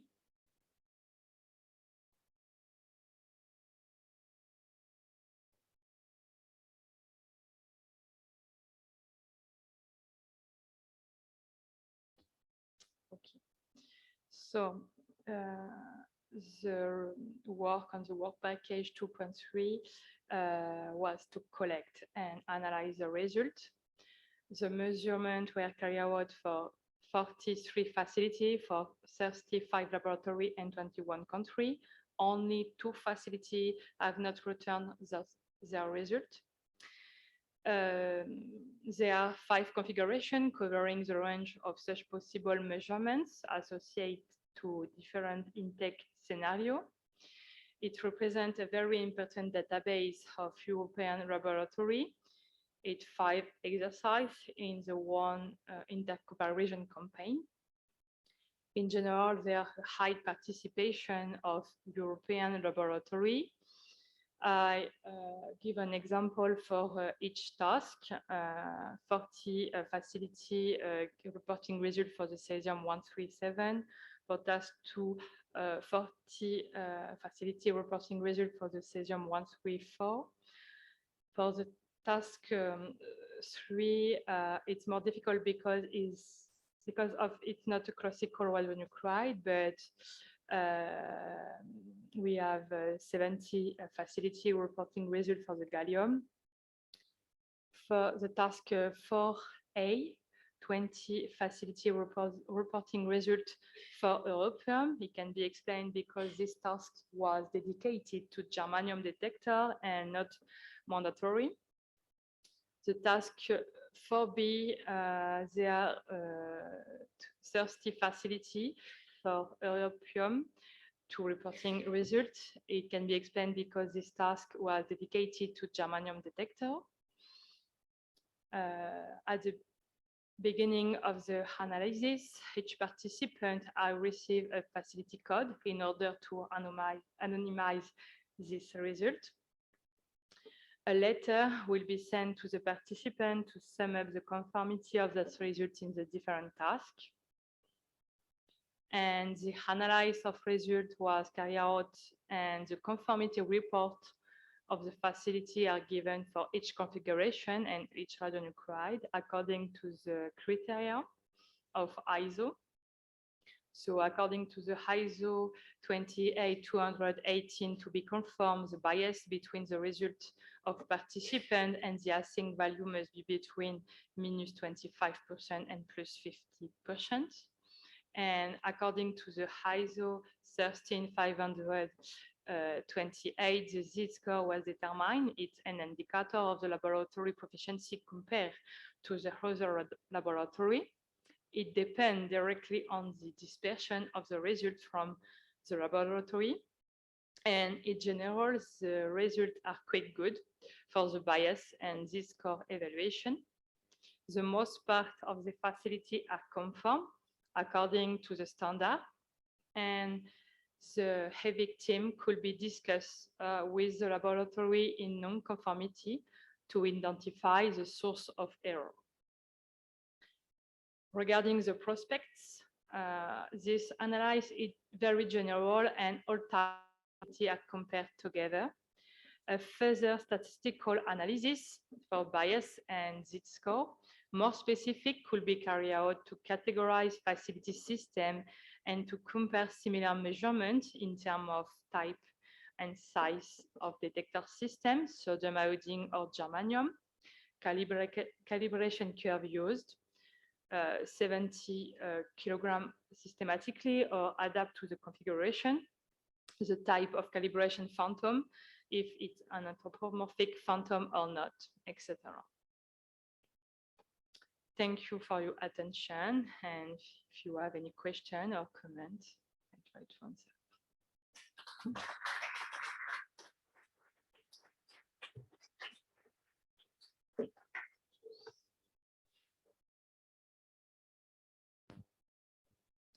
We have 2 questions or comments online from the online audience.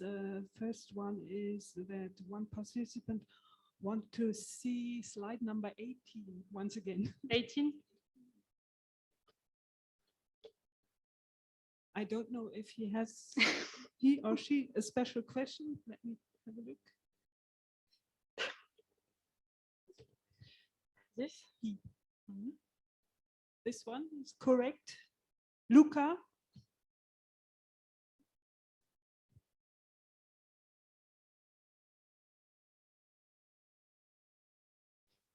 Okay, there's no response yet. We can leave it on screen, and I have another comment from one participant who asked where to find these lab codes. I already answered online that they were sent by email to the contact persons. Okay. Yes. But it seems that somebody did not receive it. Okay. But we can clarify after. Okay, but if you want, I can send in the few minutes. Yeah, Luca answered. Thank you. I could not see the result due to any momentarily internet issue. So I hope he has found his lab now. Thanks. Questions here in the room? Tiffany, thank you very much for this summary. This is very interesting. I'm not an expert in whole body counting, or I have never seen or was not involved in intercomparison measurements. So the results look rather good as far as I understand. Yes. You have more experiences with this intercomparison exercises in France or in other countries. How would you rate that in comparison? Is it the typical result you would expect? Yes, from whole it's a body typical counting, result. Yes. Or would you say it's better or worse? Or no, it's typically the result obtained in the classic intercomparison, but there is one facility with a big bias, and we discussed with Werner, and we think we identify the problem for this participant, but for other facility is a classic result. Yes. For the multi, so you have not only the standard setup, but also the emergency setup.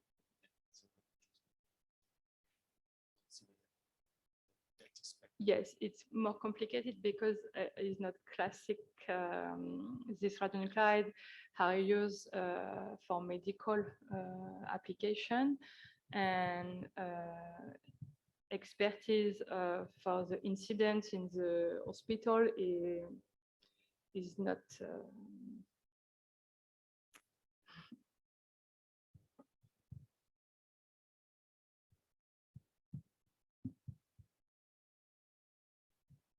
Just to precise, but the team with that, of course, for the tree, we number of participants,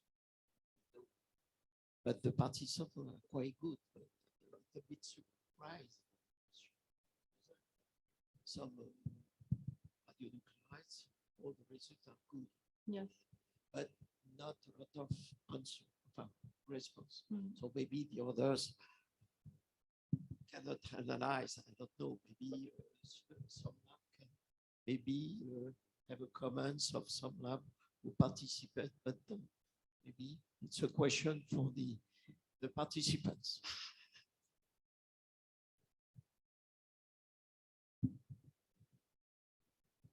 Stefan, I would say the results is very good. If you exclude the wall that's with lying over the limit, you see the bias is very small. And we would say in a normal intercomparison, we expected more bias. Yes, more variation. So the most results are in a very, very good range. That's the first thing. If you have a look to all diagrams, you have seen two labs lying outside. We know the explanation why this is. It's very easy. They take part with a partial body counter and with the adequate calibration, and not with a calibration for whole body counting. And if you see, it's not easy work to change. Yes, so you have a calibration for partial body count or something else. You can use it normally for the whole body. Next point is task number 3. Yes, it's a difficult task, and I hope that all participants learn that they have to take a manual look to the spectrum, because sometimes the analysis software don't identify a peak that is a little bit better than the underground. Yes. And the most have seen that the counts in the 511 are too high. And they have no explanation. And then what we have expected is that they look at the spectra and identify maybe some counts at 1070, which are more than the number. And that would be a sign for. Okay, next one. We have 2 or 3 labs who does tasks 3 with iodine detectors. And for this point, we have to say not really a chance to identify correct. In this case, I would say 2 labs give an identification that we would accept, because the nuclide they find has the same lines, not the same emission probabilities, but the same lines, and the half-lifetime is a possible one for the comparison. Yes. Some detector, also the germanium detector systems, give us nuclides where we would say, okay, that's not possible because the emission probabilities are very different and the half-life time is much too short for using in the comparison. So I am a little bit surprised that the results are very, very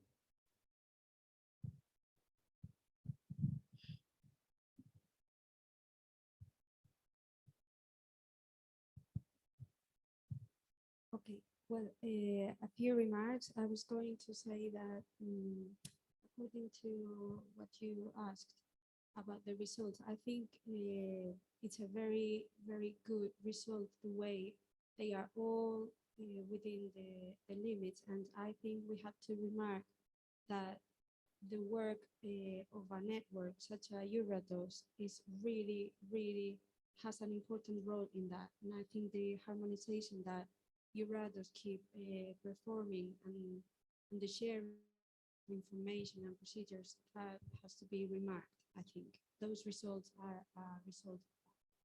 And another remark is that this study and the results are going to be really helpful for us in each country to help to contextualize the performance of the laboratories that we have within each country. So you always want to compare your situation to others, and to have this result is going to help us do that. And I was going to say that also the participation in such an exercise proves the motivation of laboratories to be willing to improve. So that is always good news.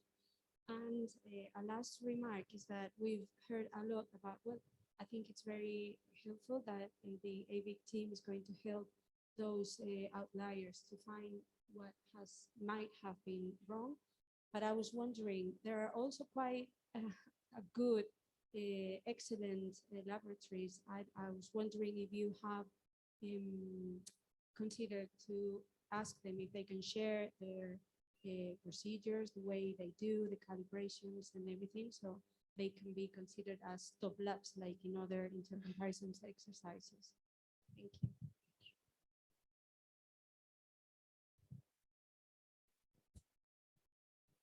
There's another question in the audience from Rodolfo. He asks, did the intercomparison include mobile units potentially used during response to incidents or accidents? Mobile units. I don't know. No, I think it's not. No. You Yes? It's a mobile unit from Tecnaton in Spain. The representative. Yes, we have participated with one of our equipment. This equipment is in a mobile unit. Thank you. Thank you. Thank you.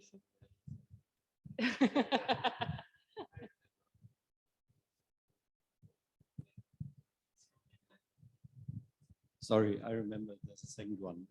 One used normal germanium detector. They can use also for in situ measurements, and they make a calibration with a simulation of laptops. Yes, yes.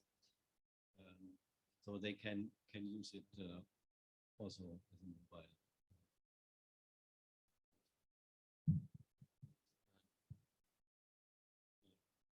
No more.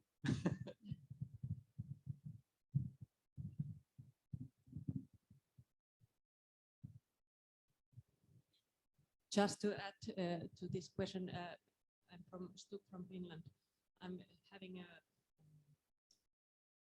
show after the lunch, so I will show you some days from mobile. Okay.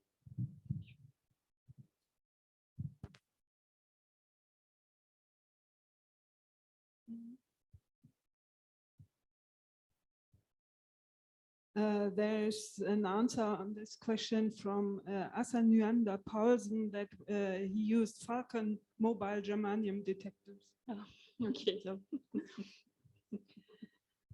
there's another question, more administrative question, if the presentations will be sent to the meeting attendants after the meeting. Of course.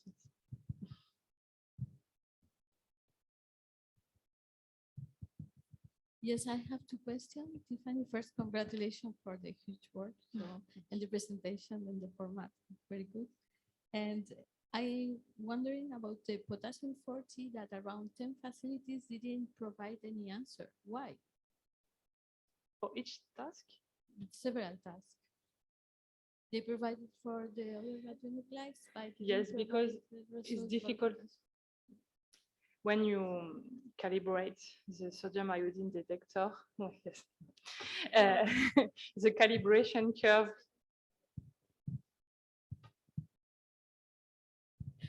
Okay, you see. I know facilities, and the main problem is have these facilities a good shielding or not? And if they don't have a shielding, it's not possible to measure potassium, because you have such a high underground level that the mini peak you get is not serious. That's the main reason. And the next one is, we have said that's not in the focus of the most facilities. But just I have a curiosity. And all of them, did they subtract the environmental background, the contribution of potassium 14 from the... If they have a good shielding and they have no contaminated chamber, they must do an underground correction, because the level in this area is more or less zero. But normally the analysis have a subtraction of underground.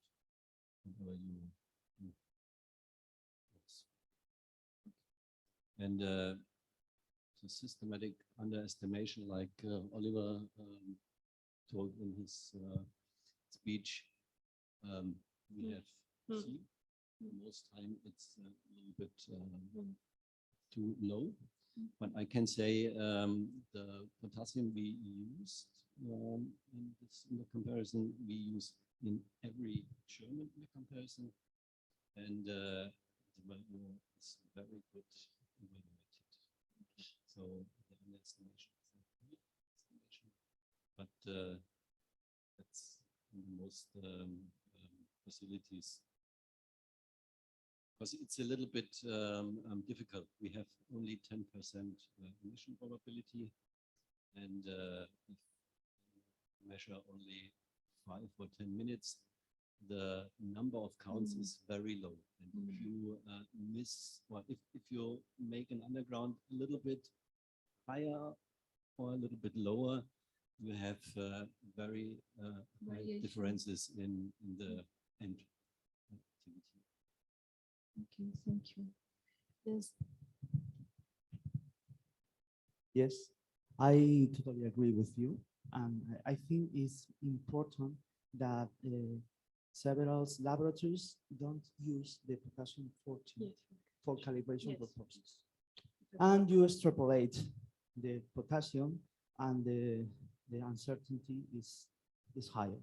This is the question, and I think the potassium generally underestimated all laboratories, and I think also the type of phantom is important, because there are several laboratories who utilize BOMAP phantom or Canberra phantom that is very different from the Igor phantom.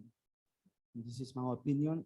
Potassium is, for me, is not a problem, because they aren't harmonizing in the, but it's very important for cesium, cobalt 60, barium 123, etc. The results are very good in this case, very, very good for all laboratories. And in the case of the medicine task, I think the gallium is complicated because the annihilation emission is higher, and you must identify this high value and the peak of 1085 kiloelectron volts that is very close in sodium ion detector than the emission of yttrium-88.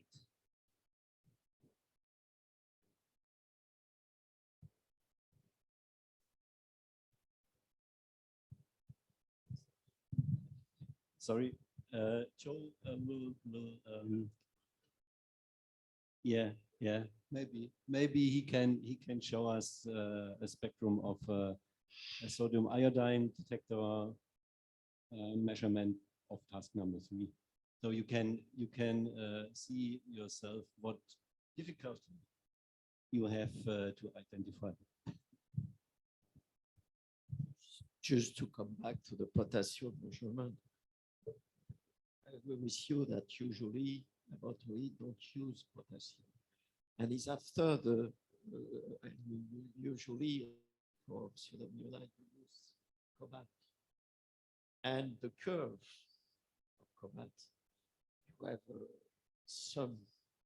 So usually if you don't make with potassium, and that's right that for example I said we don't make phantom with potassium, it's because it's a natural nuclide. So, but the point is that the curve is not good.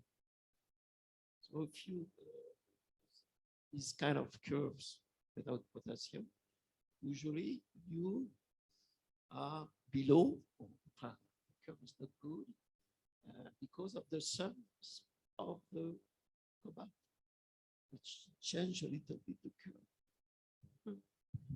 Okay, Didier, but if you use yttrium-88, you have a peak in 1800, and this is enough.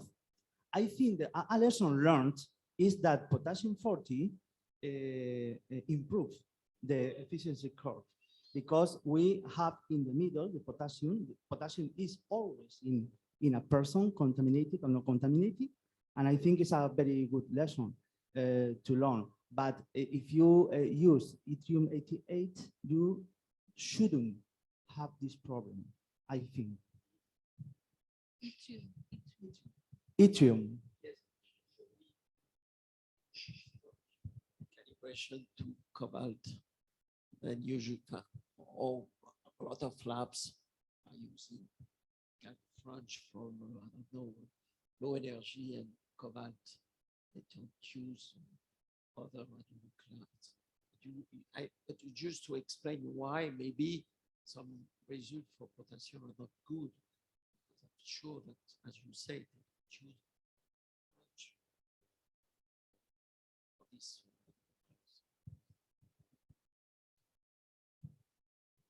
I have a second question. So regarding the 90 kilos phantom, the results were pretty Yes, good. for the task 4B. So do you know if the labs use the counting efficiency obtained with a standard phantom or with the 90 kilos I don't know how this information is from the database. Werner, you know?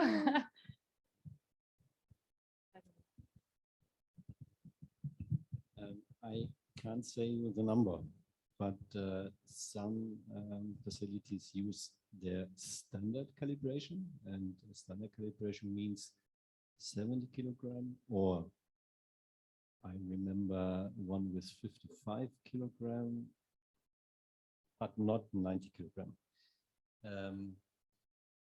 But the most labs can handle with this. So it's one of the points where I say this have I not expected that the results so good. Yes, yeah, that's correct.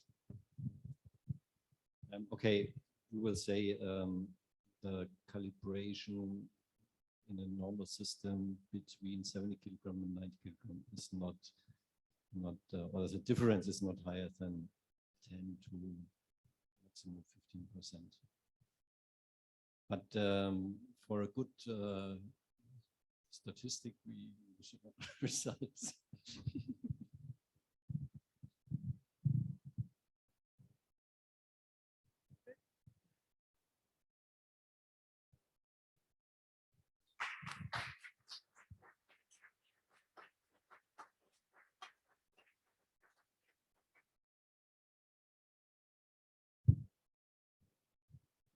Okay, so it's lunchtime, so lunch will be on the second floor.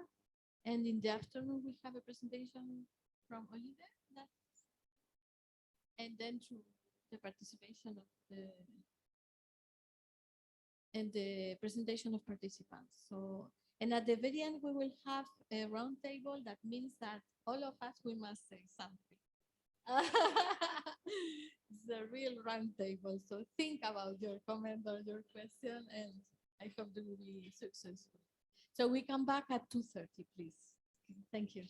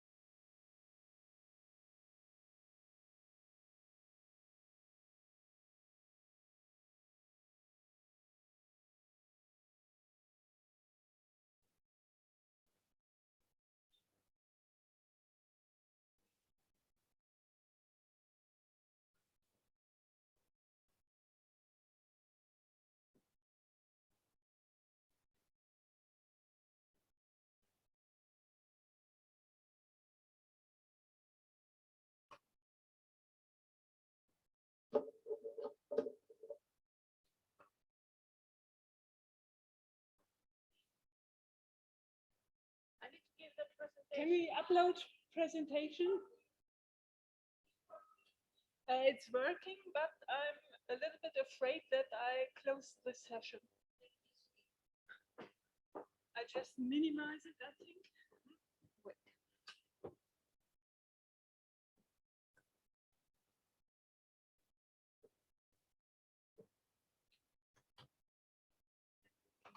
Quickly check for the other presentations. Tina.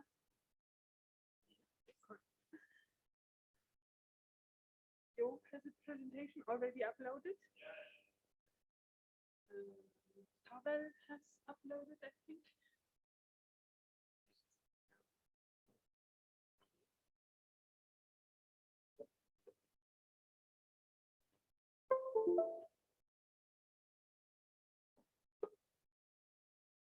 Can you show me also how to change the it's there? You need to take your presentation and then go there. And I did a Have you got folder any- called EIVIC. Maybe you can copy it too. Okay, could you do that? The right place. Is this one, no? Desktop. And then we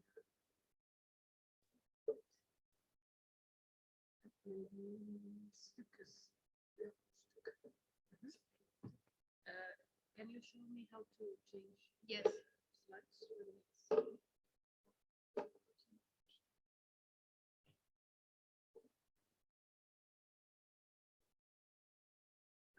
Somebody doing this with the arrow keys, I think. yeah, okay. Let's just Quickly check that everything's okay. yeah.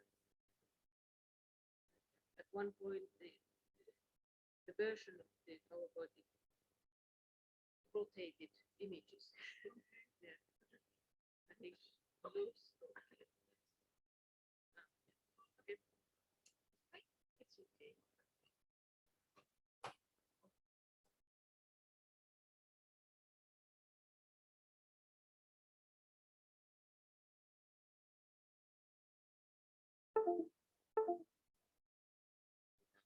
Check. Yes. Yeah.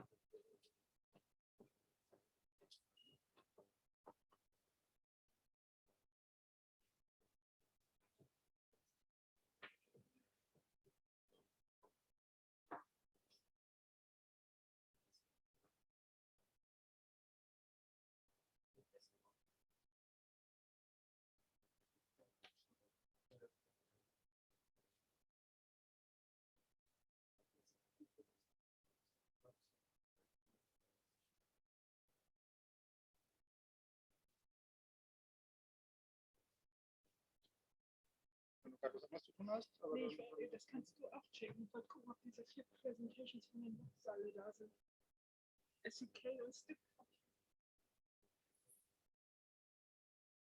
wer sind die anderen beiden überhaupt?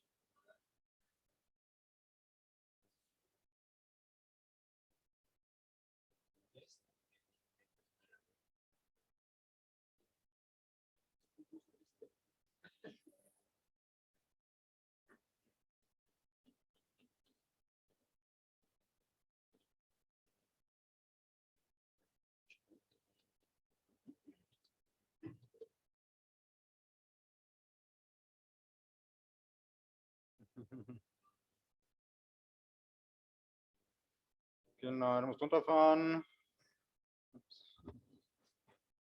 EURADOS, oder der E. Weiter. EURADOS. Oder bei Results, wenn das hochgeladen.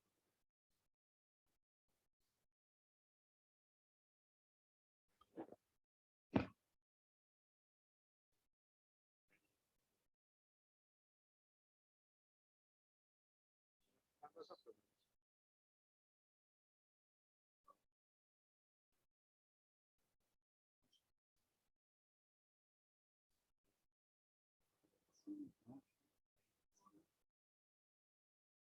Person sitting in the chair, das könnte vielleicht haben. Das ist aber das, was ihr eingeladen habt.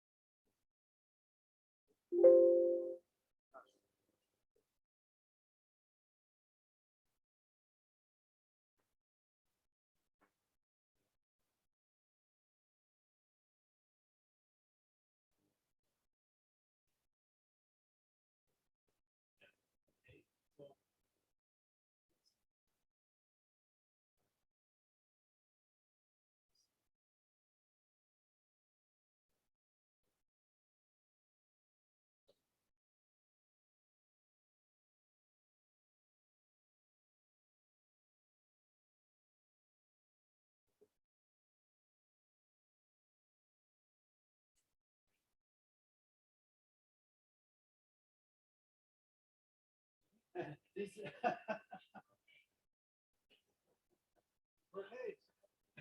Which, round of applause or popcorn? It's dependent.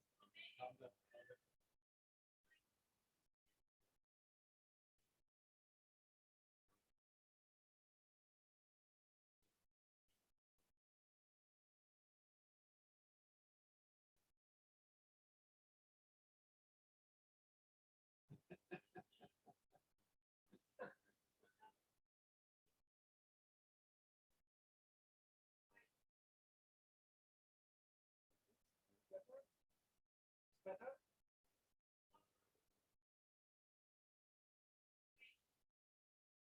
Higher?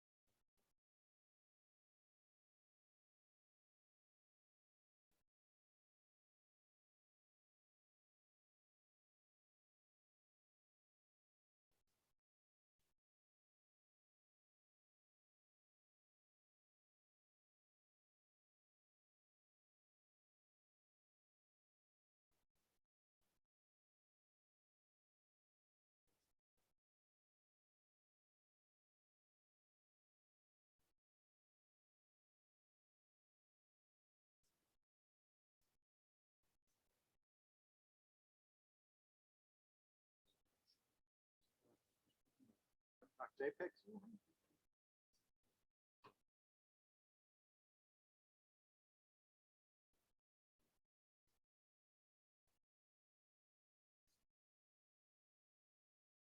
Das ist jetzt.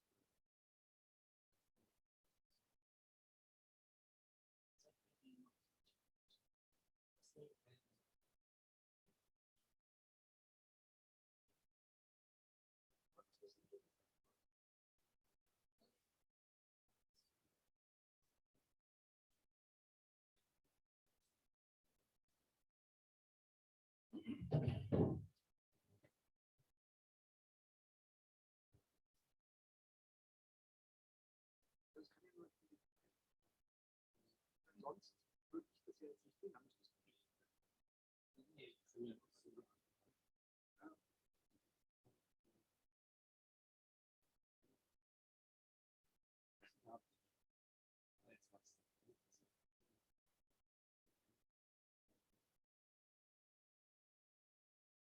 Das auszugeben.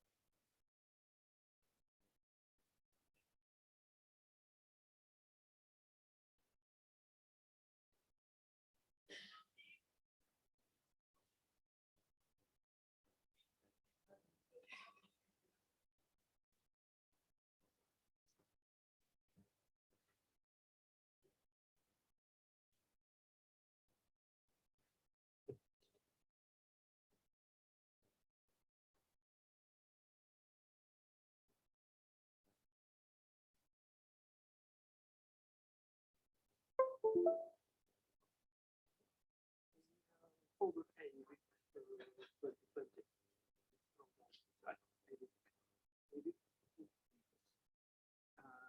is my presentation. Okay.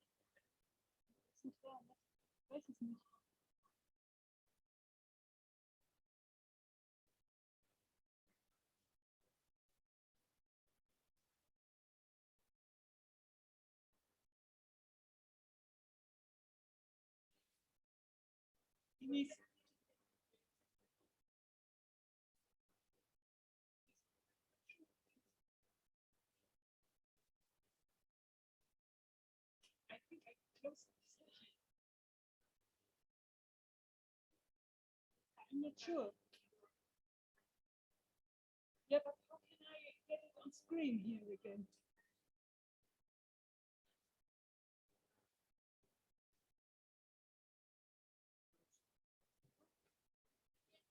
This is fun to get it on screen.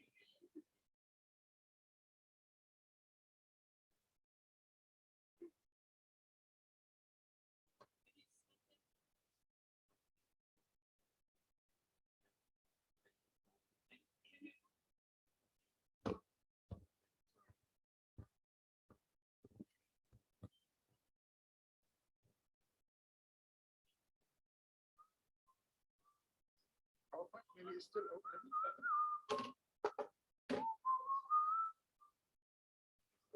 What is your this?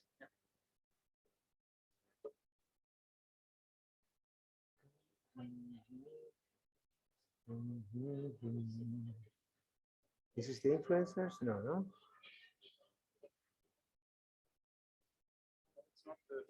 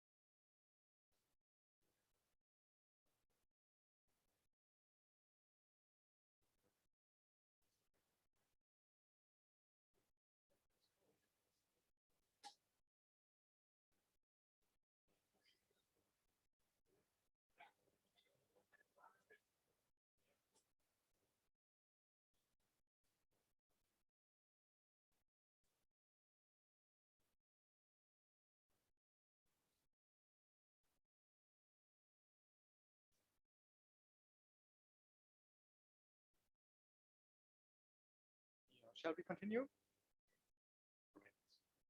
Then welcome back after the lunch break. There is another presentation now that I will hold.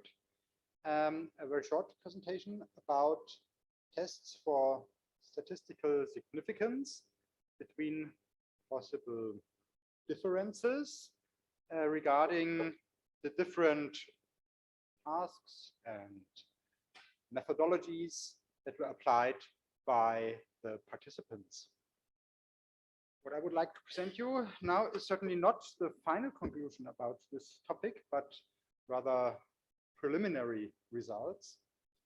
As our participants know, we have asked you about a lot of details of your methodology. And we would like to apply these details to determine if they influence the outcome, the results, and in particular the Z-scores that were shown by Tiffany in the last presentation. So there can be plenty of ideas what types of parameters can be examined. I would like to show you first ideas and selection of such statistical tests. Yeah, there are already some examples. For example, whether the participants participated in the attendant tour or in the shipment tour, or for example, how big the laboratory is, how many numbers a lab performs each year. Are the bigger labs better or maybe have the same quality as smaller labs? Are the labs accredited? What is the detector type, sodium iodide or high-purity germanium? What geometry do they apply, and so on. I think there are a lot more of ideas.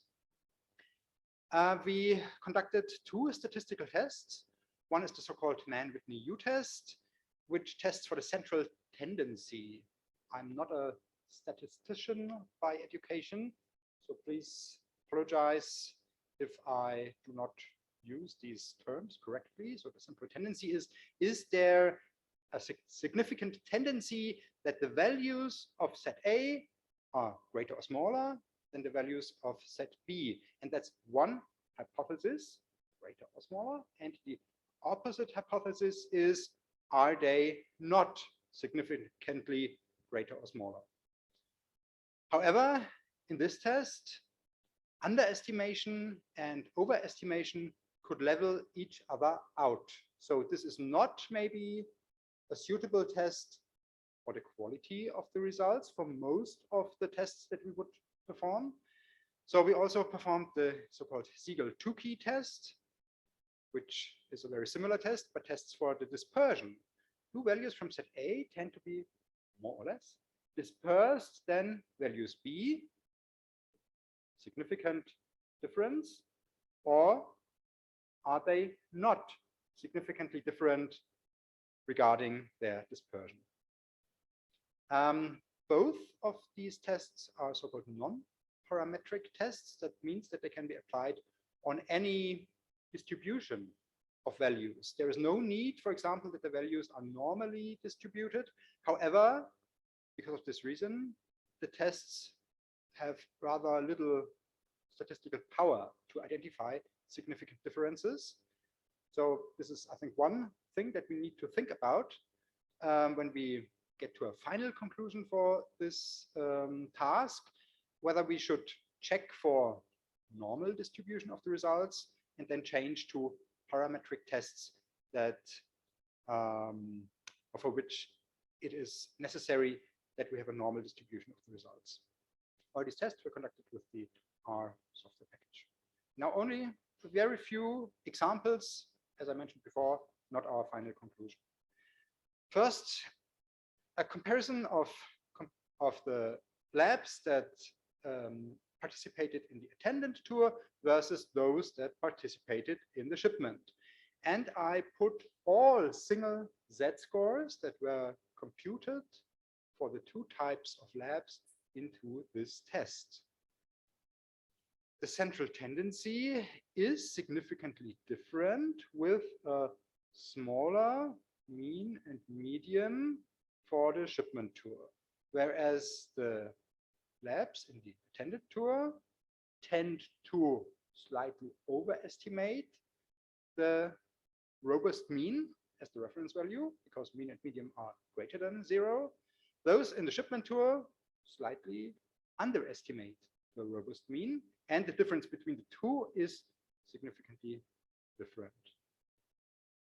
However, as I mentioned, we should have a look at the dispersion to tell if there are, let's say, a bit colloquial, more greater or smaller results, more, let's say, more outliers, so to speak, in one of the two groups compared to the other group. The standard deviation here in the table, abbreviated with SD, is smaller for the shipment tour. Interesting, because we thought that in the attended tour, the quality of the measurements would be greater or better, but this difference is not significantly different. Well, there's this p-value. A small p-value tells us that there is a significant difference, and usually you apply a limit of usually 5%, 0.05. We are close above that, so there is no significant difference on that level of significance. But there might be an indication that there could be an influence that the labs in the shipment tour gained better results closer to the mean or median than those in the attended tour. And interesting, this has nothing to do with the statistical tests, but just a look at the number of reported results per lab. Those in the shipment tour reported on average more results than those in the attended tour. The number is results for each single nuclide in each single task. Of course, there's no explanation why this happened, or not immediately from the statistical tests. We must think about it. The labs in the shipment tour had more time to conduct the measurements. Maybe this had a beneficial influence on the results, but maybe there are also other influences. Here, type of detector, hydrogen germanium versus sodium iodide. At least the mean is not significantly different. I conducted this test only for the Victor task at the standard task to check if what is the standard task, which is suitable for both types of detectors, there is a significant difference. I have not tested for difference by now. I have not tested by now for difference in the dispersion, but in the box plot, you see that the sodium iodide detectors, at least the quartiles, first and third quartile, are closer to the mean than for high-purity germanium detectors. You see also the numbers, 31 labs with high-purity germanium detectors only, 9 with sodium iodide detectors only, 2 labs that performed measurements with both types of detectors together. I think, for example, this test should also be applied, for example, for single nuclides, such as Cesium-137. And in particular, I'm interested in a difference regarding Cesium-137 in the emergency task, because there the peak of Cesium-137 overlaps with one of those of Cesium-134.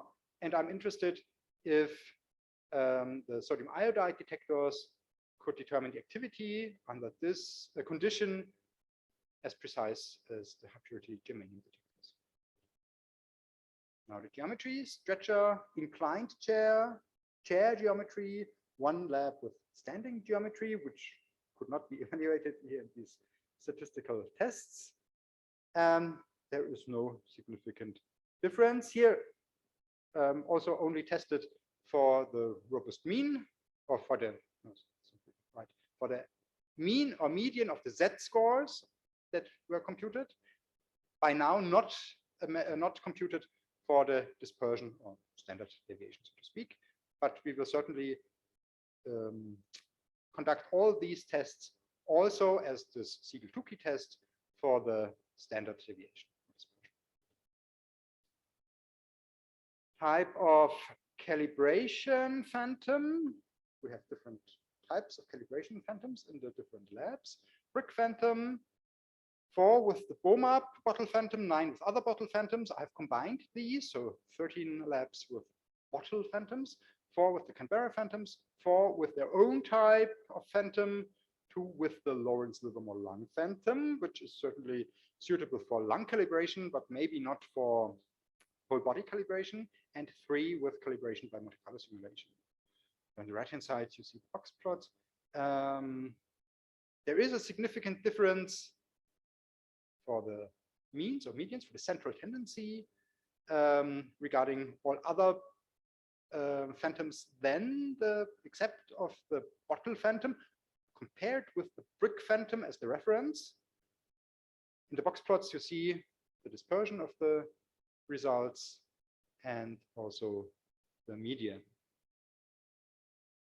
For example, for the own phantoms, okay, only 4 labs with own phantom, but you see a very high median. In the table, you see a median of 0.4, mean of 0.3, overestimation, whereas Monte Carlo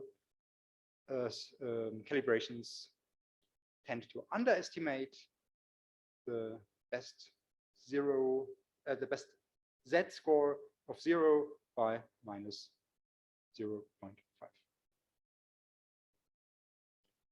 Then here I tested the difference between labs that identified germanium-68 and calculated the activity based on 411 keV only, based on the 2 peaks that can be seen in the spectrum, or 2 labs calculated the activity only based on the peak at 1077 keV. Of course, there's only a very small, number of results because so few labs evaluated, identified this nuclide. And so no test was applied, but we can see the X plots. And the best result is when you evaluate, or for those 2 labs that evaluated only the 1077 keV peak, whereas the others tend to overestimate. Maybe this has something to do with the background that you see at 511 keV that must be subtracted. However, I cannot say anything about the significance of these differences because of the very small number of labs. And here, whether the labs are accredited or not, central tendency is very much the same, both. Whereas the standard deviation, you can see that in the box plot, is much bigger for the labs that are not accredited. So yeah, I think this is a reason for you all that you get accredited, because it seems to have, well, I think now I'm switching a bit over, which is unjustified, to reasoning the difference or to explaining the difference. But if I am allowed to do that, I can tell you this might be a reason to get accreditation, because it seems to have a positive effect on your results. Of course, not accredited does not mean that there is no quality assurance program at these labs. We just ask for accredited or not whether there is a quality assurance program in effect at the labs. And this is I think it's the last slide. The annual number of measurements. I divided the set of labs in 3 equally distant subsets, with 14 labs performing less than 100 measurements in a year. There was 1 lab that only was prepared for emergencies without any routine measurements in a year, some with a few measurements in a year, and then up to 100. 14 labs with a number of measurements between 100 and 500, and 13 labs with more than 500 measurements in a year. Regarding the central tendency, there is a significant difference between all of these groups regarding the dispersion. The biggest labs have a tendency towards a smaller dispersion of their Z-scores, meaning that their Z-scores are closer to the median. Yeah, so this might show us that bigger labs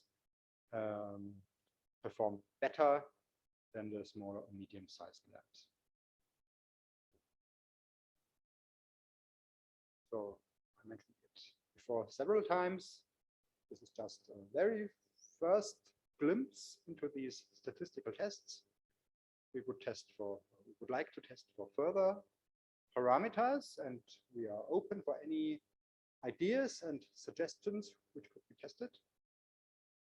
And also we would like to perform more tests regarding the scale, the dispersion with the Siegel-Tukey test, or as I said, maybe also with the with a parametric test, which might be more powerful.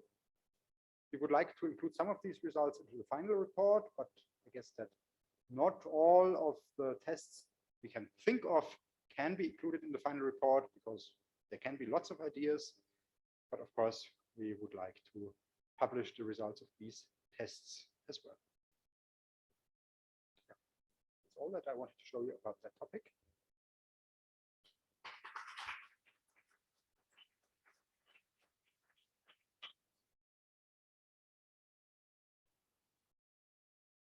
I would like to ask a question.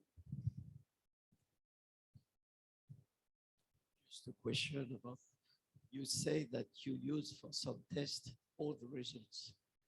So did you try, but maybe there's not enough statistic, because of course, the function of the task, I suppose, all when you have some mean, not a mean, but the discrepancy that you can have from, for example, the task 3, the task more difficult, task 1. Yeah. So it's limited. I have not done that by now, but of course we should think which of these parameters or conditions of the methodology influences, for example, the different nuclides separately or in a different way. For example, as I mentioned, the difference between high purity germanium and sodium iodide could have a different influence on one nuclide or the other. And this means that we should conduct these tests also for example, single nuclides or single tasks.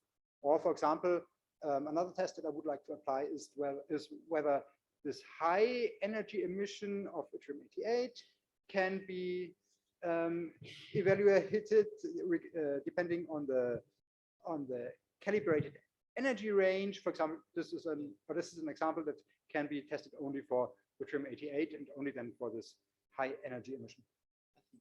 Afterwards, after the final report. Yeah, after the time. Yeah. But anyway, it's very interesting, even at least for task, because I think task different parameters. Okay.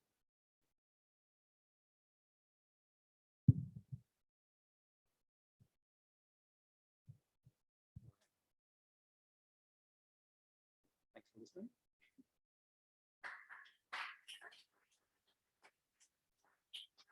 Who will be the, is Oscar still there or not? Who will be the first one? So I will open your presentation while you, I think Oscar is there and can open the presentation.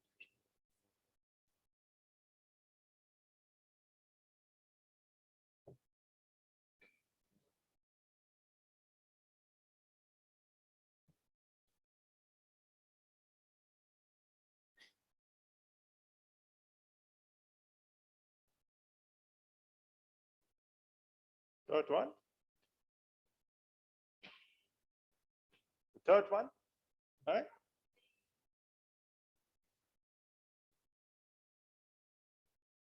Okay. So, good afternoon. No, not yet.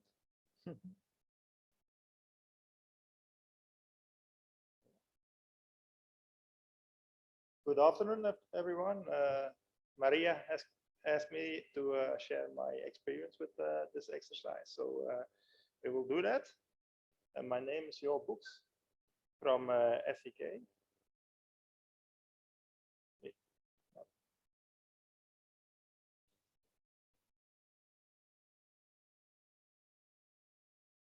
Arrow, yeah. It's not working.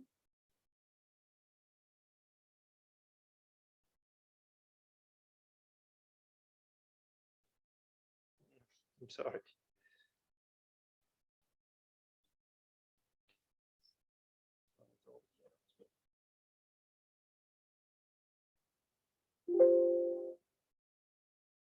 Doesn't work.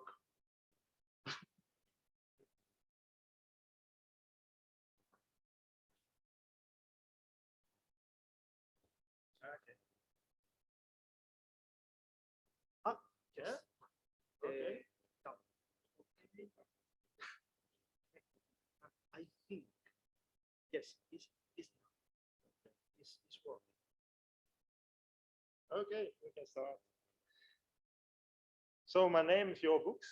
I work at SEK, and I'm gonna tell you something about the different topics like facility calibration, the results, and the lessons which we have taken. So SEK, for those who don't know, SEK is a Belgium nuclear research center. It's born in 1952. So we celebrate this year 70 years of research on various peaceful topics like health, for example, cancer research, environment, society. We told it already. Public opinion is also important for us. Materials, gauging of reactor materials, technology, safety. Our lab is situated in the department Health and Environment. So our lab, like we call it, the Laboratory for Anthropogrammetry, AGM, it's easier. So we do around 700 measurements a year for whole body measurements, 200 lung measurements, and 30 thyroid measurements. Most of them are the routine measurements, and we do also a few incident measurements a year. Thyroid measurements, we do it also on site, for example, in hospitals. We have a standby service of 24 hours a day, 7 days a week. So it's good that we have a group of 5 collaborators which can do the measurements. So I'm Laura Beck, she's the head of the expert group. In our expert group, we have also the external dosimetry lab, the internal dosimetry lab, and the calibration lab, nuclear calibration lab. Since she became the head of the expert group, I became the head of the laboratory AGM. Before, I was busy on SEK with classical calibrations, so it's something else. We have 3 operators. Ingrid, she's a full operator, and she has a lot of experience, more than 30 years already. Half-time operator Michel, and a sporadic operator Werner Schonians. So the facility, the laboratory is started in 1959. So a few years after we started SEK, and we started in a concrete measure room. It's 50 centimeter of concrete. It is of course the disadvantage of the natural occurring nuclear materials inside the concrete themselves. So the background there was a little bit higher than in the new measure chambers. So the new measure chambers were built in 1970 and built of 20 centimeter old steel. They told me it's from a sunken ship from before the nuclear bomb test. A layer of lead, tin, and iron to protect the measurement from radiation from outside and to avoid scattering.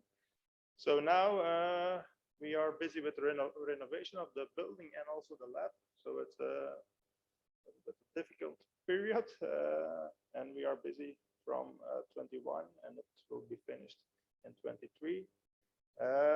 You can see the color was blue, and the communication group has made some simulations, and they were thinking to give it the colors of the new SEK style. So white or light blue, like in the or purple, but we have decided to make it gray. So that's the photo of the like this now. We kept the measure rooms because they are good. All the other things, the floor, the ceiling, the ventilation system, it's all changed and replaced. Now we are busy to replace the showers, and so we split it up in two, and we made a temporary measure setup for the whole body in the old concrete measure room. We did the measurements there for half a year, and now we are back in business in the renovated steel measuring rooms. So the most important setups are the setups for the lung measurements. We have one setup for the lung measurements. We do it with two LEGI detectors, liquid nitrogen cooled. The setup which we use for EIVIC is the whole body setup, which we do with a sodium iodine detector, a rather big detector with a diameter of 8 inches. So to get a big efficiency, but the disadvantage of it is, of course, the bad resolution when we compare it with the germanium detectors. We have also a mobile positioning system. It's the broad energy germanium detector to do the thyroid measurements also in situ. We use also that detector to improve the identification and the quantification of the results of the sodium iodine detector, because we get more information because the broad energy germanium detector has a good resolution, and it makes it more easy to identify the radionuclides.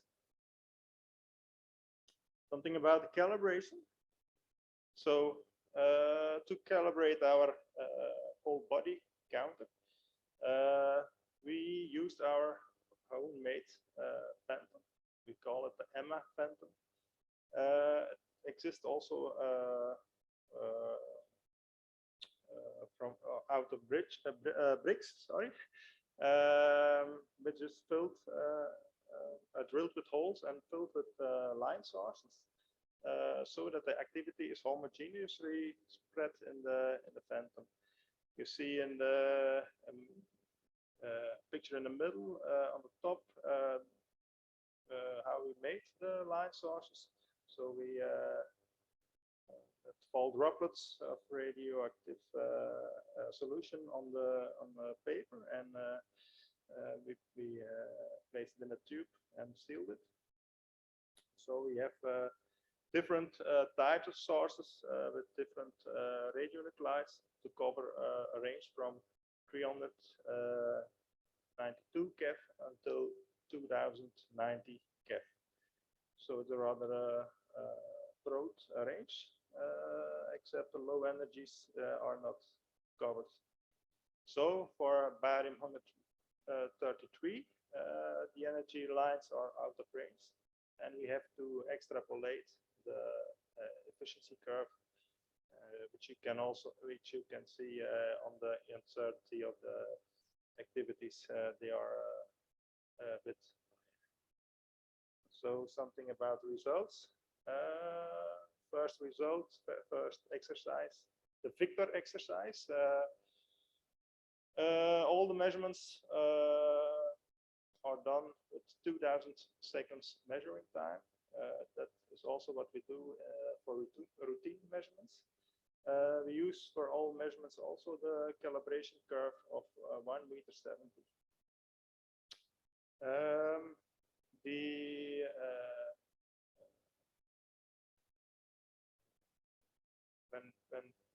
All the phantoms that we used for this exercise are 1.70 meters, 70 kilo. The exercise of 90 kilo, we were not involved because we have the sodium iodine detector. So it's no problem that we use holes along the 1.70 kilo curve. But we have also other calibration curves, of course.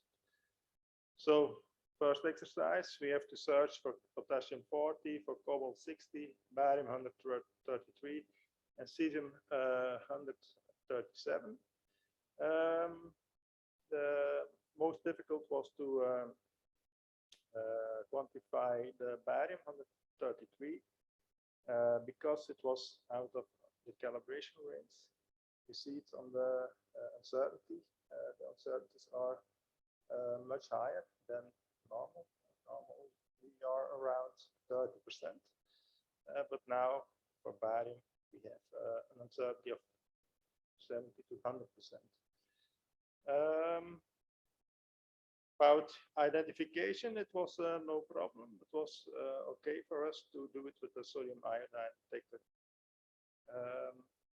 For the quantification of the barium, we used the weighted mean for the peaks because we could not distinguish the different peaks. Then the accident, interlaboratory comparison. We have to find potassium 40, cesium 134, and cesium 137. As you can see in the bits, it's a rather complex spectrum. So what we did is to measure some rods with the broad energy germanium detector to improve the identification of the radionuclides. And by doing that, we found that cesium 134, cesium 137, potassium 40 were inside phantom. But we have to take care, because of the resolution of the sodium iodine is not so good. There is overlap between the peaks of cesium 134 and cesium 137.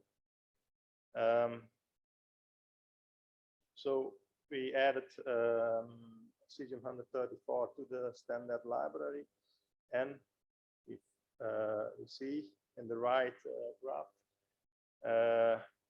the different peaks of the cesium 134 and the cesium 137. For the cesium 134, we have interferences with the cesium 137 peak. So for cesium 134, for the quantification, we use only the weighted mean peak of 796 K. The other two peaks we didn't use for the quantification. For the cesium 137, we only have no alternative, so there is also an interference, but we have to use the cesium 137, the 660 Kev peak. For the potassium, there was also a bit problem because based on the measurements we have done with the Bechi, we know that there was also cesium 134 inside, and there has to be a peak of 1365 Kev near the peak of 1460 Kev of potassium. And as you can see, when we add that peak, we see that there also is interference between the two. When we compare the activity we calculated by the peak of 796 Kev of cesium 134, we know that Gini has overestimated the peak area of cesium 134 in the left graph by more than 100%. So when we calculate then the activity of potassium 40, we think that there is an overestimation of 70%. Then we checked when we neglect the peak of cesium 134,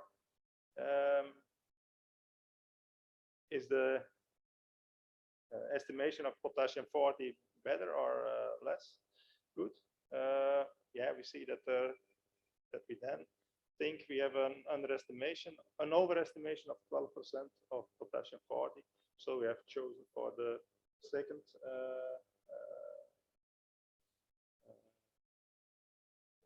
second part, so the overestimation of potassium 40, 12%. As I saw the results, we saw already that also that there was an overestimation of potassium 40 within the limits, but the results of configuration 3, the medicines. So we have to search for gallium 68 and yttrium 88. It was, I have to tell that we get the two sets of sources together because we did the measurement with the sodium iodine, and Werner gives us just two sources to get a higher activity, because otherwise it was maybe not possible to measure the yttrium 88. So by getting two sources, the activity was high enough to quantify and identify yttrium 88. It was not so difficult for us to quantify or identify that isotope. It was more difficult to identify the gallium 68 because there are, like we said already, there are different possibilities. We know that 511 Kev was higher than normal, so must be a reason. So we were searching for a positron emitter, but most positron emitters for medical imaging have a short half-life. So that is not practical for interlaboratory comparisons. So then we were thinking maybe it's a germanium gallium generator, which has a half-life of 271 days with germanium. And we get the confirmation line of 1077 Kev that we have from the additional measurements with the broad energy germanium detector also. So that gives us the confirmation that it's gallium 68. So the calibration exercise, we were not involved. We did not participate to that exercise because we have the germanium, the sodium iodine detector. We have our own phantom also that sources, europium 152, which we can use to calibrate our new system with the high purity germanium detector, but we cannot use these sources to calibrate our sodium iodine detector. So we know that we cannot, that it's really difficult to measure europium 152 with the sodium iodine detector. So for the future, we're gonna try to make a setup with 3 high purity germanium detectors, electrical cooled. First instance to do lung measurements, but we make it flexible to do also the whole body measurements. And we made already a temporary whole body setup, like I said already, in the concrete measuring room because of the renovation of the lab. You see the picture on the right. That's in the concrete measuring room with our own phantom. Of course, the detection levels are a bit higher than normal. This was an exercise for BMS. I think it was a measurement of Werner.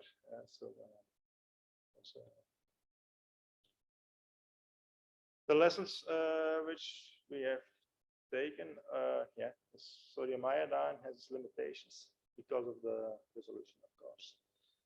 The advantage is that we have a good efficiency. So For now, we did additional measurements with a not calibrated veggie detector, and it can help with identification and quantification. But the better solution is, of course, that we use a full calibrated setup with the 3 high purity germanium detectors for positive whole body measurements. We will do the routine measurements with the sodium iodide, but when we see a positive measurement, we can convert the measurement for the lungs to a whole body setup and measure the positive case a second time with better resolution. So that was my experience. There are any questions?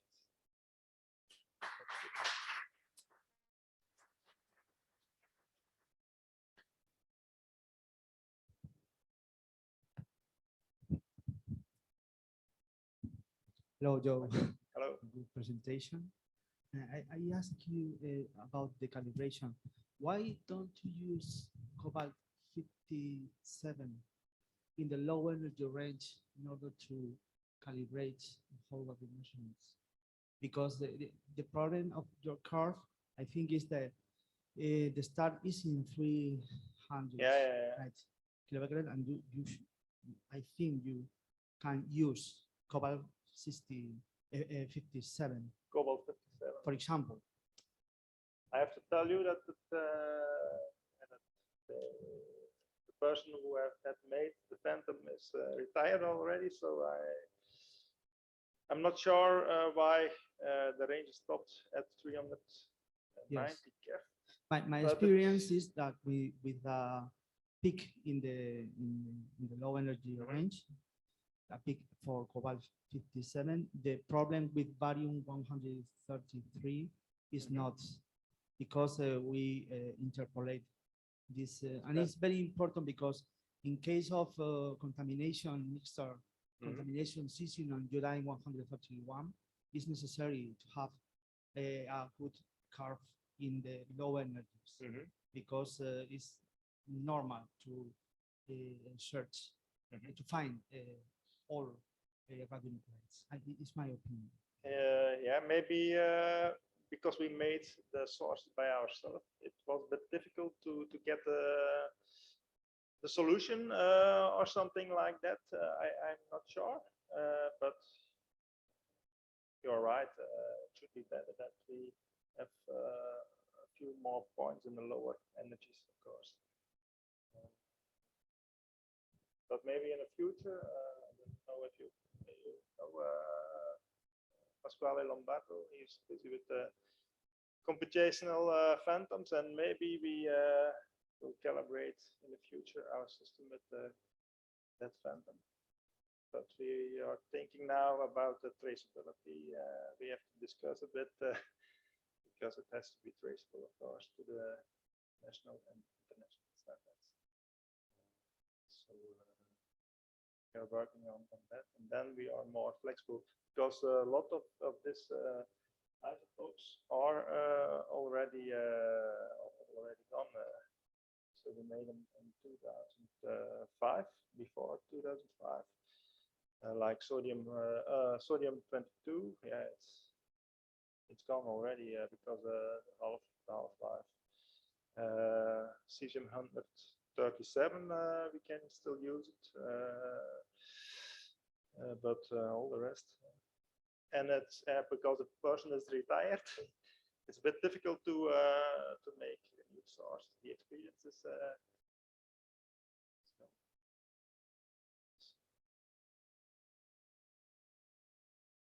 There's one question in the audience online from Luca Cicciani.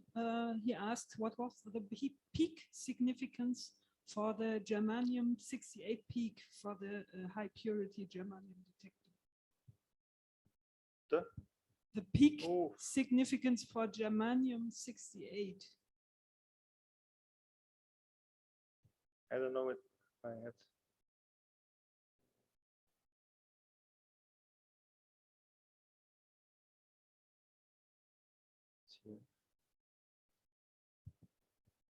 I will look it up. I can, if you want, I can look it up. But we use only the peak of 500 keV to quantify the activity. We didn't use the 1077 keV. We only we saw it in the additional measurement of the brought energy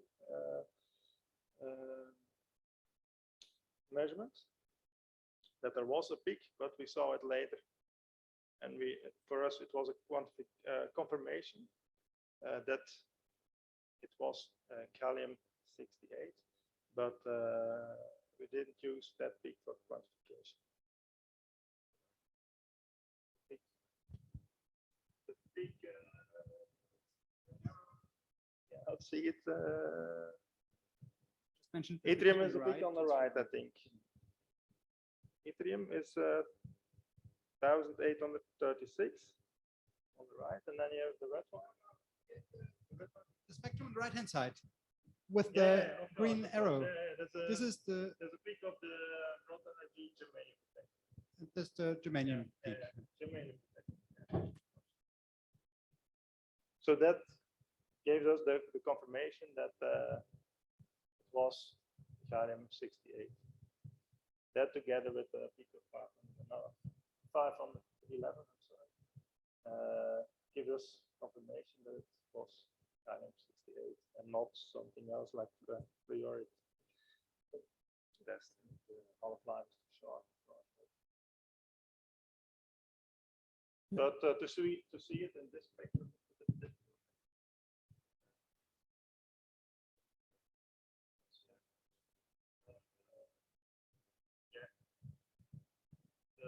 Center read was maybe also not exactly on the right energy, so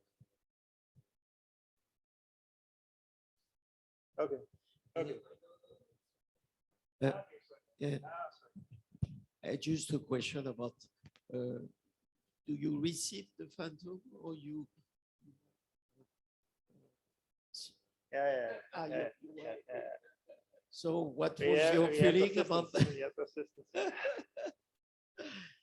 Okay, so you were attended about everything. Yeah. Okay. Oh, so that's my point. Just. Okay. Thank you.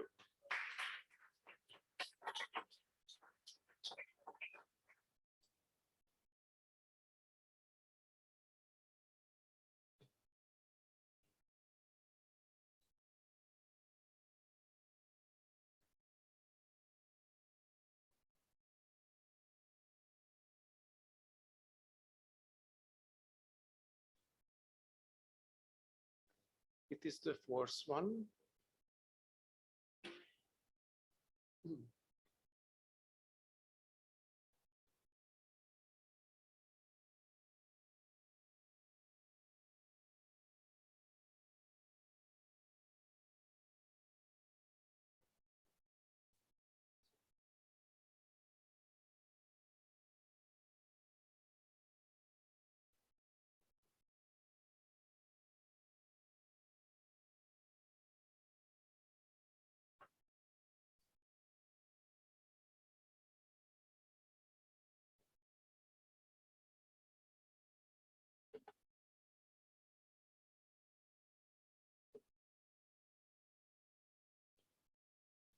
So, good afternoon, everybody. I have the pleasure to introduce the whole body counter system, which was used at the International Atomic Energy Agency in Vienna, Austria, at the EIVIC exercise. My responsibility at the IEA was to be the operator of this whole body counter system. I did the measurements at the EIVIC exercise and did the analysis evaluations. 1 month ago, I retired So I give this presentation in my private capacity.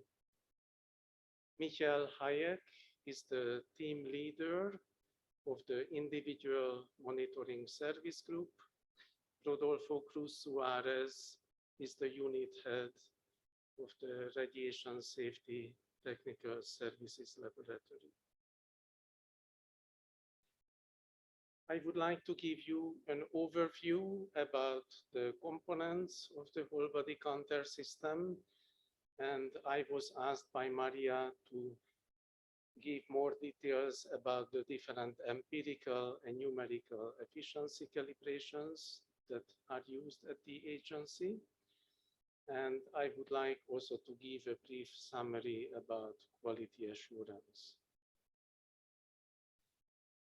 The whole body counter system, the bed geometry, the individual measured is lying on the bed that you can see in white color on the picture. The measurement takes 36 minutes routinely, including lung counting with 2 germanium detectors and total body counting by a scanning sodium iodide detector below the bed. We are measuring more than 1,000 persons in a year, and only persons who are either IEA staff members or related to IEA activities. This counting chamber is surrounded by a low background room shielding, which has 12 centimeter low background steel walls, and it was installed in year 2008. You asked me before if I am coming from Seibersdorf. You are thinking probably in the past, the IE whole body counter was in that facility, and it was transferred to the Vienna International Center in 2008. Yes.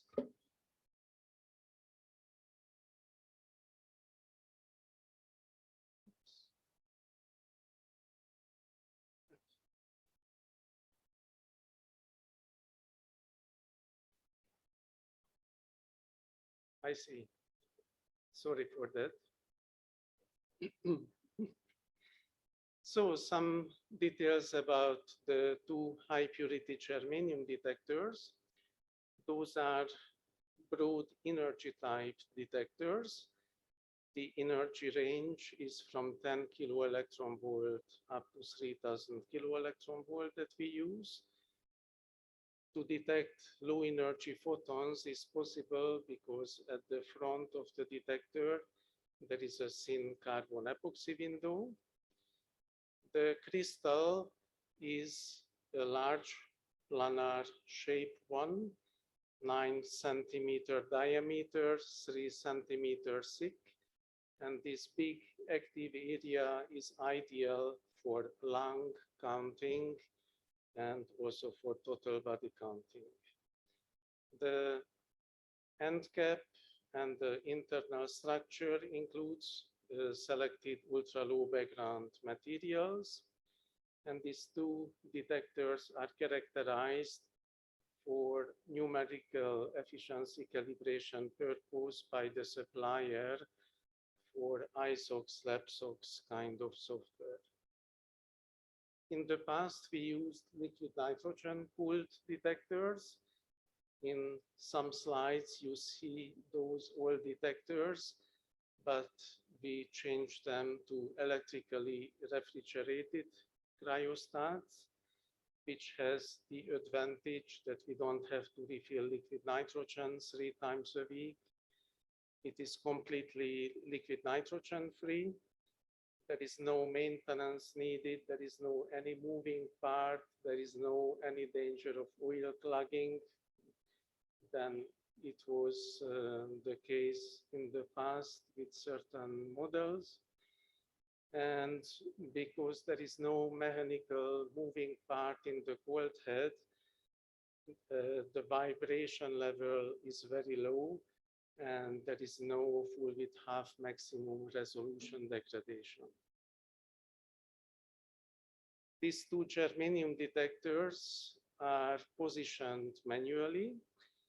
There is an arm and the detector lift, which has a possibility to select any X, Y, Z position, and even two freedom for the rotation.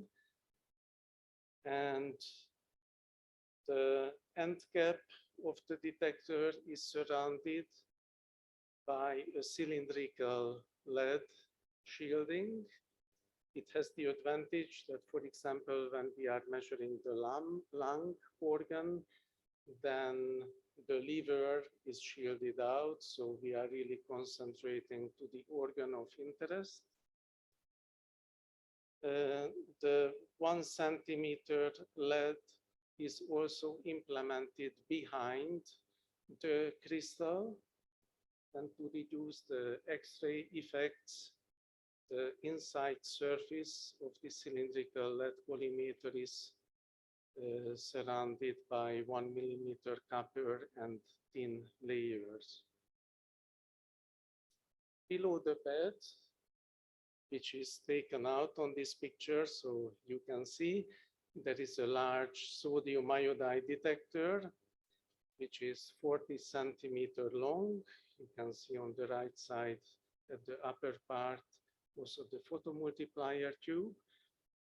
This detector is temperature stabilized, so if the temperature is changing, the peaks in the spectrum are fixed positioned. And the scanning mechanism below the bed is fully computer controlled and follows the counting time, and the speed is automatically set up. We use for these 3 detectors 2 germanium 1 sodium iodide, 3 multi-channel analyzers, model links. And for the sodium iodide settings, we use 512 channels up to 2000 keV setup. For the lung low energy counting, we use 4000 channels up to 370 keV. And for the total body, so-called high energy configuration, 8000 channels up to 2000 keV. The multi-channel analyzer is fully computer controlled. So as soon as we select one configuration, the software is automatically changing the gain settings and all internal MCA parameters. We use the so-called Apex In-vivo software for the whole body counting application, which was developed for routine counting procedures. Some special features against standard other kind of softwares are that within that program, 2 spectra can be summed to get better statistics. For example, for the lung counting, from the 2 germanium detectors online, the 2 spectra are added.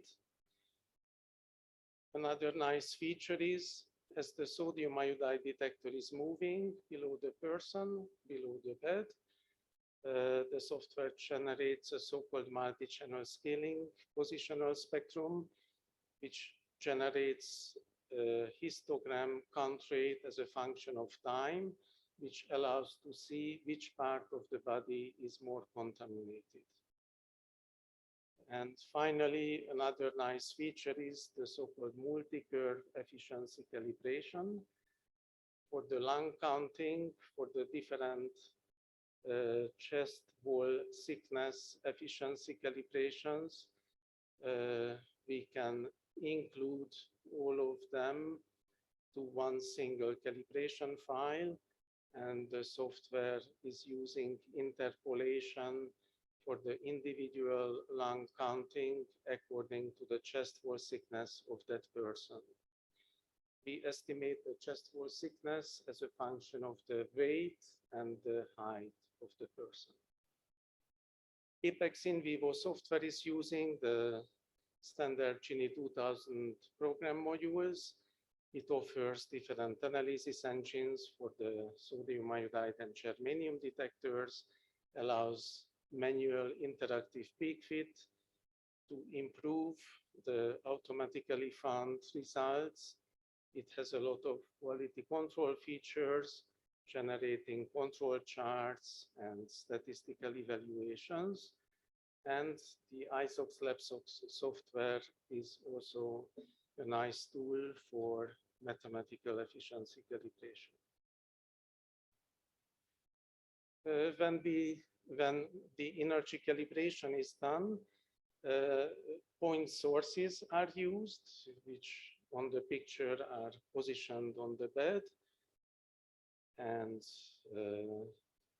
each point source is measured separately, and the results are then combined to one energy calibration. The energy calibrations are repeated whenever a calibration check indicates action limit problem, but at least once a year it is performed. For efficiency calibration, empirically, several phantoms are available at IEA. Lawrence-Livermore phantoms with chest plates for the lung, for the liver, for lymph nodes, and a separate gyri lung phantom is also available, again with a set of chest plates, including different isotopes like americium, uranium, plutonium, natural thorium. Some years ago, IEA purchased brick phantom, the same type like was used at the EIVIC exercise. The brick blocks can be arranged in different combinations, which allows to create separate efficiency calibration, for example, for a 50 kilogram weight person, 70, 19, 110 kilogram.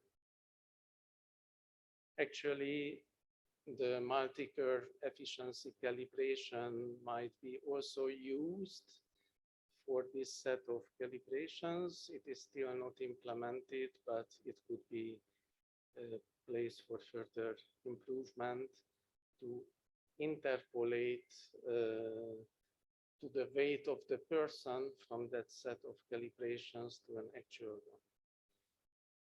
In the past, when the bricks arrived, a set of Europium-152 rod set was received.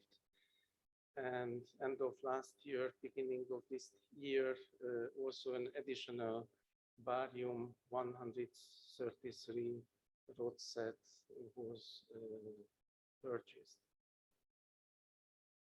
Other older phantoms are sliced BOMAP, male and female phantom made in-house, BOMAP phantom and knee phantom. So some further details about the numerical calibrations. This kind of implementation was started in 2015, and the goal was to create a tool, implement a tool which allows to create efficiency calibrations in a flexible way to any kind of organ or total body, different sizes, homogeneous radioactive distribution, or different worst case scenarios where only a point source is somewhere in an organ or in the body. And on top of that, to any kind of energy, not only to the energies of the photopeaks of the calibration standards. So this tool is also great to perform uncertainty analysis, worst case error estimations. So two software were used, MCNP and ISOX. The ISOX LabSOX software is commercially available. ISOX stands for in situ object counting software. It is not the ideal software for complex situations, but for simple geometries, it is an ideal tool, very easy to use. Results are available very quickly within seconds. Results get an accuracy within a few %. However, it can be used only if the germanium detector is characterized by Mirion Technologies Canberra. This software does not need any radioactive source, supports also collimators, and even additional materials and chemical formulas can be created by the user as needed. Before implementing this software, we had to validate this method. So appreciation to Suro. From Pavel, we received their thyroid calibration phantom, and we created an ISOX numerical efficiency calibration for this geometry and arrangement and compared it with the certified activities. This is the ISOX template where we enter the dimensions of the thyroid radioactive source, the neck phantom, the distance to the detector, and so on. The ISOX software allows also to visualize what you create as an object to calibrate. And we compare the empirical measured to the ISOX calculated efficiency, and the results were better than 4%. Additional re-verifications were done by the EURADOS LLNL thyroid intercomparison exercise, where again we received good results in the range of 5%. BFS also offered each year intercomparison, and this kind of exercise also gave very good less than 6% accuracy for this ISOX numerical efficiency calibration. Later on, we started to develop implementation by MCNP software by a consultant, Karin Fantinova from Suro. MCNP is well known as the golden standard, which allows to create calibration also to much more complex geometries with very good accuracy. However, it needs a very good experienced user. It is not easy to use this software and needs long computational time. One of the first difficulties when you start to use MCNP code is to create an input file for your germanium detector. You have to enter all the details of the crystal, its size, the materials, and so on. And the manufacturer of the detector can provide you with some details, but it should be validated and even improved. So this kind of detector modelization for MCNP and verification, we started with a point source where we compared the calculated MCNP point source efficiency to the measured efficiency and to the ISOX efficiency. And the results were not good enough as we expected, below 15%. And we improved the detector modeling, especially by changing the dead layer of the germanium crystal, which is very important, especially at low energies, until we received a satisfactory result within 5%. After that, we repeated such validation with the Suro thyroid standard, thyroid phantom against MCNP, which gave also good results below 6%. And then we continued the development by creating MCNP efficiency calibration for the lung organ in a torso phantom and also for the total body. So we took our phantoms to a facility for CT scanning. And we did a voxelization of the CT scan, transferred the CT scan voxelized data to MCNP code and generated the efficiencies and compared it with the measured efficiencies in this arrangement that you can see on the picture. Some brief summary about quality assurance. IEA's Radiation Safety Technical Services Laboratory is accredited according to ISO IEC 17025, year 2017 latest version, for the different methods on the field of IEA's internal dosimetry applications, including in vivo, whole body counting, in vitro, excreta bioassays, and to the related dose assessment methods, and also external dosimetry and workplace monitoring. According to this accreditation and the procedures, at least once in 2 years, participation at a whole body counter, total body, thyroid, lung proficiency test is a requirement. So IEA acknowledges very much the opportunity that this exercise was used also for that purpose. And to assure the good quality of the results, regular quality control measurements are performed.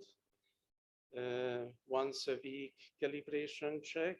On the picture, you can see 2 point sources mounted below the germanium detectors, including sodium 25, sodium 22, and europium 155 mixed point source. It's a 20 minutes count, and we are monitoring from week to week the peak centroid energy, full width half maximum, and activity results. In addition, daily during lunch break, the background check is performed in 50 minutes to be sure that an empty chamber is not contaminated. So we monitor the count rate in the whole spectrum at the low and high energy region. And in addition, once a month, we collect long 2 days environmental background spectra, which are also used during the individual spectrum analysis for background subtraction. And it is an additional quality control way to be sure that the chamber is clean and the count rates in the spectra are monitored. So finally, acknowledgement goes to the European Commission to support this exercise. Also EURADOS Working Group 7 supporting the involvement of the IEA International Organization, and also special thanks to the EIVIC organizers BFS, Mr. Buchholz did a great job to come to our laboratory. It really made the exercise much more efficient, that in a very short time, routinely, all the arrangements was positioned in a perfect way. And it also allowed a good exchange of experiences, discussions. So it was also very valuable. And thanks goes, of course, to IRSN and CMAT for their part of the organization. So thank you very much for your kind attention.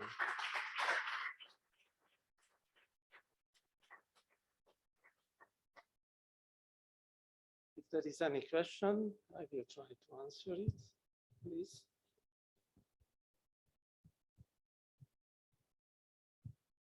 Thank you for this very interesting presentation, because of the original way to make the calibration called phantoms. So understand very well.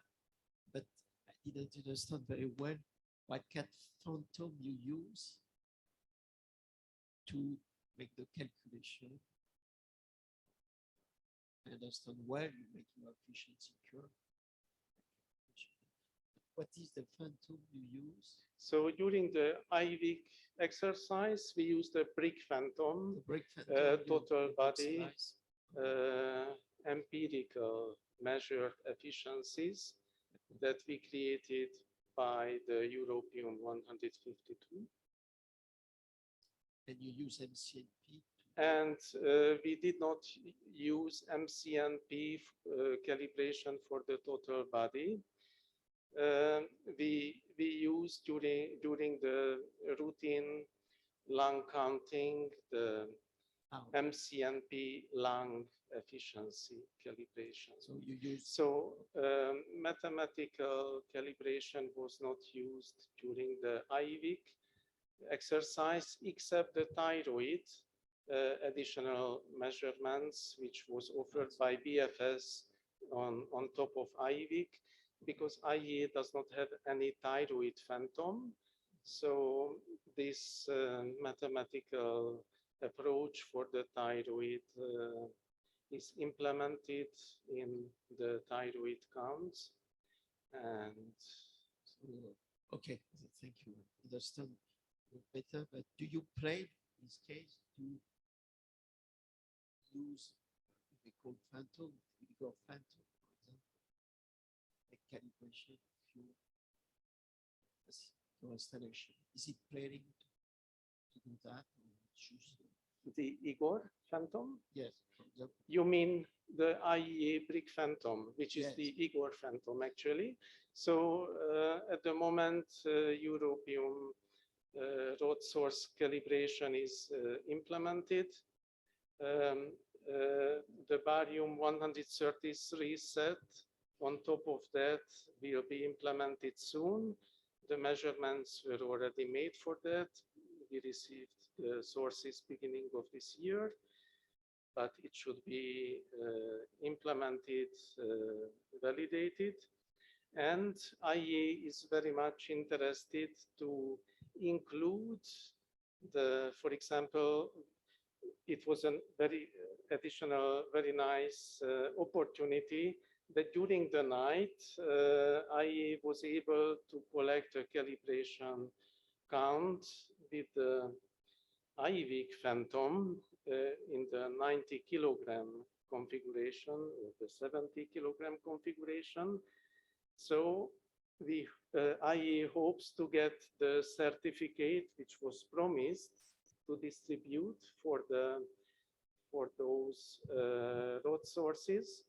And then from the spectrum, which was collected last year in July by those certified reference material, IEA will be able to add additional calibration points to European barium, which is already available, for example, Cesium.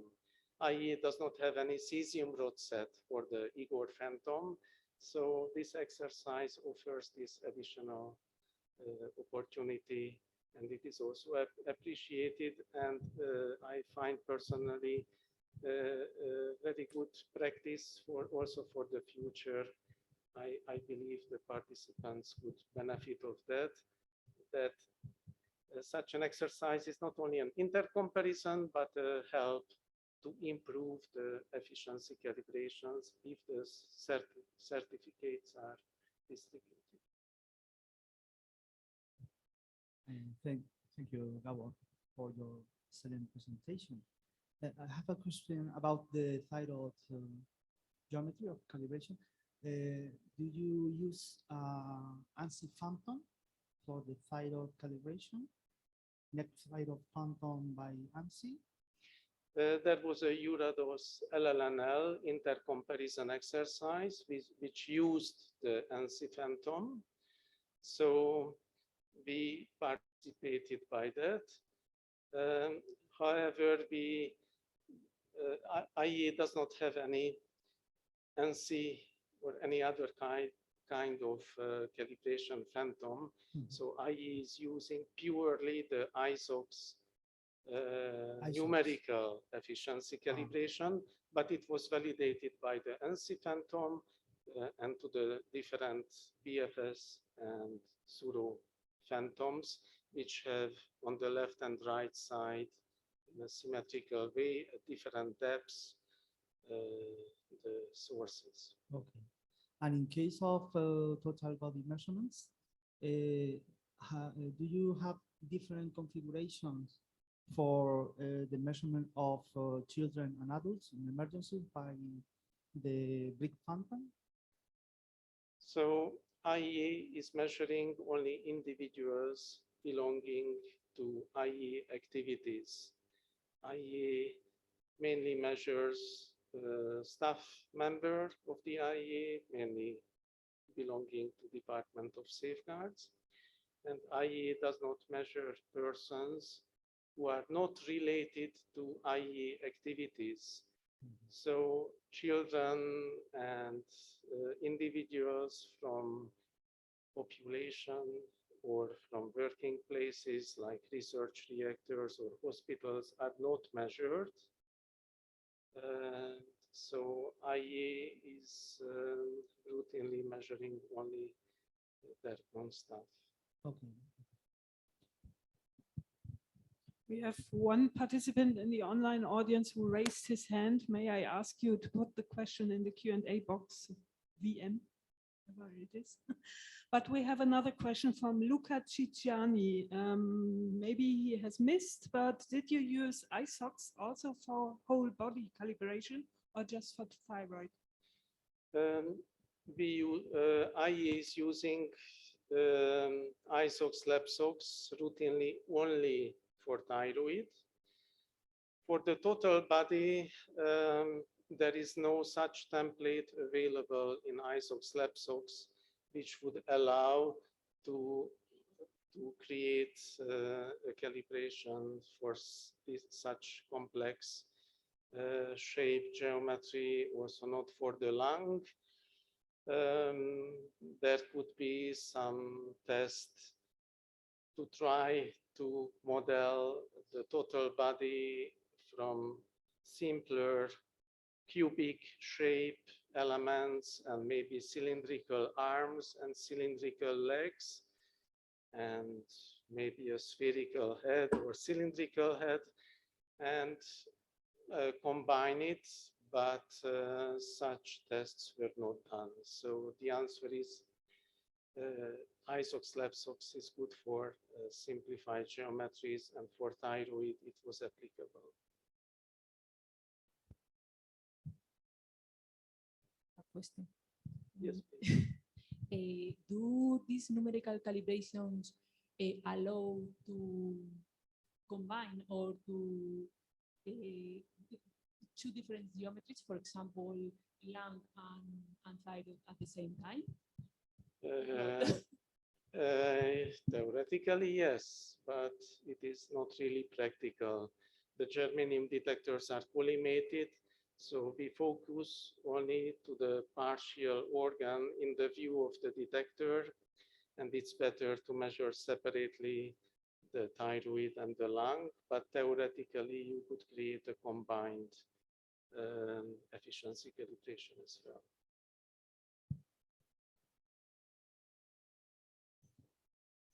So to use the lapsox for more important geometry, and it's it's not convenient for this kind of tools because it's too complex. So Yes. It's very good for spectrometry. Yes. Clary. Yes. And another simple geometric would be wound. For wound monitoring, ISOX lapsox can easily model cubic shape object like skin and tissues below. So it would be another partial body candidate for ISOX lapsox. Thank you very much for your attention.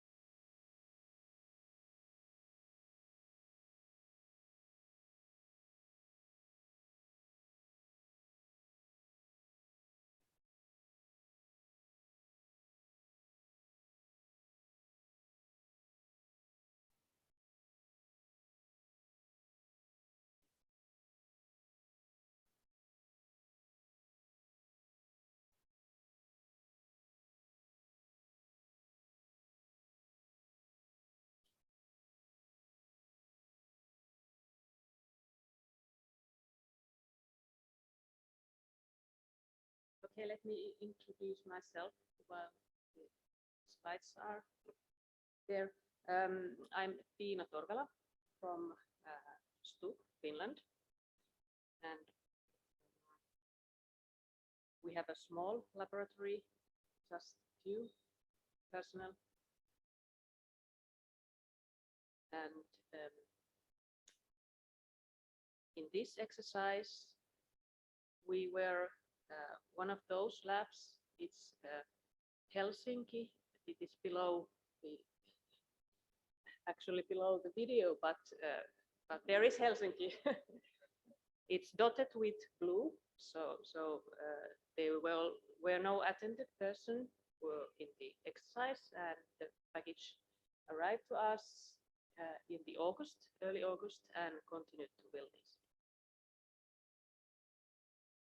So I want to thank the organizers for a very well made exercise. I was impressed about the way that the packages were put together, and it was very easy to build the phantoms. So there were 4, 5 cases that were and colorful papers where every brick was told where to put it, place, and instructions were very informative with those. And I first built the phantoms laying down before entering them into the facility. And here is the EIVIC built in the facility we used in the exercise.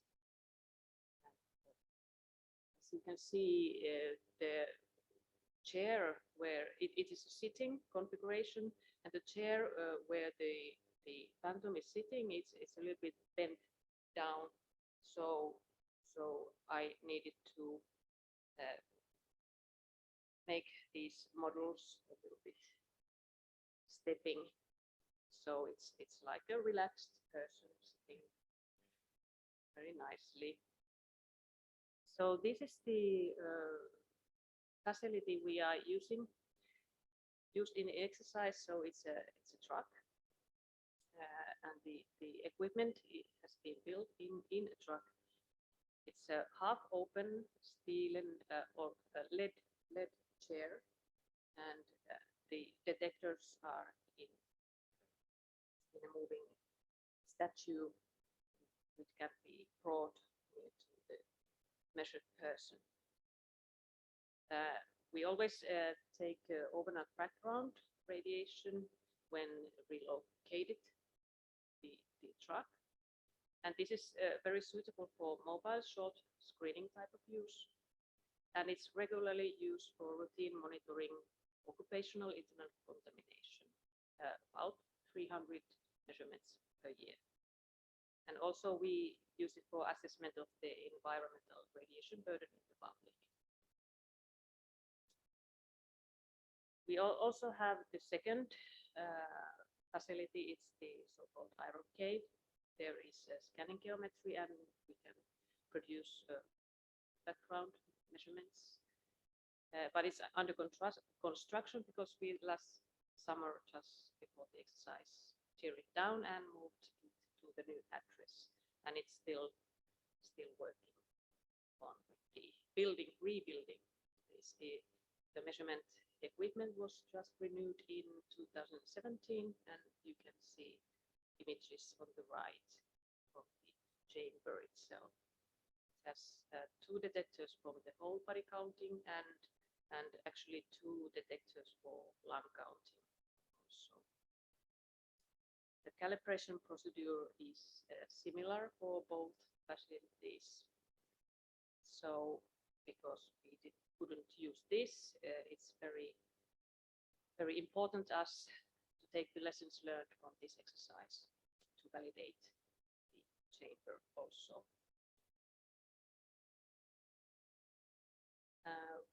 We have the calibration phantom Anja, which is similar to Igor, and Irina, the MQS phantom. And Anja has own nuclear set with cobalt 60, cesium 137, and potassium 40. And also we borrow the European nuclear set from Irina to calibrate it. Okay, and as mentioned before, somebody assumed that difference between 70 and 90 kilogram phantoms or people is quite small. So I just checked it one time and decided now to use the calibration for phantom number 5 this time.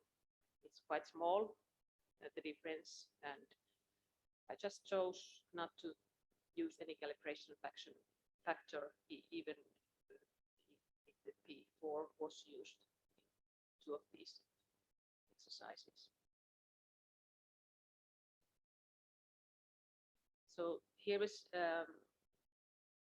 image from the calibration geometry in the vehicle or mobile unit. So the persons are sitting in the chair. So the left one is P4 and the right one is P5. So they are similar height, but there is more mass with the bigger 90 kilogram phantom.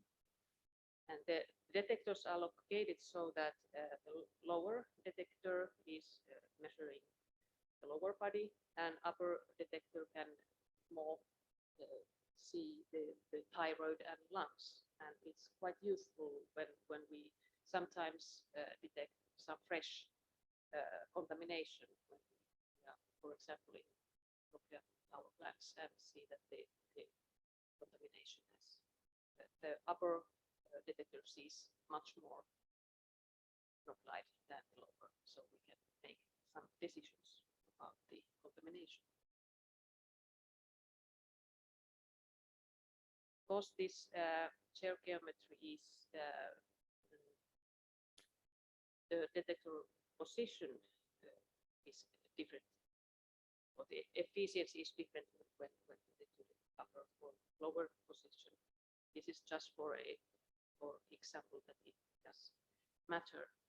And if there is a shorter person, like on the right side of the image, then the upper sees maybe more of the head or above the hair. So it's my personal experience that the lower detector is more reliable on results. And this is just the results listing we will gain from the measurement. And there is you can see there is hidden behind the screen, but there is a relative standard deviation number that gives the uncertainty for the one analysis. But there's the software doesn't if there is complex spectra with many spikes, then it's not reliable as for one spike lights. So I used, I'm not sure if this is correct, but I used in this exercise this kind of model for calculating results for more complex spectra. So I use weighted average, which weight the variance of the measured activity based on variance of the uncertainty number for this. So it gives more weight to the result that is more accurate.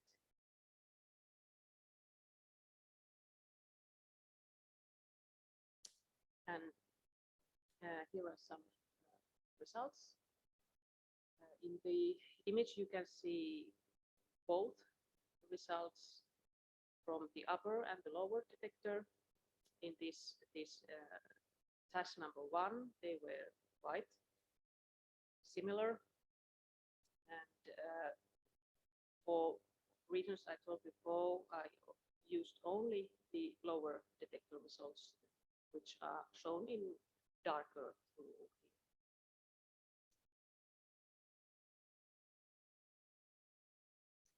I believe these numbers are not important because the reference date is different, but we'll quickly see other results.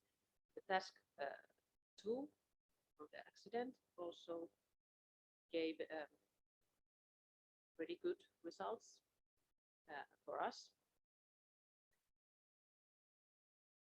But this result, task 3, was most difficult for us because I didn't thought of the gallium-68, the germanium spike, so it was not identified here, but I'm more worried about the yttrium-88 result, which was there was a large positive bias in our results. Otherwise, we did quite well. But when we thought about this thing, I think the lesson learned here is that we should check the upper energy from our calibrations, because our calibration will end at the potassium, and the extrapolated values might be a little bit wrong. So the 1,800 kV value in the efficiency curve might be wrong. So here is in the task 4 and 4B and 4A, the similar defect shows with barium 133 that the upper detector shows significantly lower values than the lower detector. And I believe this is from one spike only it's 81 keV, which was lower. So averaging weighted average from only those energies that were involved resulted in the correct identification and activity.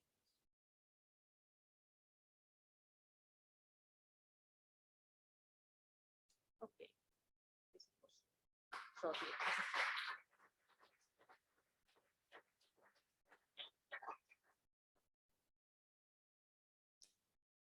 Have any questions? Yes. Thanks, Tina. I'm wondering about your software, the gamma spectrometry software. Is a homemade software? Is it a commercial software? Yes, it's homemade software. Yes. Are you happy with your?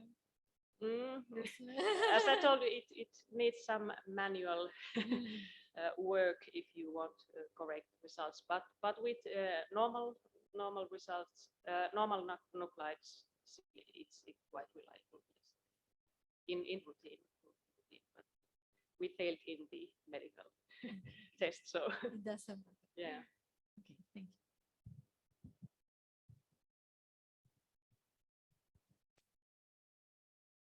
No other questions? Let's have Pavel.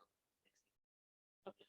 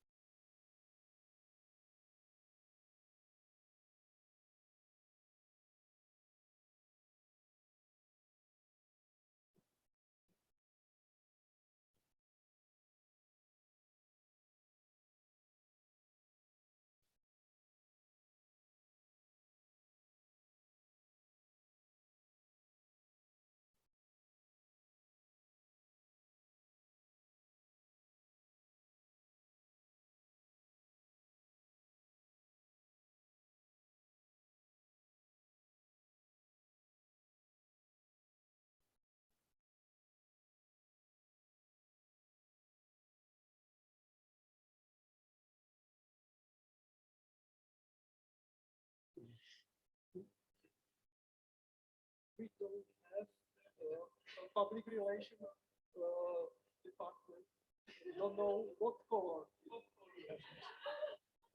I'll tell you, you will see the reality, but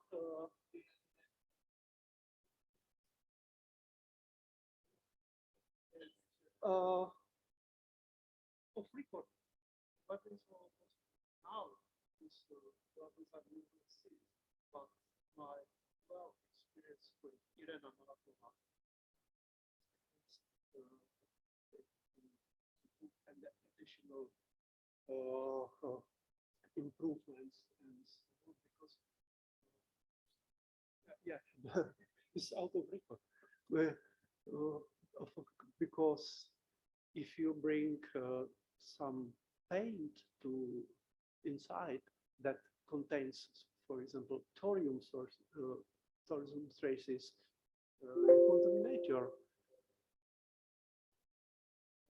Is playing with my presentation.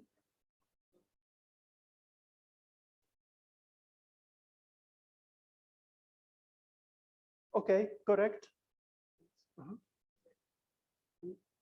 Yes. Yes, may I start? Thank you. My name is Pavel Fojtík. I work with National Radiation Protection Institute in Czech abbreviation SURO in Prague. The institute is a public research organization and also functions as a technical support organization for the national authority in the field of radiation protection and nuclear safety. This is a view of this picture of our shielded rooms in the face of their building, which works. Oh.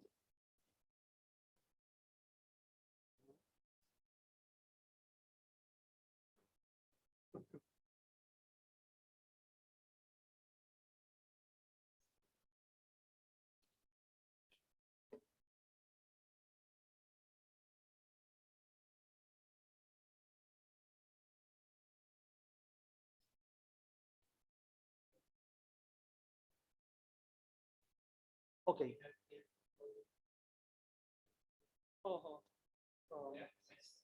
And this right.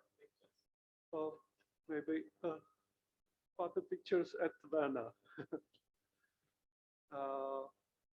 We have two shielded rooms. One made from steel from military tank from Second World War.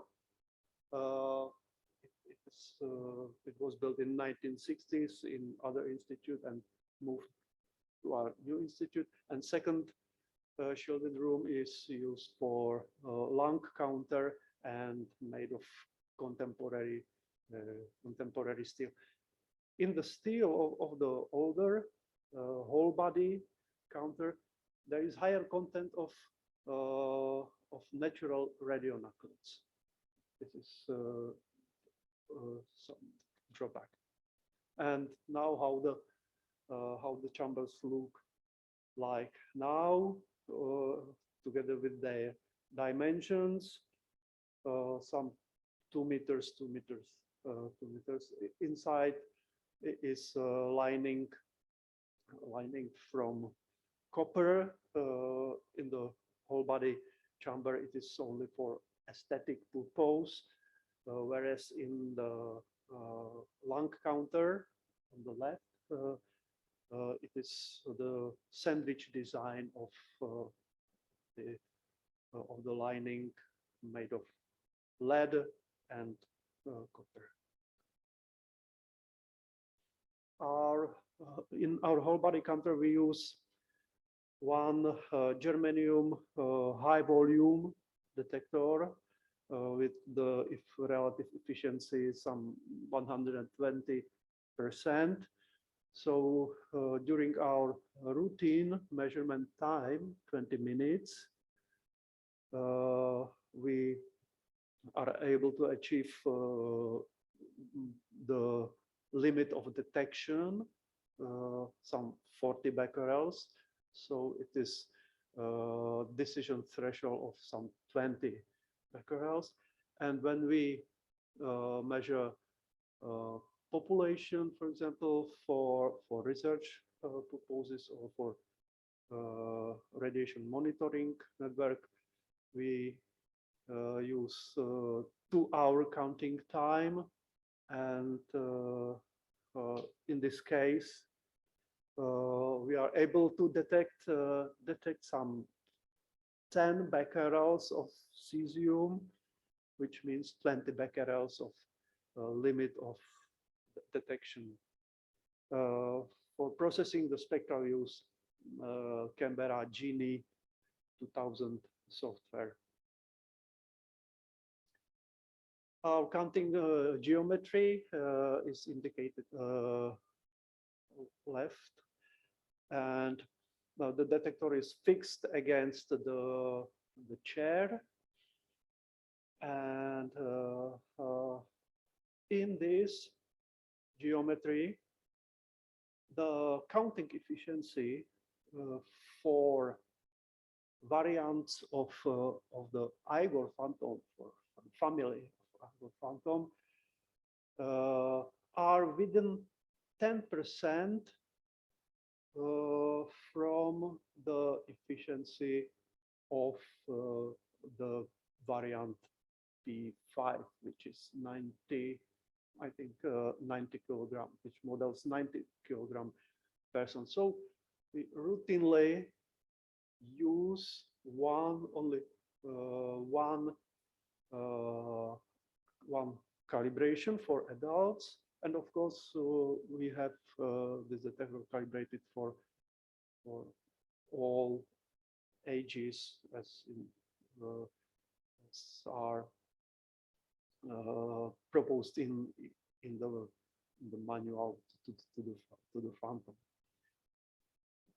This counting position is simple, easy to reach. Nobody needs to be lying and so on. But what are the limitations? Are for non-uniformly distributed sources in the body. For example, if the radioiodine is in thyroid only, we would underestimate its activity by some 40% when evaluated by the whole body calibration. But insoluble cobalt in lungs would give quite good results with this whole body calibration, whole body geometry. In the exercise, phantom was counted as sitting because Ben already managed it to fit the phantom. We had advantage in this exercise because we calibrated our detector with our IGOR phantoms, but we would like to start with Monte Carlo calibration in order to be more flexible. And for example, the iodine efficiency for radioiodine in thyroid, we use our thyroid phantom and instead of neck brick of the IGOR phantom. Shortly, who are our clients? I told research. We use research for radiation monitoring network of my country. We are doing surveys among the populations for personal monitoring service of workers with unsealed sources. And we also travel with the detector outside to mountains to measure hunters in the same geometry. In the exercise, we did all 6 tasks. We used our routine counting time once 20 minutes, and in the exercise we distinguished between the variant of the IGOR, or as we say, Olga P4 and P5, who knows the phantom.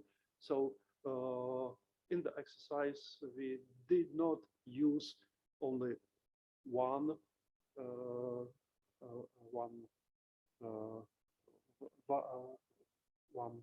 efficiency, one variant. But anyway, your Olga is not our Olga, probably. Yeah. On your IGOR is not Mr. Kovtun's IGOR. Yeah. So again, this is approximation. The task 1 did not pose any problem because these are nucleus used for calibration of written measurement. I think also the second one with Cesium 134 was no problem because also there is no need to do correction to cascade summation, so it was not difficult. In the third exercise, we evaluated the germanium-gallium source according to the activity of the annihilation peak and the activity of the second tiny peak was used only for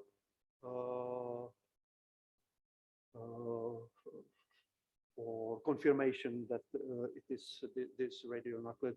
And however, the limit of detection of this peak, 2077, was used for calculation of the limit of detection of the whole radionuclide. In the fourth exercise, there is there can be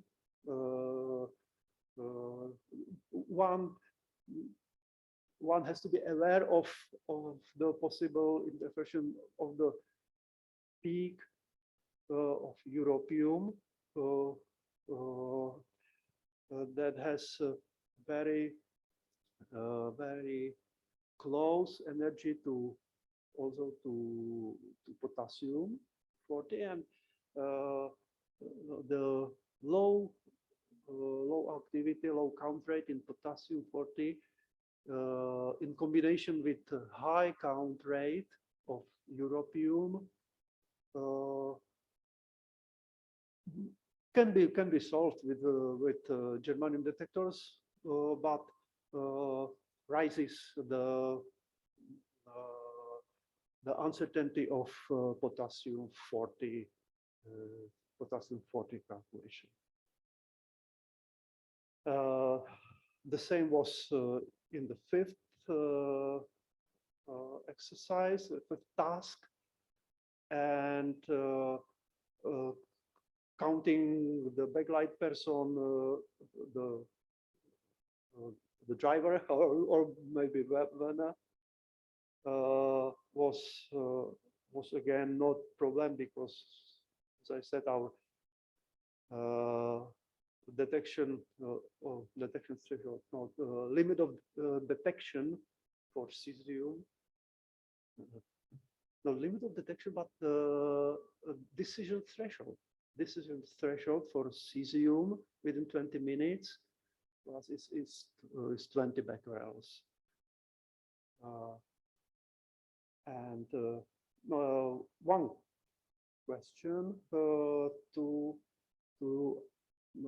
how to deal with uncertainty of measurement. You require to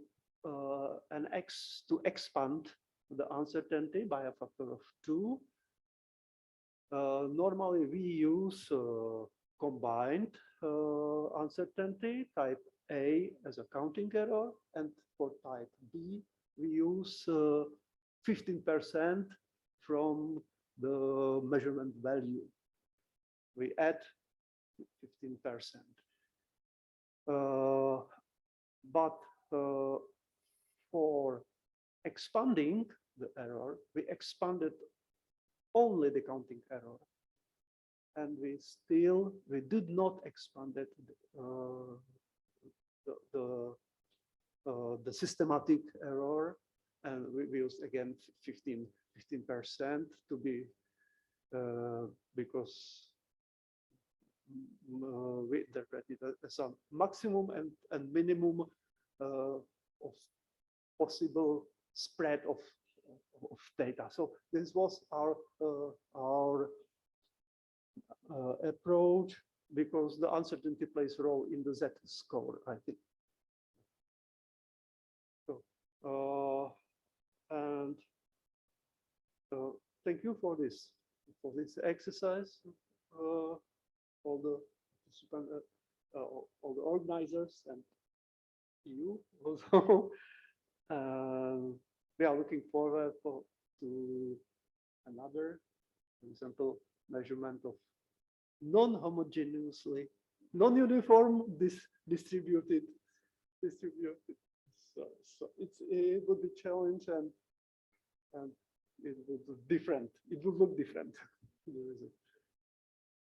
Thank you much.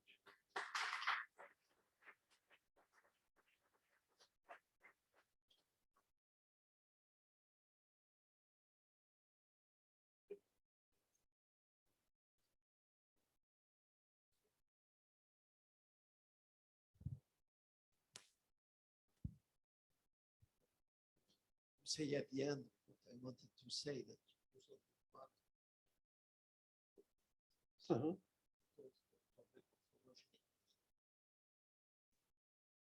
Yeah, yes. The radionuclide in the heel would be a problem. Yes, right. But it was, yes. But the real cases like cobalt in lungs. And just to know, you didn't try, of course, you will lost sensitivity, efficiency.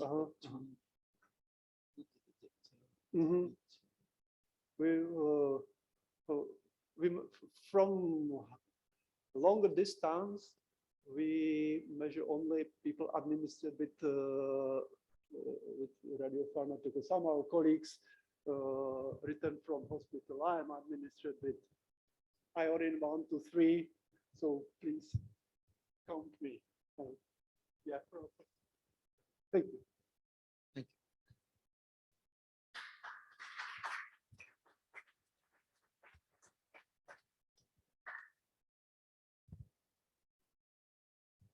So we are a little bit behind the schedule. We say goodbye to Stefan.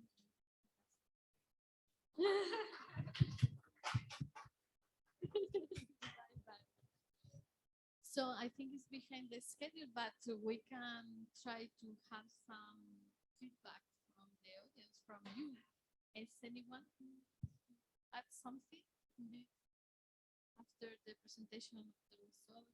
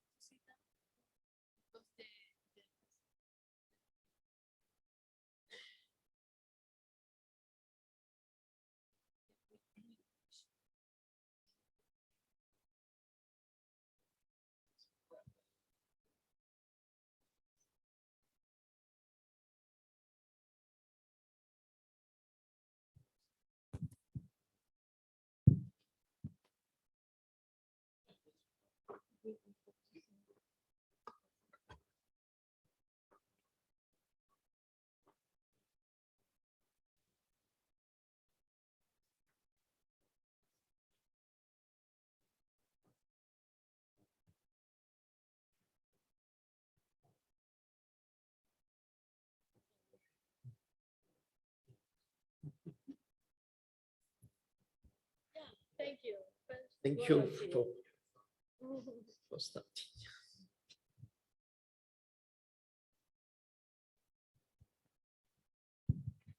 Hello again. I have a question regarding uncertainties of whole body counting measurements. I saw in the different presentations quite some different magnitudes of uncertainties from different labs. And I'm wondering if there's any kind of standardized approach, any kind of consensus, how to report uncertainties, because of course 2 or 3%, which you could reach in a tight laboratory environment, is not realistic for whole body counting measurements. Is there any standard approach or ideas? Good question. It's a good question because it's a very important issue. Not only in whole body counting, in the radiotoxicology and all measurement, we have also this problem, how to consider the uncertainties. And it's why in the questionnaire we have to detail what kind of uncertainties you use for the measurement and consider the uncertainties. But if you if you see the result at the end, we didn't show that, but we have sometimes this uncertainty, sometimes only a small one. So you're completely right that there will work to do to improve the way to consider the uncertainties. But just to say that Procorat, it's spoke a little bit, it's more in radiotoxicology work.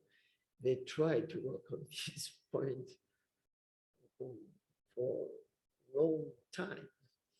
There's still some problem to assess how the laboratory are working and how they consider the uncertainties.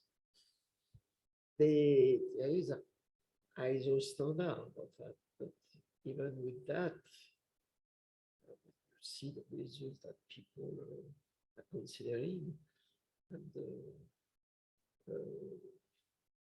the approach are different and difficult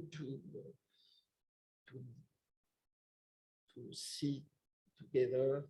Maybe we need a presentation to consider all the kind of uncertainties. I stop. It's my opinion, but maybe Oliver. Yeah, I would like to add something, and I would like to thank you for this question as well, because I think in vivo monitoring or whole body counting, uncertainty is a very special issue because of the differences between the phantom for the calibration and a human being that you have in a measurement. Or when we're talking about proficiency tests, also the differences between different types of phantoms. There is that publication, Technical Recommendations on Internal Monitoring, that was published by EURADOS a few years ago, published in that radiation protection series, RP 188, I think, 88. And uncertainty plays a big issue in that publication, not only for reporting the uncertainty, but also because it is important in the evaluation of results. There are so-called scattering factors in that publication, which are connected with the uncertainty. And there are also typical values that you can assume for whole body counting and partial body counting, and that take into account the differences also in the, let's say, in the size of different persons, or in the size, for example, of different persons, and differences between a human being and a phantom. So I think it can be read up there.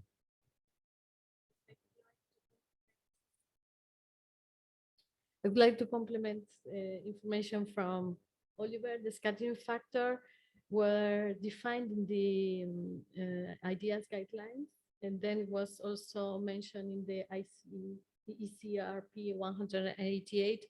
And there was a study regarding type B and type A uncertainties, and in the range of above 100 kV, more or less the uncertainty that we expect is around 20% for harmonic conjugate. We made a PhD work on live monitoring and to assess all the kind of uncertainties. And, okay, there are some study, and you say that there is kind of uncertainty type B uncertainties, especially when you see that in function of the type of measurement of radionuclide you measure, you have different uncertainties. So, okay, and the labs add this type B uncertainties or not, but the assessment. And how they consider this type of uncertainties. It's also a problem of the labs, and there is no real consensus about how to use these uncertainties. Maybe try to count yourself every day, and you receive 200 results over the year. This could be uncertainty. No? Yeah. Evaluate your potassium every day with different mood, position, and with different operator. And normally, the uncertainty of measurement is made by measuring something.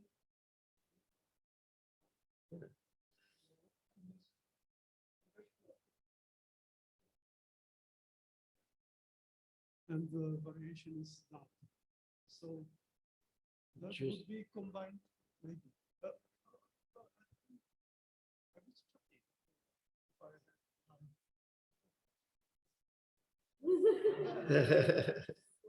Just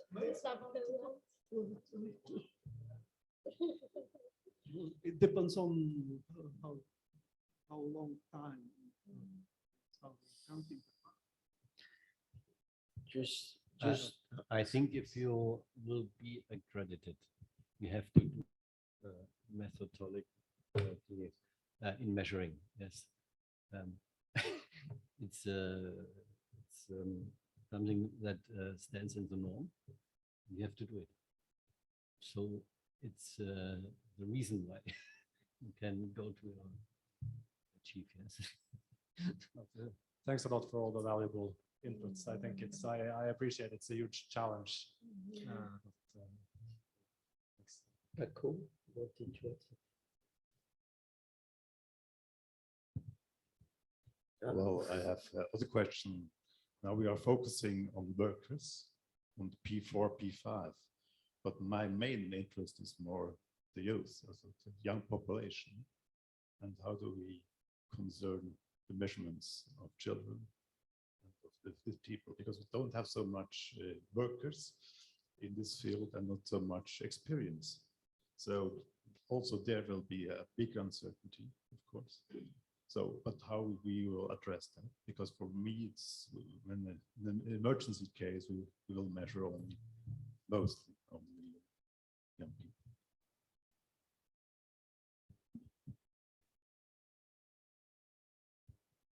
Two questions. The first about the uncertainties.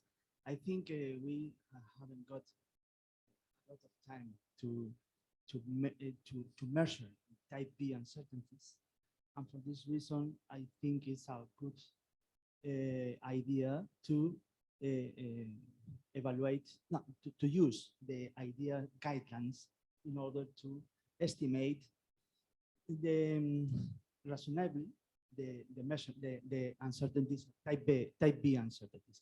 About the type A uncertainties, I think it's more tasks from the laboratory. And we have a study because the accreditation have to, we have to make a study about the uncertainties, the type A uncertainties. And the most important is the statistical uncertainty from the peak area, because you have a GL uncertainty from the peak, the certificate of the radionuclide uncertainty, etc. By the most important in case of A type is the statistical of the measurement. And I think in our case is the type B from IDS guidance of the technical report of the European Commission, and A type by the laboratory.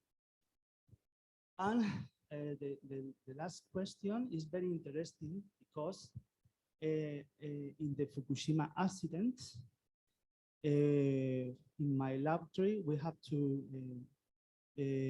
to make a measurement to a very young child, 8 centimeters high.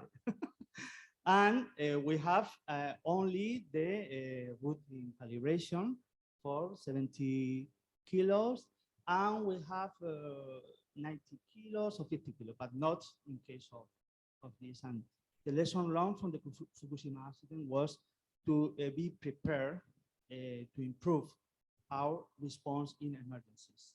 And for this reason, in a few minutes, Begoña show you the full body counting efficiency for children and adults with a BOMAP phantom. And the thyroid case is the same. We are working some laboratories, EFS, STUC, SCK, IRSN,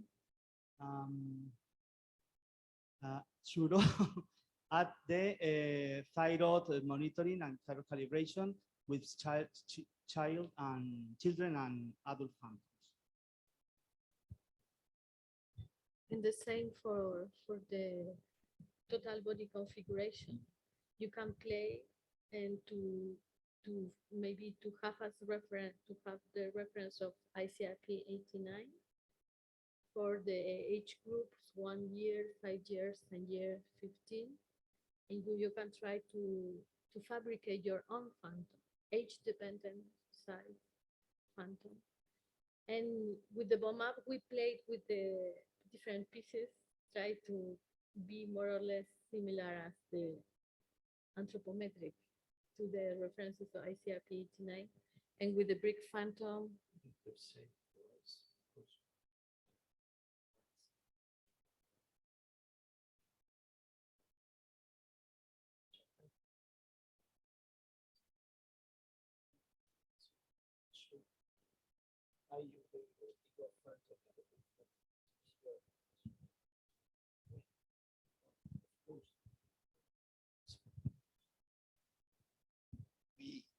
said Maria try to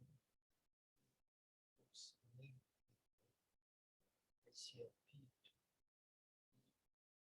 as close as possible.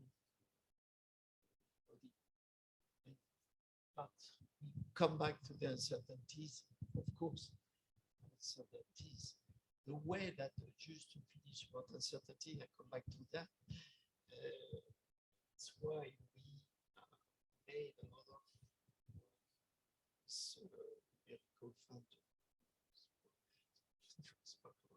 numerical phantom, and we made a very interesting work. This whole body counting, whole body numerical phantom, and we break the contamination inside. And we saw the function of the type, and we made the model, biokinetic model, to see the function of the type. What will be the uncertainties? And we did also that for the monitoring. You were in the PhD jury, so you remember, to see. And surprisingly, it's interesting, is that we create the numeric phantom of figure as well, and we compare both. Really good. And the figure phantoms.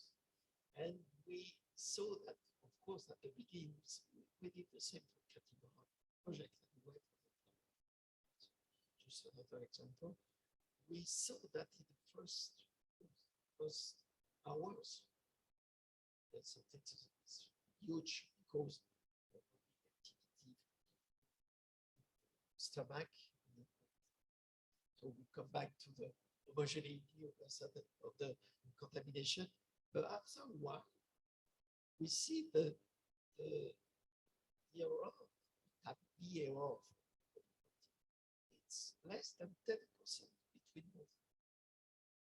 For lung monitoring, it's more complicated. We see that function of radionuclides, of course, for plutonium, it's another problem of absorption in tissues. But we see that in function of the time, lung monitoring, for example, the uncertainties decrease with the time. It's only one place. But it's the way that it's possible to see the uncertainty. But to come back to whole body counting, it looks like the type B and what it's also explained. You say that in the presentation. So that it's almost 12 12%, 12, and you say you put 50%. It's okay. And we see with that, but so if you do that too fast, you see that it's not easy. In fact, but you cannot do that in laboratories, of course. It's difficult to say to do that for all geometries. Say that if you use one detector, it's very different than if you use 4 or 5 detectors on the body.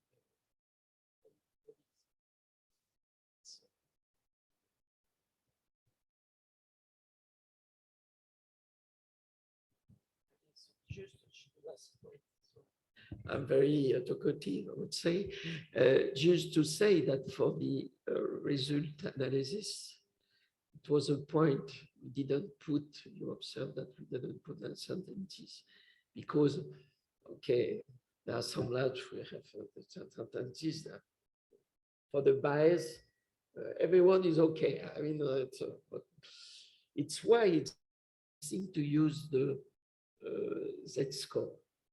The Z-score is most useful for this kind of not to decrease the weight of the uncertainties. But we didn't use the zeta score, if you know statistics, because zeta score, the influence of uncertainty is very, very important. So we decide not to use, at the beginning we say, why not?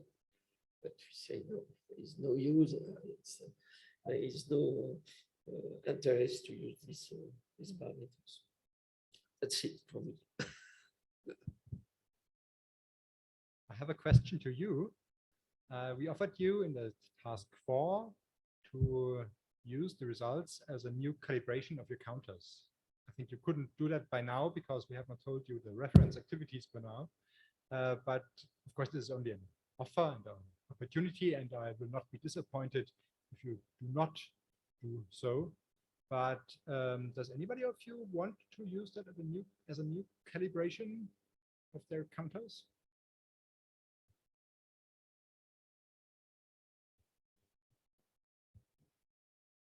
Yes, Franco. As I mentioned during my presentation, it's a big value of this EIVIC exercise that we get the opportunity not necessarily to create a completely new calibration, but to add additional energies to the efficiencies. In the case of IEA, the Cesium, also potassium 40. For example, IEA has the highest energy calibration source, europium, 1480. So for potassium 40, we always extrapolate, and it's nice to have the additional potassium 40. The best would be to get EIVIC2020 because it is really clear advantage.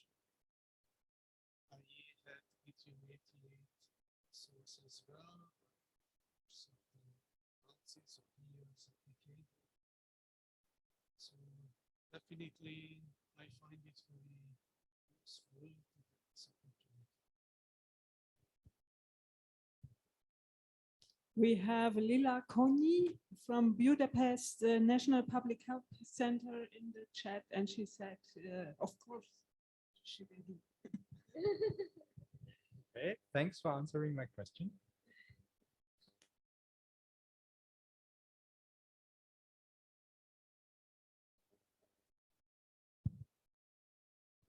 I would like to ask a question to Oliver. Because you say that for building the sources, you combine paraffin with the source. And how do you do for the mix will be an homogeneous? I'm not sure if maybe you are mistaken with that information.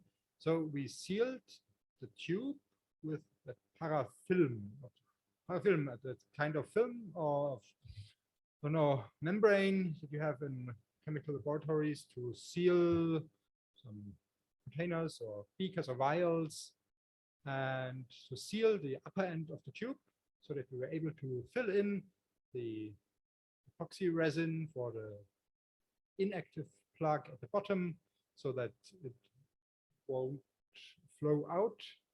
And then after the epoxy resin had hardened, we removed the parafilm. It was only for producing that first plug in the tube.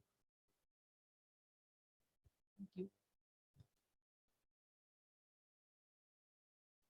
Okay, so if there is no further question or comments, the EIVIC team would like to thank the participants because we were very happy with the work and the results. Only 2 laboratories didn't send the results, but so we will have to work hard with the report and the agreements. We have to discuss that. Will be that we will have an easy report with the results of the intercomparison. We will see tomorrow, so it will be a publication of the European Commission. That's a good news. And from my part, thanks especially for those who are here on site and also for those who are online participating. And I give my voice to the rest of the team. Maybe everyone thanks you because your participation of the exercise, it was quite a complicated task. I mean, 5 tasks in one exercise. You need time, you need to be present, especially when Werner is coming. So just a last point, but for everyone, of course, if you have any extra question or some points that you want to precise, or we are going to send the result, of course, we are thanks to Tiffany, but feel free to contact us, contact Maria, work package 1. No. Oh, but anyway, to ask any question you think could be interesting. It's always interesting to share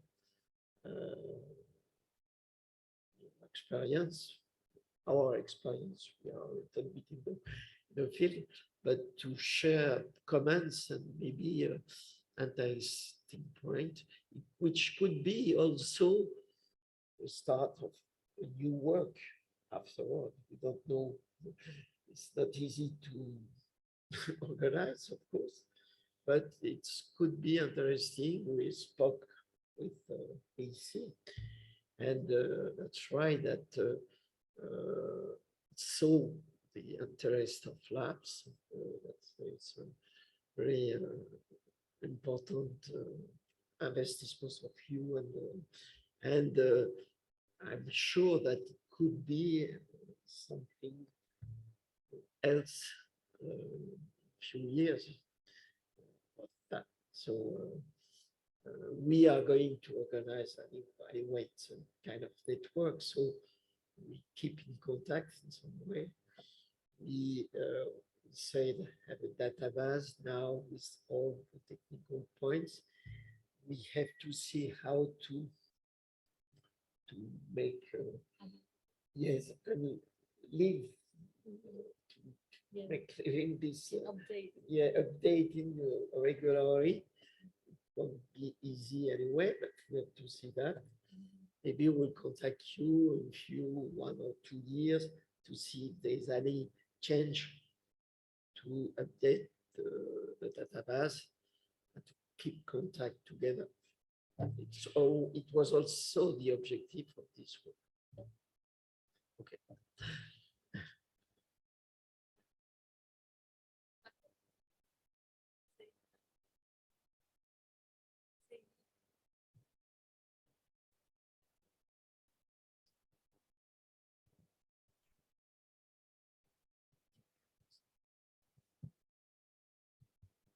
Yes. Okay. This is the last time, and this is the time to go to the laboratory, the whole body control laboratory at CEMAT. We're welcome. It's not very big, but I hope that you organize in around me to see all the technique of the equipment and the different tasks that we are involved in this moment. If you want, Begoña and me show you the laboratory, which is at the 34 building at the CEMAT. But don't worry, but we are together to the laboratory, okay?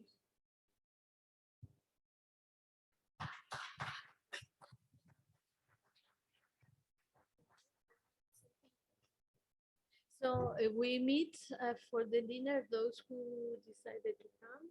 It's in Plaza de España, is close the Moncloa area. So I hope you managed to arrive well. You can Google and then Google Map. Plaza de España is in Hotel Barceló Torre de Madrid, second floor, and the restaurant is Somos. And we wait for you there. Okay, we.